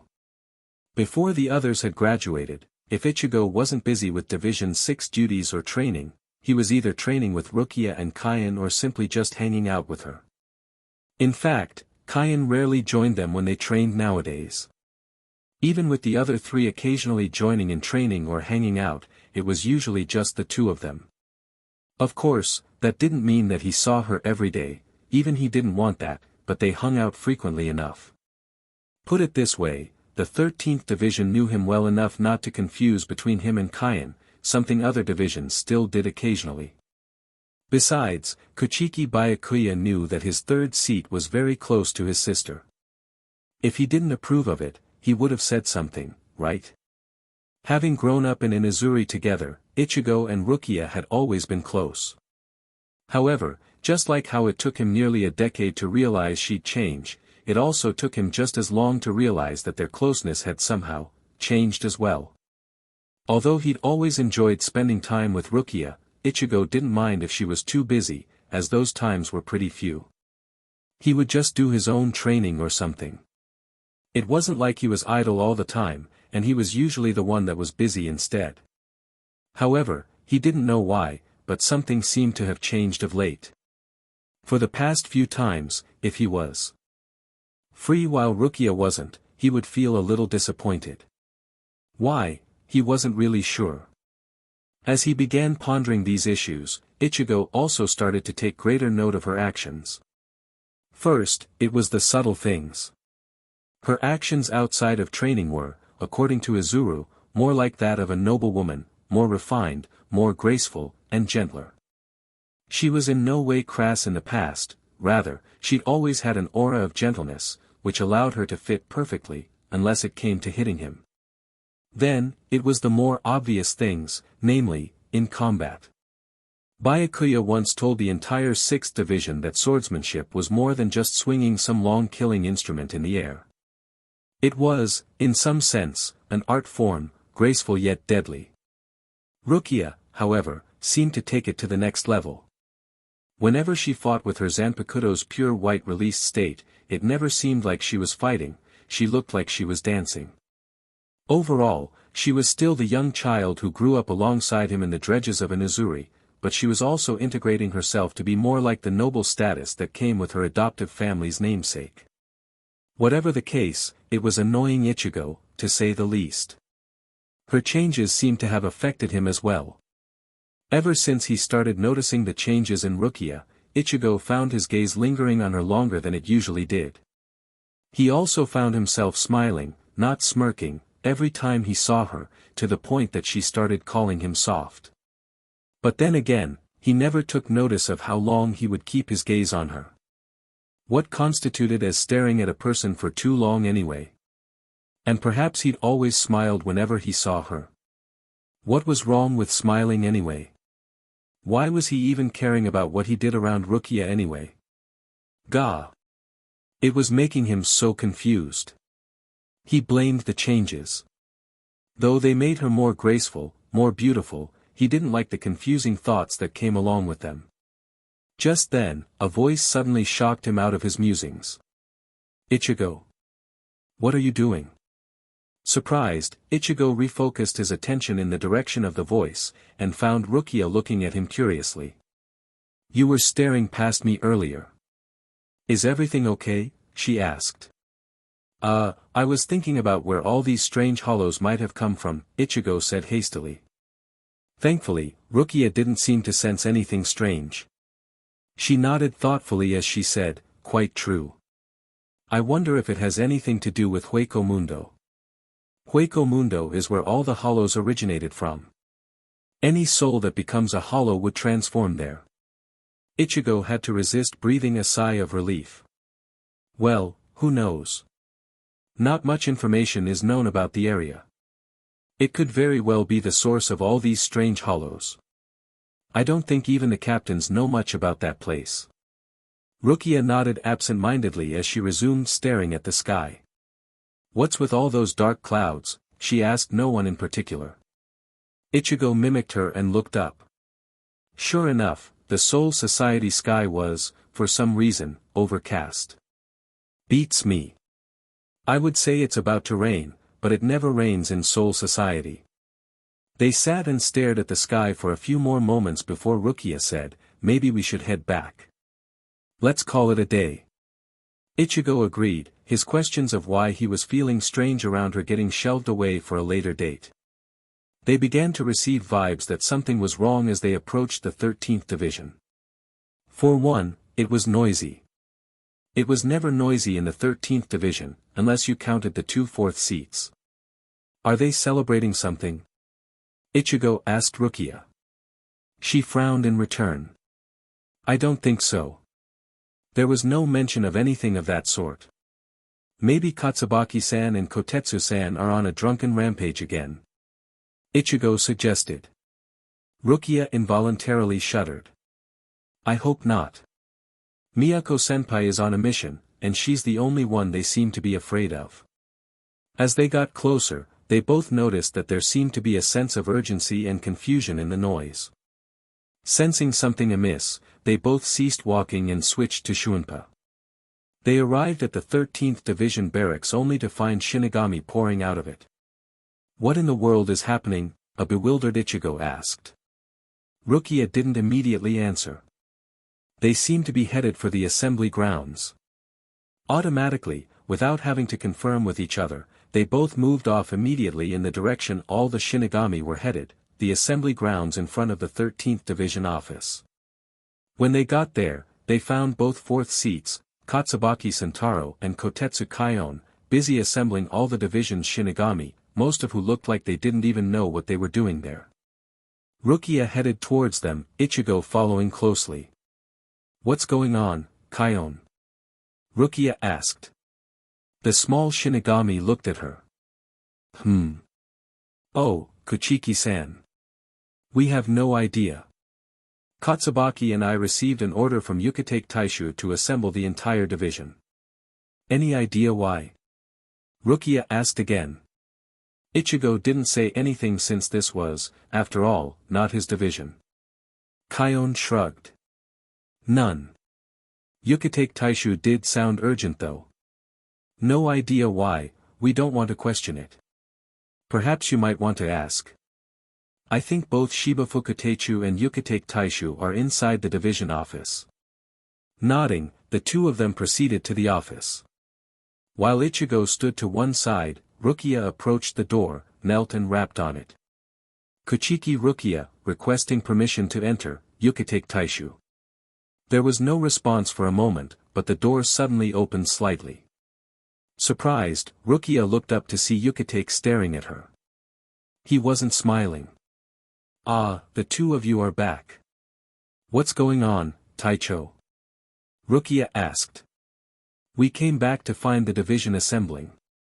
Yukitake looked as if he was pondering something for a few moments.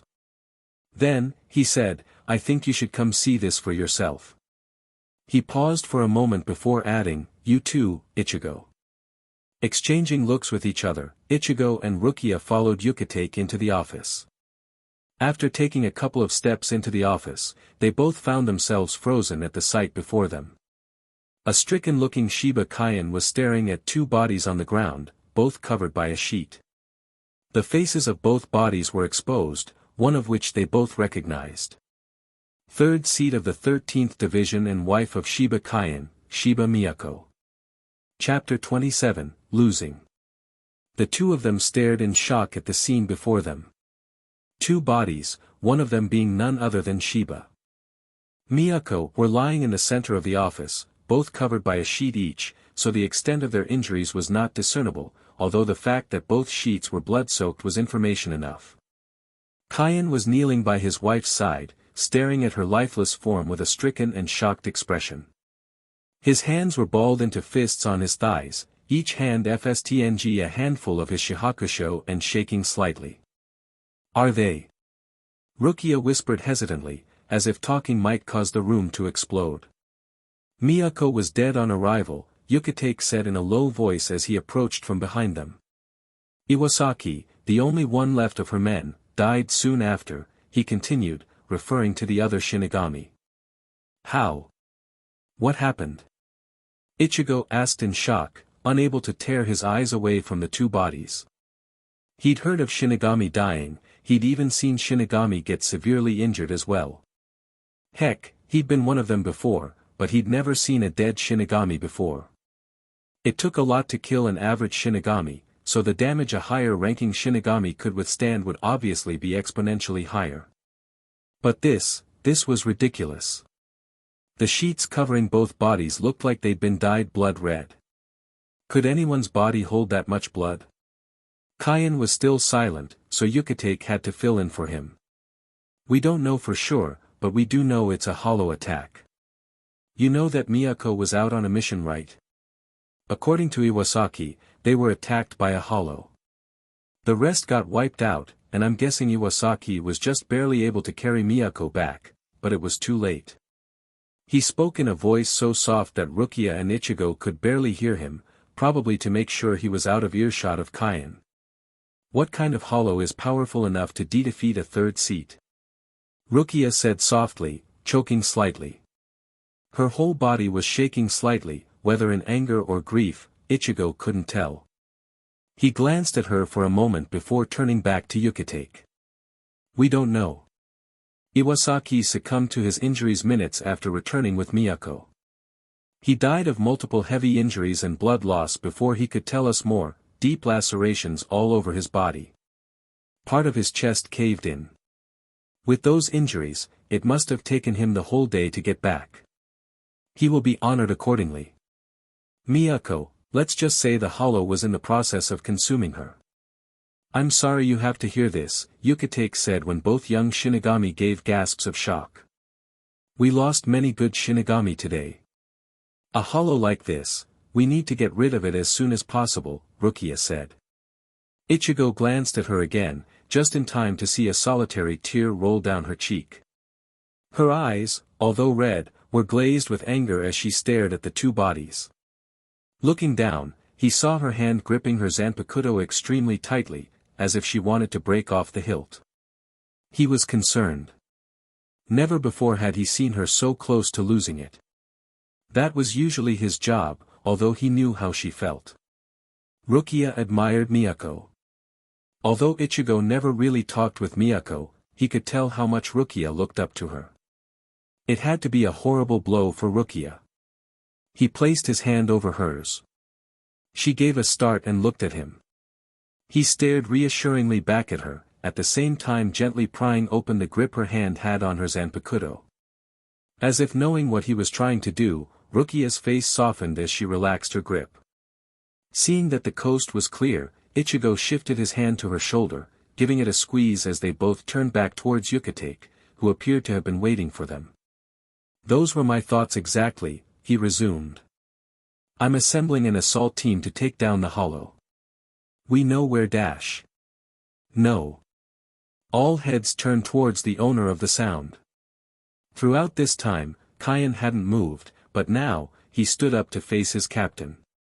His eyes were closed, as if trying to compose himself.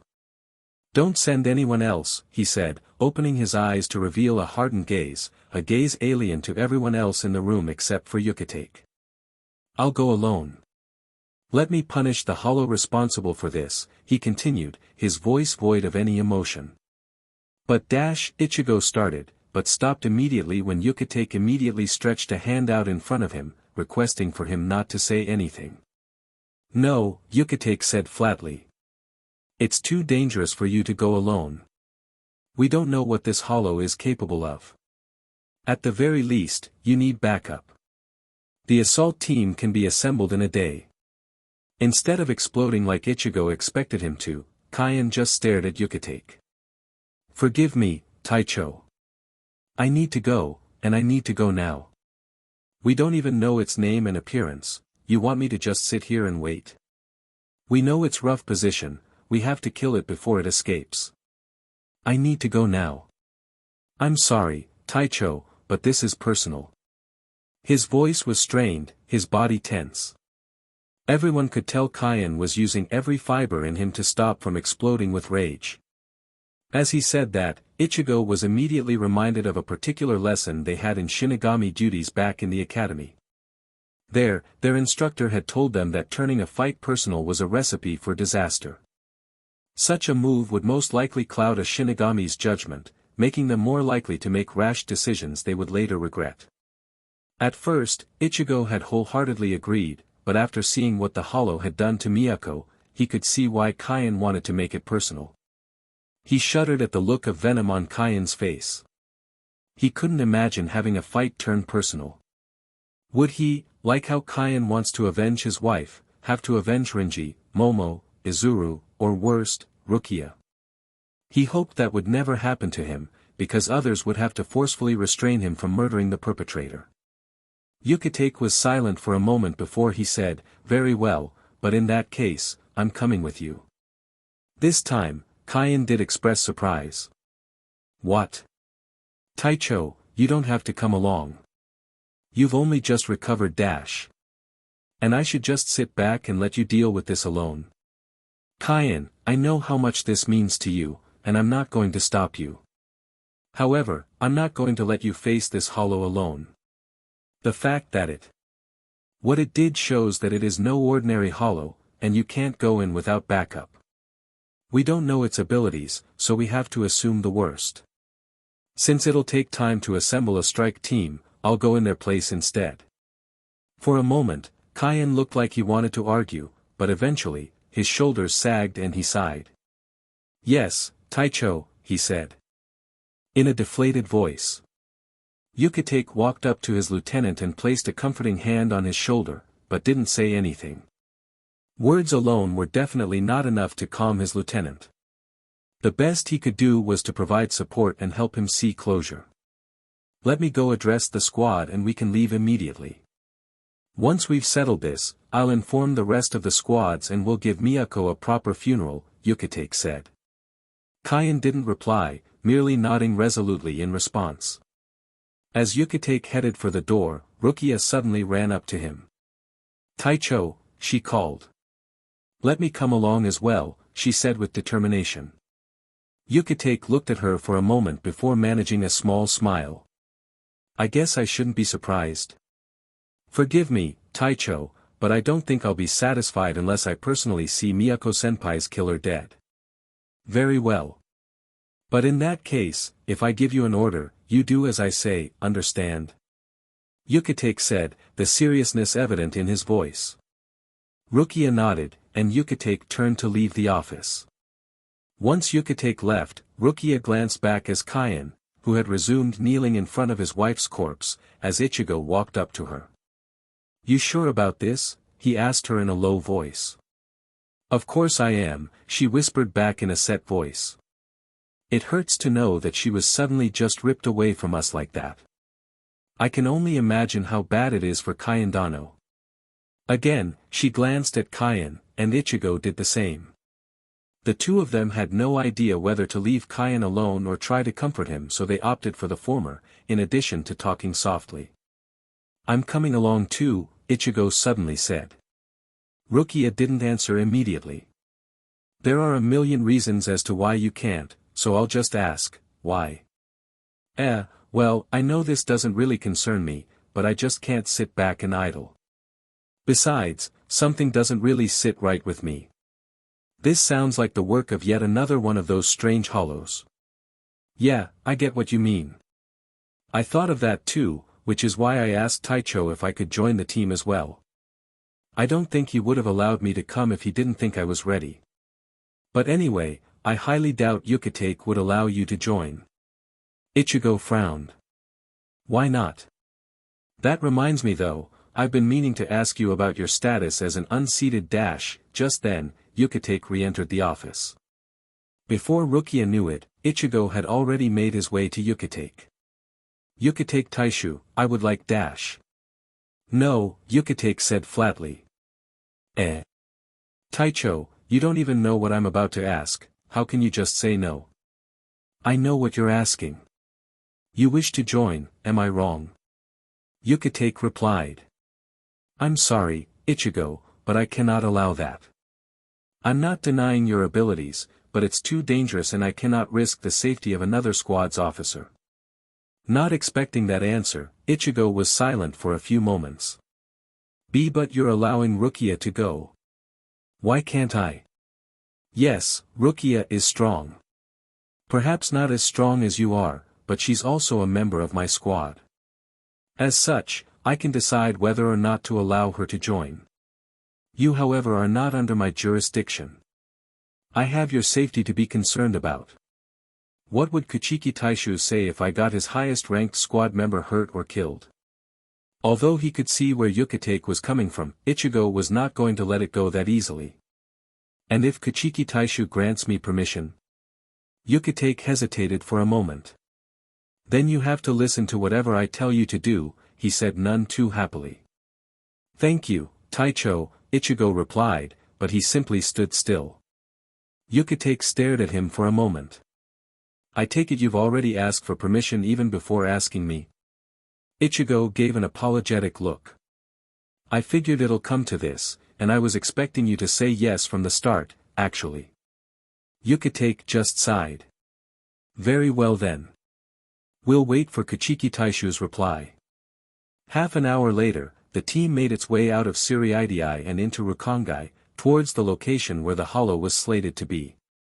They left as soon as Byakuya replied, giving Ichigo the go-ahead. Of course, that was done in Yukitake's presence, to ensure that Ichigo wasn't lying. What Ichigo didn't mention though, was that his request to his captain was actually a watered-down version of the incident. There was no mention of any deaths or lethal hollows. He was still slightly surprised that Kuchiki Taishu actually allowed it though. Either way, he joined the other three to form the assault team. Of course, before they left, Yukitake Taishu had to give both him and Rukia a warning. Now, since we don't know anything about this hollow, it could very well be extremely dangerous. Therefore, you two will have to listen to everything I say. If I give an order, I expect you to follow it. If I say stay put, you stay put. If I say run, you run. I hate to do this, but if any of you refuse to follow, I will take disciplinary action against you. Understand? That includes you as well, Ichigo. You're joining this mission, you're under my command. While they were waiting to set off, Kaien didn't speak a single word throughout, and both Ichigo and Rukia could tell that he was getting more and more agitated.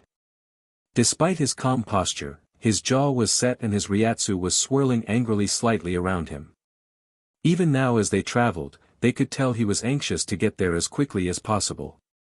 Even as they traveled, Kaien always looked like he was itching to just speed off and leave the rest behind, but he probably didn't do that out of respect for his captain. They traveled for a good couple of hours, the sky turning dark as they did. While Kaien and Yukitake traveled in front, Ichigo and Rukia brought up the rear. Nervous? Ichigo asked Rukia. I'll be lying if I said I wasn't. We're going in blind, I don't know what to expect. We could be heading into an ambush for all we know. But I don't want to back off now. Yeah. I do have this strange feeling that something's not right, Ichigo admitted. I feel like something bad is going to happen. He didn't add, however, that he was worried for her safety. If Byakuya had denied his request to follow, he would have done so anyway.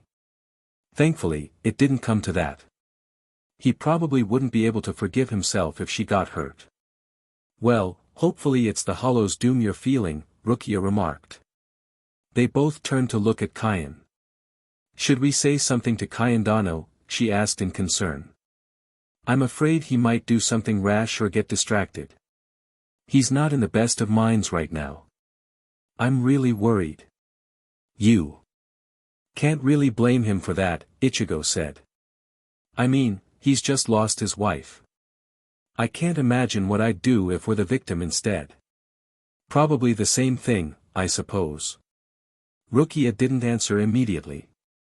I'm not even your wife, why would you want to avenge me that badly, she said softly, but just loud enough for Ichigo to hear. That wasn't really the answer he was expecting, so he blanched slightly and whipped his head towards her direction. Why did you say that? He asked hastily. Huh? Rukia turned to look at him. You heard me. Yeah, I did. What are you trying to say?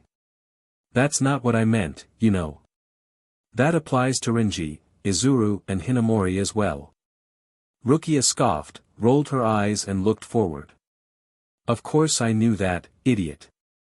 Like I would want to be your wife, she said, turning back to look at him with a smirk on her face. You think too highly of yourself, she teased. Ichigo scowled at her. I could say the same thing of you, he retorted before refocusing his attention in front. However, that thought didn't fully leave his mind. Having Rukia as his wife? That didn't sound like such a bad, why in the world was he thinking about something like that? It's not like he wants that to happen, right? After that little discussion, they both fell silent, but didn't stay that way for long though. 15 minutes later, Yukitake suddenly called out behind him, we're here. At once, they all shifted to attention as they came to a stop inside a forest. They didn't have to spend any time searching though, because the second they stopped, they sensed a fairly large and dark Ryatsu resonating somewhere deeper in the forest. Be on alert, everyone. We're near its lair, it could already be waiting for us, Yukitake warned. Should we draw our weapons, Taicho? Rukia asked. No, but stay alert, Yukitake replied. Gur. Fresh meat, the hollow growled as it emerged from its lair. I smell fresh meat. Doesn't smell all that bright, but one thing's for sure, it'll definitely be tasty. It stepped out about 10 meters in front of its lair and moved no further, as if waiting for its prey to come to it. Its lair was in a secluded area in the forest, a clearing surrounded by trees on its left and right and a cliff directly in front of it. Right now, the 4 Shinigami were standing on the cliff, observing the hollow. There it is. Yukitake said with his eyes narrowed. I'm sensing no other Ryatsu, so it's not trying to ambush us. On the other hand, that also means that there are no survivors. It must be confident about its abilities. It looks strange, Rukia commented as well, her face betraying her slight unease, and rightfully so. The hollow had 6 limbs, all of which looked more like arms than feet. It had a large, flame-patterned mask and a flock of tentacles on its back that waved about lazily. Ichigo on the other hand was staring at it in confusion. I don't get it. Its Ryatsu is not that high, it can't be higher than a 10th seat. How did it manage to eliminate an entire squad? Don't be so quick to judge it, Ichigo. It's not an ordinary hollow, we don't know what it's capable of, Yukitake warned. Below them, the hollow still hadn't made a move. Where are you, my prey? Surely you haven't come here expecting to leave again, have you? It said with mockery. Of course, none of them responded to the jibe. Rukia took one step forward, her hand already resting on her Zanpakuto. Taicho, let me tackle it first and scout its abilities. Taicho, permission to fight it alone, Kaien suddenly interrupted, the first words he'd spoken since back at the division headquarters. His Zanpakuto was already in his hand, gripped like a vice.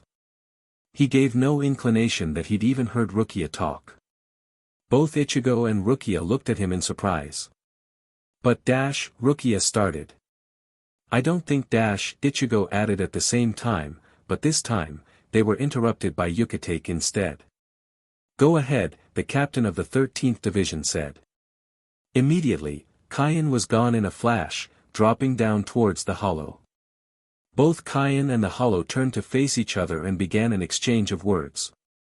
Meanwhile, Rukia, who was still shocked that Yukitake was allowing his lieutenant to fight alone, kept alternating her gaze between her captain and the impending fight below. Ichigo on the other hand looked apprehensive as he stood at vigil beside Rukia, but he didn't seem as bothered as Rukia. We can't just let Kaien fight alone, Rukia voiced her concerns softly but urgently to Ichigo. It's too dangerous. Yeah, well, I agree with you wholeheartedly, but like Kaien said, this is personal. I don't think he'll rest unless the finishing blow is dealt by him. He needs to be the one who does it, Ichigo replied. Although he tried to appear calm on the outside, he too was torn between letting Kaien fight alone and sitting it out. That doesn't mean we can't help him. I don't know, something doesn't feel right with this hollow, Rukia continued worriedly. I mean, it did kill Miyako-senpai.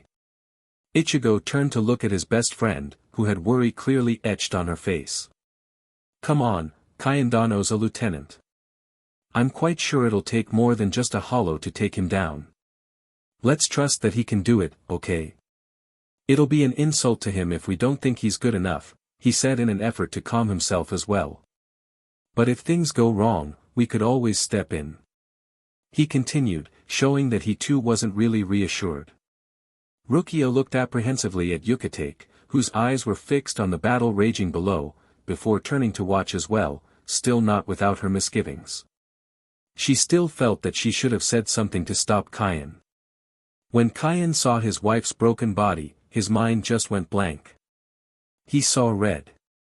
No, it was impossible. His wife, such a strong and beautiful woman, just couldn't be dead. It just wasn't possible. At that point, time seemed to slow for him.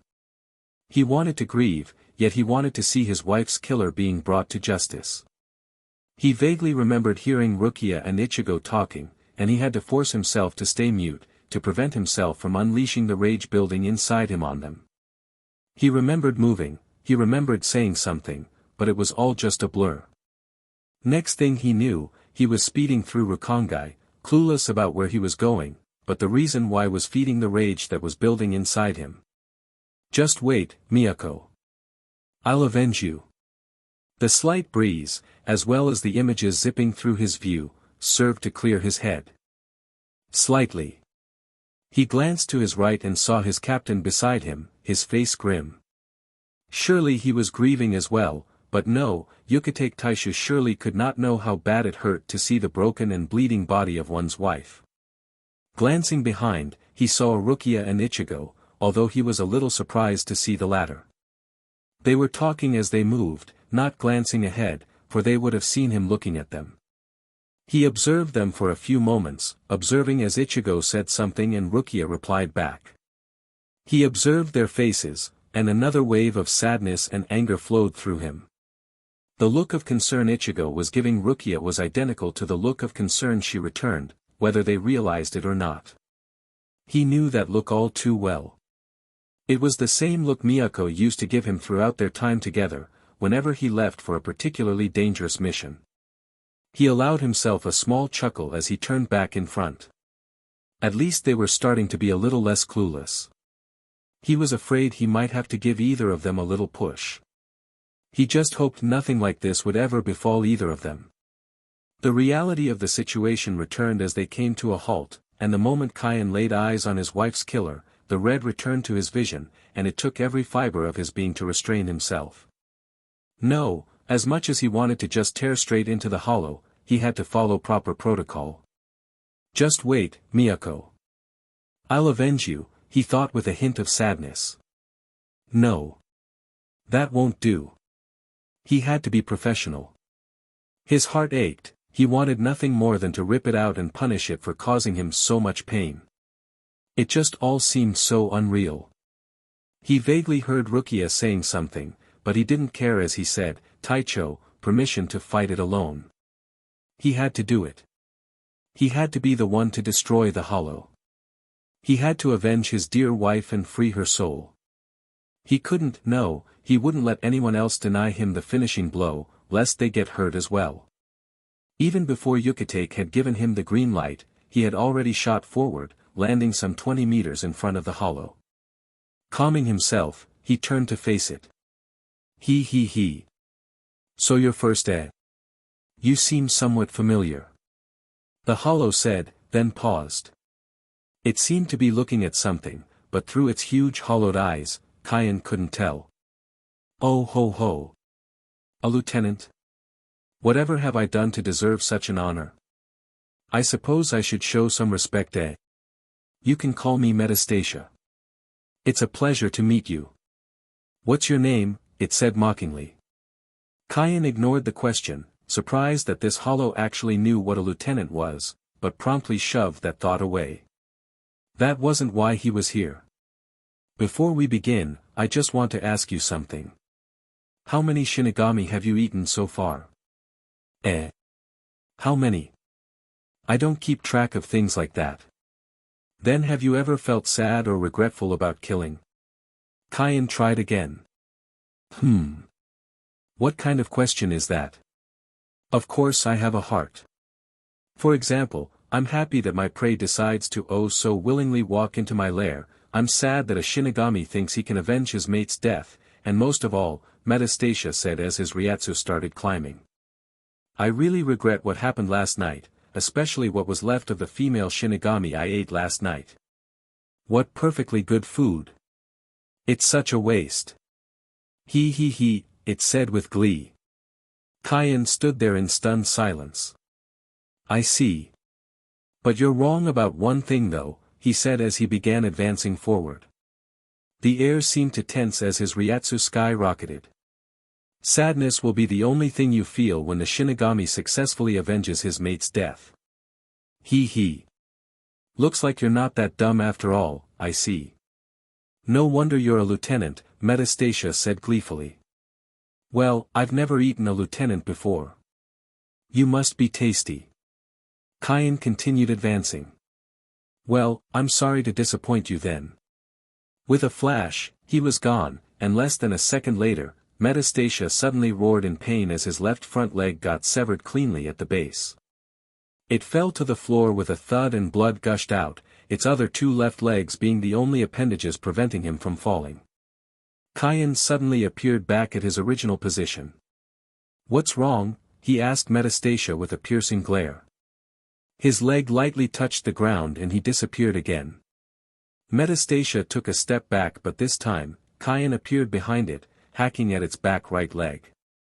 I thought you were going to eat me, he yelled, once again slicing his Zanpakuto cleanly through. Metastasia turned, its tentacles whipping through the air where Kaien had been, but the latter had already flash-stepped back to his original position again. Where's that confidence of yours now, huh? Kaien snarled. Gur. Don't get cocky, brat. You're underestimating me. Metastasia growled. As it said that, 3 tentacles burst from each limb before twisting together, reforming 2 makeshift limbs back. Kaien just scowled. Is that all? High-speed regeneration. In that case. He disappeared again, this time reappearing above Metastasia. Let me make this slow and painful. Grabbing a stray tentacle with one hand and pulling it taut, Kaien raised his sword and said, Suiten Sakamake, Nejabana. A crack. Kaien suddenly felt his Zanpakuto's Ryatsu wink out of existence. He turned round in confusion, a feeling that turned to shock as he witnessed his Zanpakuto shattering before his very eyes, leaving only the hilt intact. Although I can only do this once a day, I can make any Shinigami who touches my tentacles lose his Zanpakuto. Kaien just stared in shock. Like I said. The tentacle whipped from Kaien's grasp before swinging viciously back at him. Don't underestimate me. Without his Zanpakuto to defend himself, Kaien had no choice but to raise his arms in an attempt to defend himself, but to no avail. The tentacle whipped across his arm and torso. It was much sharper than it looked, opening a deep gash on both his arm and across his chest. Desperately trying to regain his bearings, Kaien kicked out against Metastasia, thankfully finding leverage on its body and launching himself back. What the hell? What kind of rubbish is that? Destroying a Zanpakuto just like that, how can such an ability exist? Miyako must have fallen victim to that. He had no time to relax, however, as Metastasia launched after him, much faster than he was moving. His eyes widened at the rapidly diminishing distance. Sheet dash. Kaiendano. The moment they saw his blood splatter onto the ground, both Ichigo and Rukia cried his name out. Ichigo already had his Zanpakuto out, burst through the night, Zangetsu. His blade warped into its cleaver-shaped shuriken and he propelled himself forward, followed immediately by Rukia, or so he thought. Ichigo. Stop, a voice suddenly bellowed out. Huh. Ichigo screeched to a halt and turned back, only to find that Yukitake had stepped forward and was now holding on to Rukia's arm, restraining her from going forward despite her vehement protests. "Why?" he asked in disbelief. "Taicho, please let me go. We must. Kaiendano, we need to help Kaiendano." Rukia protested at the same time, but Yukitake didn't reply. "Ichigo, step away from the fight or I might be forced to restrain you physically," Yukitake said again, his voice still dangerously calm. Ichigo could hardly believe his ears. "Kaiendano is in trouble. How do you expect us to dash? If you help him, think about what would happen to his pride." Yukitake said, his voice significantly louder now. "You can choose to jump in now and save his life, but you would have murdered his pride as well." A particularly loud cackle drew their attention again, and they turned round to see Metastasia whipping his tentacles out at Kaien again. Kaien ducked under the first one, caught the second just as it passed and pulled with all his might. Using his pure brute strength, Kaien managed to rip out the tentacle, drenching both his arms with blood. Without hesitation, he leaped back, but not before a third tentacle managed to slash across his chest again. "He's getting creamed out there without his Zanpakuto." Ichigo yelled in protest, rapidly losing his cool. "What is pride without a life to contain it?" Rukia continued immediately after. "Enough." Yukitake finally yelled, and the two immediately ceased their protests. "Ichigo, I'm disappointed. I was sure Kuchiki Taishu would have mentioned it to you. Either way, you two better remember this. There are only two kinds of fights that are meaningful: fight for no reason and will just be barbarians, the fight for life, or the fight for pride." Despite his calm demeanor, Yukitake was still watching the fight anxiously, resisting the temptation to step in as well. Miyako and her men were killed, eaten and desecrated by this hollow. Right now, Kaien he needs to restore their pride, but most importantly, he needs to restore his own pride. He can't take this lying down. You may call it his stubborn streak, but unless he's the one who takes down his wife's killer, he wouldn't be able to find rest for them in his heart. Ichigo and Rukia looked at each other for a moment before their eyes returned back to the battle. Yukitake released Rukia's arm from his grip, and for a moment, she still felt like bolting forward, but her tense muscles eventually relaxed in resignation. In front of her, Ichigo slowly dropped Zangetsu to his side, an identical dilemma running through his head. "Kaiendano, you better make it out of there," they both thought at the same time. Kaien scowled at Metastasia with determined eyes as he tossed the tentacle in his hands aside, having ripped out yet another one. You can still fight even without your Zanpakuto. You're much more capable than I thought, brat. Kaien growled under his breath, determined not to let Metastasia get under his skin. That was proving difficult as he looked at the hollow mask, since it gave Metastasia a perpetual mocking expression. Of course, what did you expect? Kaien shot back. Against a hollow of your level, using Kido is more than enough. You wish to play with your food? Sorry to break it to you, but this prey only plays life or death games. You sure talk big, brat. Heh heh. I wasn't planning on using this, but since you enjoy underestimating me that much.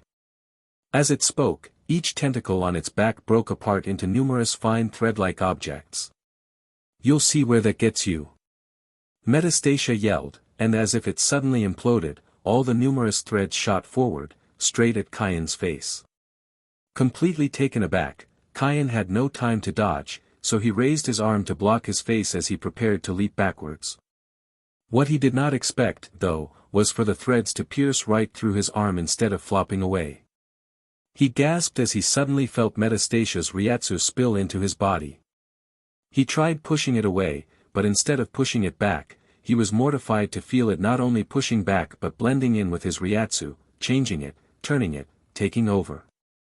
As his vision slowly faded, try as he might to resist it, only one thought burned through his fading conscience. I'm sorry, Miyako. Ichigo was stunned as he watched Metastasia's body collapse and disintegrate into nothingness. He heard Rukia calling out Kaien's name, but when the latter turned round, Ichigo gave a gasp of shock. His mind still trying to wrap itself around what he was seeing, he almost didn't hear Rukia's cry of surprise. When he turned, his blood nearly drained away. Sheet, Rukia. He was too far away. Without thinking, he plunged his sword into the ground that was darkened by his shadow. Chapter 28, Where Your Heart Is. All three of them looked on in trepidation as Kaien waged on against Metastasia despite the absence of his Zanpakuto. Ichigo and Rukia both looked on in particular awe, witnessing the ferocity of a lieutenant at battle. Even though they'd both trained in Hakuda, they'd never found a need to use it. It was usually used alongside their Zanpakutos and never by itself, so this was the first time they could see how it was used in an actual battle. Kaien seemed to be holding his own. After the early scare, he seemed to be gaining the upper hand after getting hit in exchange for ripping out one of Metastasia's tentacles. He ducked and weaved, trying to land another proper hit, and after a few tense seconds, got past Metastasia's defenses and managed to rip out another tentacle. Metastasia looked agitated as its tentacles suddenly broke apart into numerous thread-like objects. Words were exchanged, and before anyone could react, Metastasia suddenly appeared to implode. All the threads surged forward, heading straight to Kaien. Rukia stared, too stunned to even react, as the threads reached Kaien and seemed to disappear into him. A few meters away, Metastasia's body crumpled onto the ground, seemingly lifeless. Kaien just stood there, unmoving. Keikaien dano? Rukia said uncertainly. Kaien didn't reply. Kaien dano, she repeated again, feeling even more anxious now. You called. Ojo-san. Kaien said, and immediately, Rukia's eyes widened. His voice was completely warped, with two different pitches, one his normal voice, and the other a higher-pitched one. What's the matter? Are you looking for me? Kaien said again as he turned back. Rukia involuntarily took a step back the moment she saw his face, or the bottom half of it. His skin had turned a sickly olive green, and his tongue was sticking out. He was looking down, so she couldn't see his eyes. I smell the fear in you, Ojo-san. Are you that worried about me? Am I that special to you? Kaien repeated again as he looked straight at her, and Rukia gasped in shock. There were pale red flame marks around his eyes. No wait, those weren't his eyes. Kaien's eyes were completely gone, leaving behind two blank voids. What the hell? Rukia breathed. Kaien dano, what happened? Before she could finish her sentence, a surge of Ryatsu burst from Kaien, and he leapt up and straight at her. Since you like me so much, then you can be a part of me. Kaien yelled. Opening his jaw wide, wider than any normal Shinigami could, he dove straight at Rukia, ready to tear into her. The burst of Ryatsu, although strong, was not capable of paralyzing Rukia, yet she stood there, completely rooted and frozen, unable to move out of shock, stunned at the unrealism. Why was Kaien attacking her? What happened to him? Completely blank at the sudden attack, all she did was take a step back.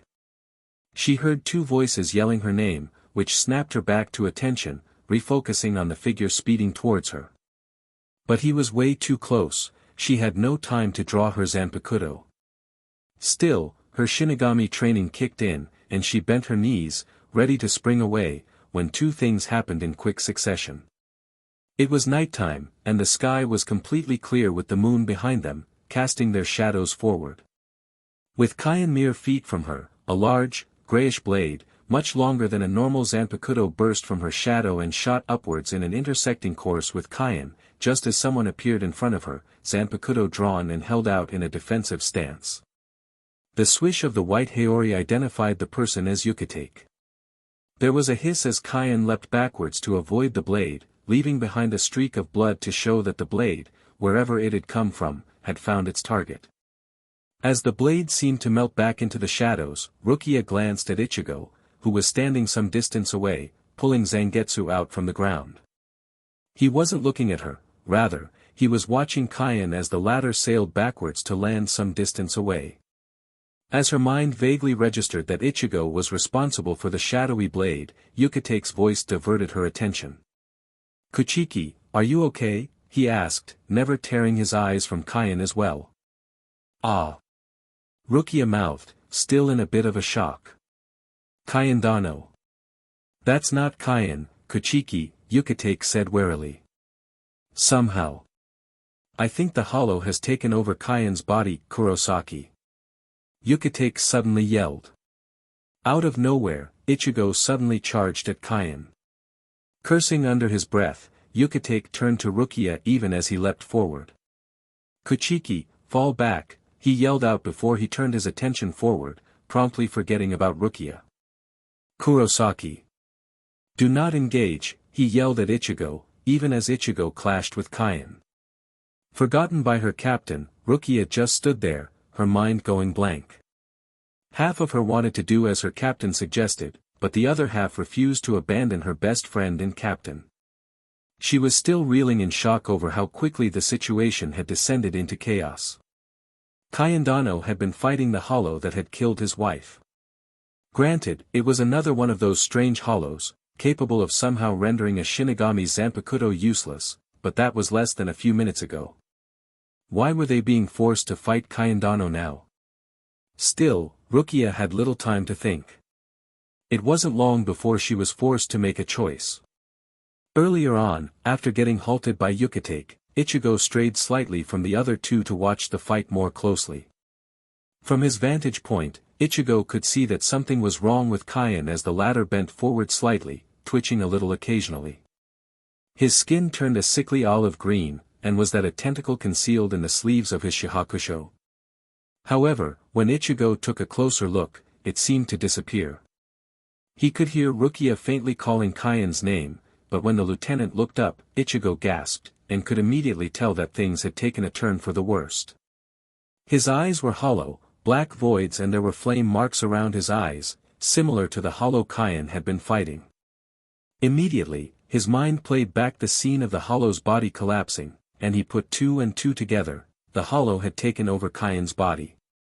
However, as that thought ran through his mind, it was immediately shattered the moment he heard Rukia's cry of surprise. Turning to look at her, he was shocked to see Kaien speeding straight towards her, his jaws wide open and his arms outstretched, aiming for her neck. Mentally kicking himself for moving away from her, Ichigo immediately raised his sword up and facing the ground, making sure it was directly over his shadow. Getsuga dash, he rammed his sword into the ground, fixing his eyes to somewhere in front of Rukia and praying that the moon was casting her shadow in front of her. Kagyari. Instead of meeting with the ground, the tip of Zangetsu met with no resistance as it seemed to touch the darkened ground and coalesce with it.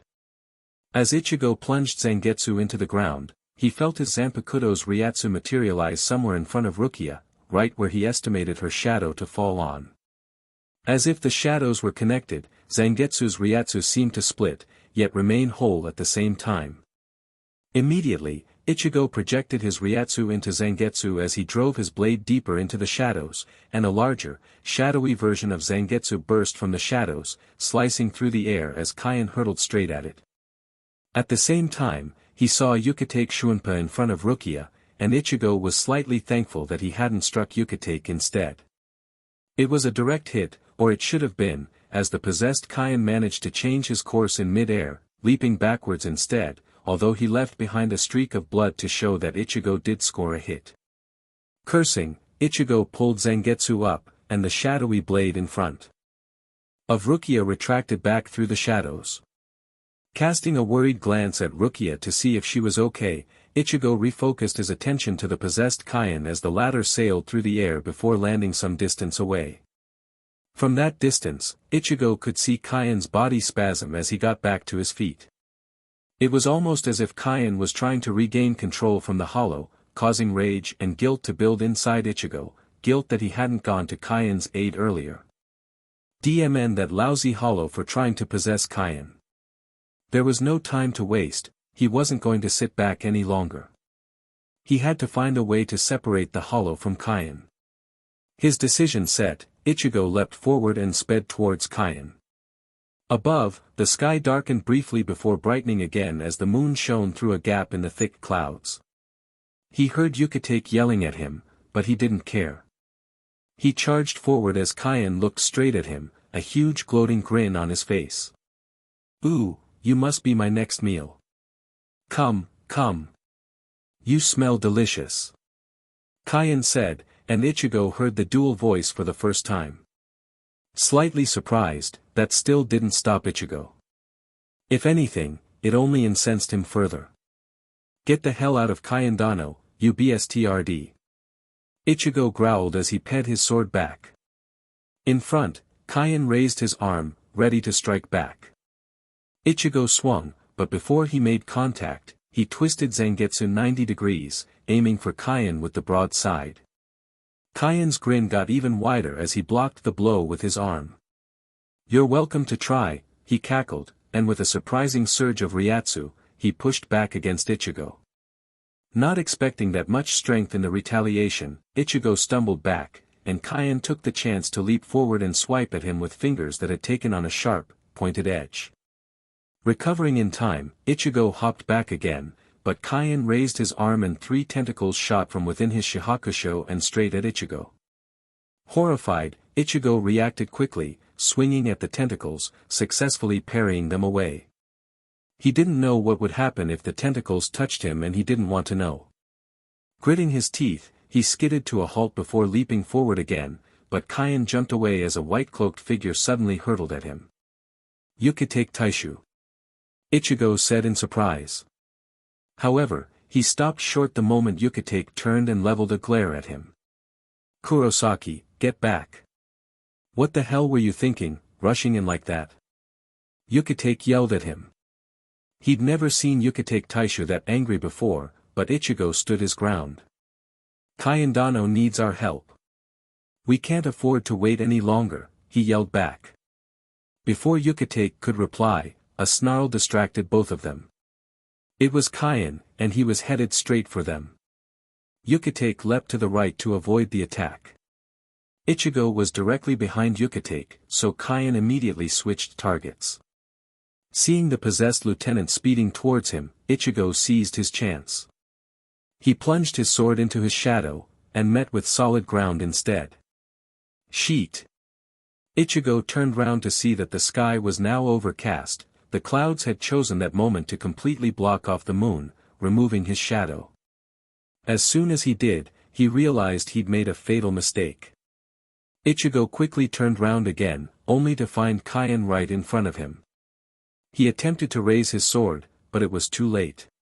His head flared in pain as Kaien's clawed hands raked the side of his head, sending him flying. He flew some distance before landing and skidding a little on the ground. Looking up, in an attempt to regain his bearings, he saw an unrelenting Kaien bearing down on him. "You're not going to get me that easily," Ichigo growled, scrambling to his feet. However, before he could retaliate against a rapidly moving Kaien, a wall of ice suddenly burst out from somewhere to his left and separated the two. Moving way too fast to slow down, Kaien collided with the ice, shattering the ice around him before dropping to the ground, dazed. Ichigo turned towards the origin of the ice. "Rukia," said Petite Shinigami stood a few meters away, her sword out in the familiar stance of her second dance. "I can't believe you need me to save your butt," Rukia joked, although her tone was anything but. "Well, the weather chose the right time not to agree with me," Ichigo said warily as he didn't tear his eyes away from Kaien's stirring body. Sure enough, less than a second later, Kaien snarled and looked straight at them, his tongue hanging from his mouth. "Kuchiki." Before Kaien could attack again, Yukate's voice suddenly rang out. They all turned to look at Yukate, who was up in the air and charging straight at Kaien. The latter jumped away as Yukate landed. "Kuchiki. I told you to get out of here." "It's too dangerous," he said as he faced Kaien. "Forgive me, Taicho, but I can't run away. Not with you and Ichigo fighting Kaien Dano. He needs us." At the same time, Ichigo said, "We can't let you fight Kaien Dano alone, Taicho. He's our responsibility as well. You may need all three of us to remove the hollow from Kaien Dano as well." "Are you talking about me?" Kaien mocked from a distance. "So that's why you three weren't attacking. And here I was assuming you three were soft. You're trying to figure out a way to remove me from this guy's body, eh? Well, since I'm such a nice hollow, let me save you the trouble and tell you that it's completely useless." Dead silence fell on all three Shinigami as the possessed Kaien continued talking. "This is different from possessing a living human's body. This guy's a spirit and so am I. This is not possession, this is union of two spiritual forms. Try as you might, we can never be separated again. All that's left to do is eat this body from the inside," the possessed Kaien said before ending off with a gleeful cackle. The three of them were stunned. "No. That's not possible." Rukia breathed. "There must be some way," Ichigo agreed. "Couldn't we send him to Kuratsuchi Taishu or something?" Yukate didn't reply, his mouth set in a grim line. "I guess there's no choice then," Yukate muttered grimly under his breath as he walked forward and raised his sword. Ichigo and Rukia looked at him for a split second before they realized what he was going to do. "Taicho. You can't!" Rukia exclaimed. "Taicho, we can still save him." Ichigo argued at the same time. "I'm sorry, you too, but what the hollow says is true.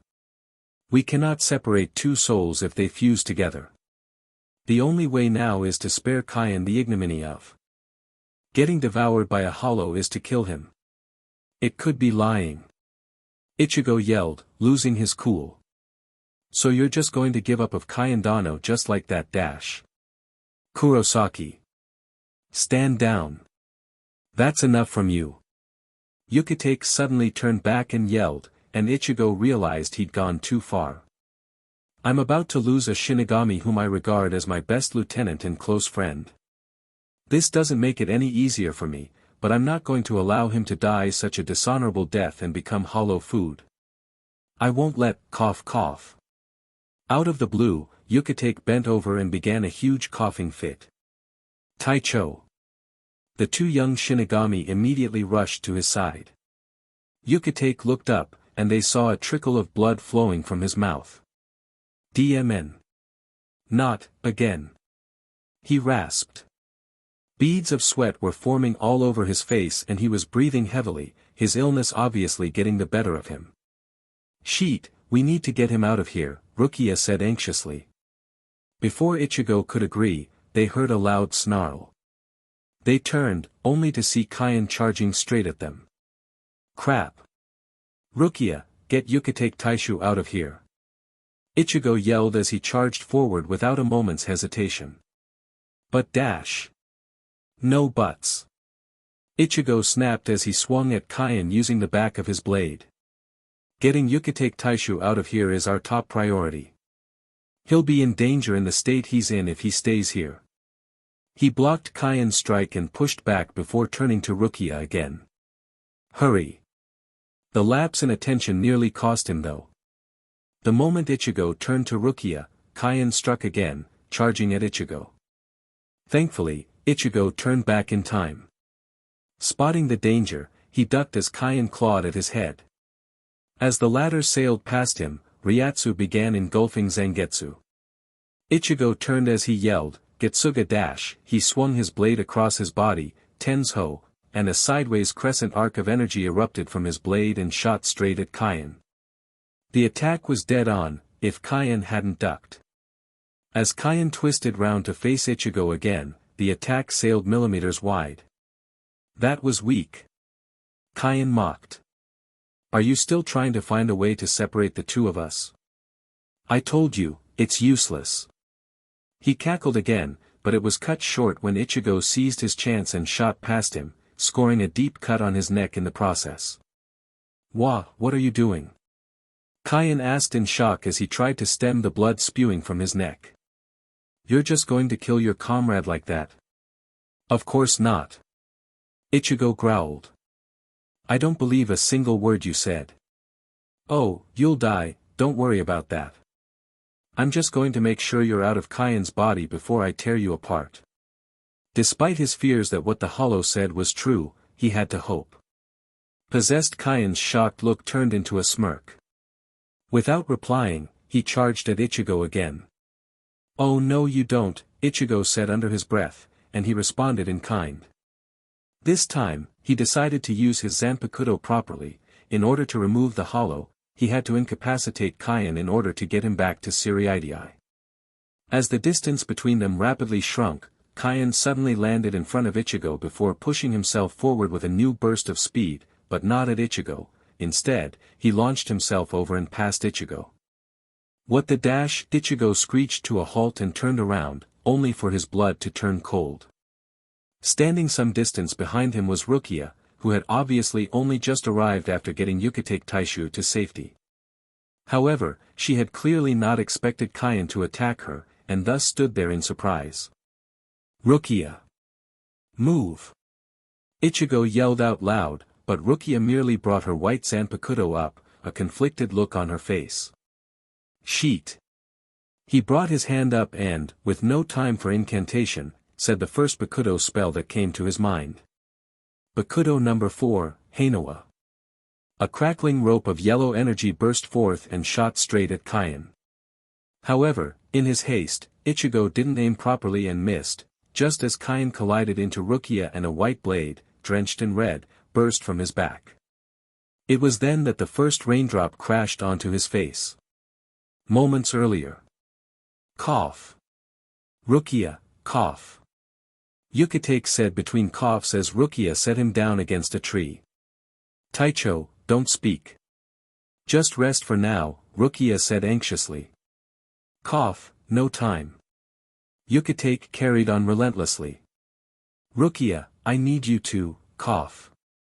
I need you to do something. What is it, Taicho? Rukia asked without hesitation. Cough. I need you to, kill, cough. Kaien. He coughed out. Rukia was understandably shocked at the request. But Taicho, surely there has to be another way. I'm sorry, Rukia, I really am. I wish I didn't have to lose my 2 highest seats on the same day, but there is no other way. As much as I wished there was, even Kuratsuchi Taishu said he's still working on a way to do so. Right now, that is no longer Kaien. You have to kill him, Rukia, it's the only way to save him from getting devoured by the hollow. The undisguised anguish in Yukitake's voice was enough to bring tears to Rukia's eyes. No, it can't be. She said in denial. She couldn't believe she had to lose the brother she never had. Just then, In the distance, she heard a familiar voice shouting, "Getsuga Tensho." Yukitake worked up another coughing fit. "Go. Cough, you have to do it, Rukia, cough." "I don't think Ichigo will, cough." "Yes, Taicho," Rukia said as she left to join the fray, all the while thinking of ways to separate the hollow from Kaien. It was in this state of mind that she entered the fight. Distracted, her mind went completely blank when she saw Kaien speeding straight at her.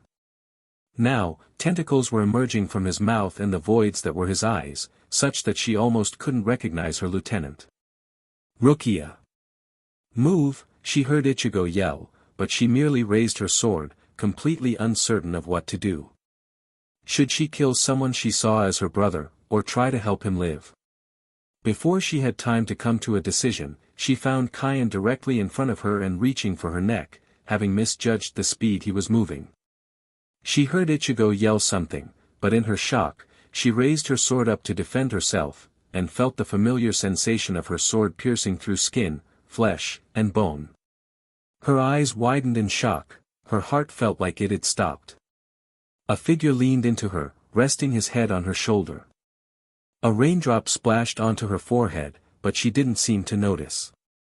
Less than a second later, it began to pour. "Kaiendano." She breathed. "No. Kaiendano. I didn't want. I didn't mean to." "Shoo, it's okay," she heard Kaien say, his voice solely his again. A hand patted her back, and she could see the exposed skin on his neck fading from green back to its original color. "I'm sorry that you had to do this," he said, his voice weak and faded. "I'm sorry that my stubbornness dragged you into this. I'm sorry that I've caused you so much pain. Kaiendano, save your energy, it'll be okay." Rukia choked, tears welling in her eyes, although it could have been the rain. It was all happening too fast. "Don't worry. I'll be fine," Kaien said, his voice getting weaker. He hugged her tightly just as a soft thud sound approached from behind Rukia. "Kaiendano," Ichigo whispered in shock. His head lifted from Rukia's shoulder. "Thank you, Kurosaki. I'm sorry to have dragged you into this as well." The heavy rain had by now plastered his hair to his face, covering part of his vision. "No," Ichigo said, shaking his head. "No, don't say that, Kaiendano," his voice quavered slightly. He ignored the rain even as it obscured his vision. "Thank you, Taicho," Kaien then said, as Yukitake appeared next to Ichigo. "Thank you for letting me fight, until the end, even though I shouldn't have." Yukitake merely stayed silent. "No, please. Kaiendano, you'll be fine, please." Rukia cried, no longer able to hold back her tears. Kaien's voice was becoming softer, weaker. "Don't worry, Rukia, just remember, follow your heart. Thanks to you, I can keep mine here. Ichigo, don't be content with what you have now. Keep trying, even if Byakuya tries to stop you. Thank you, you guys. Thank you." Already weakened from the hollow, this was just too much for Kaien to bear. A weak intake of breath, and his body sagged against Rukia, even as the rain pelted down upon them.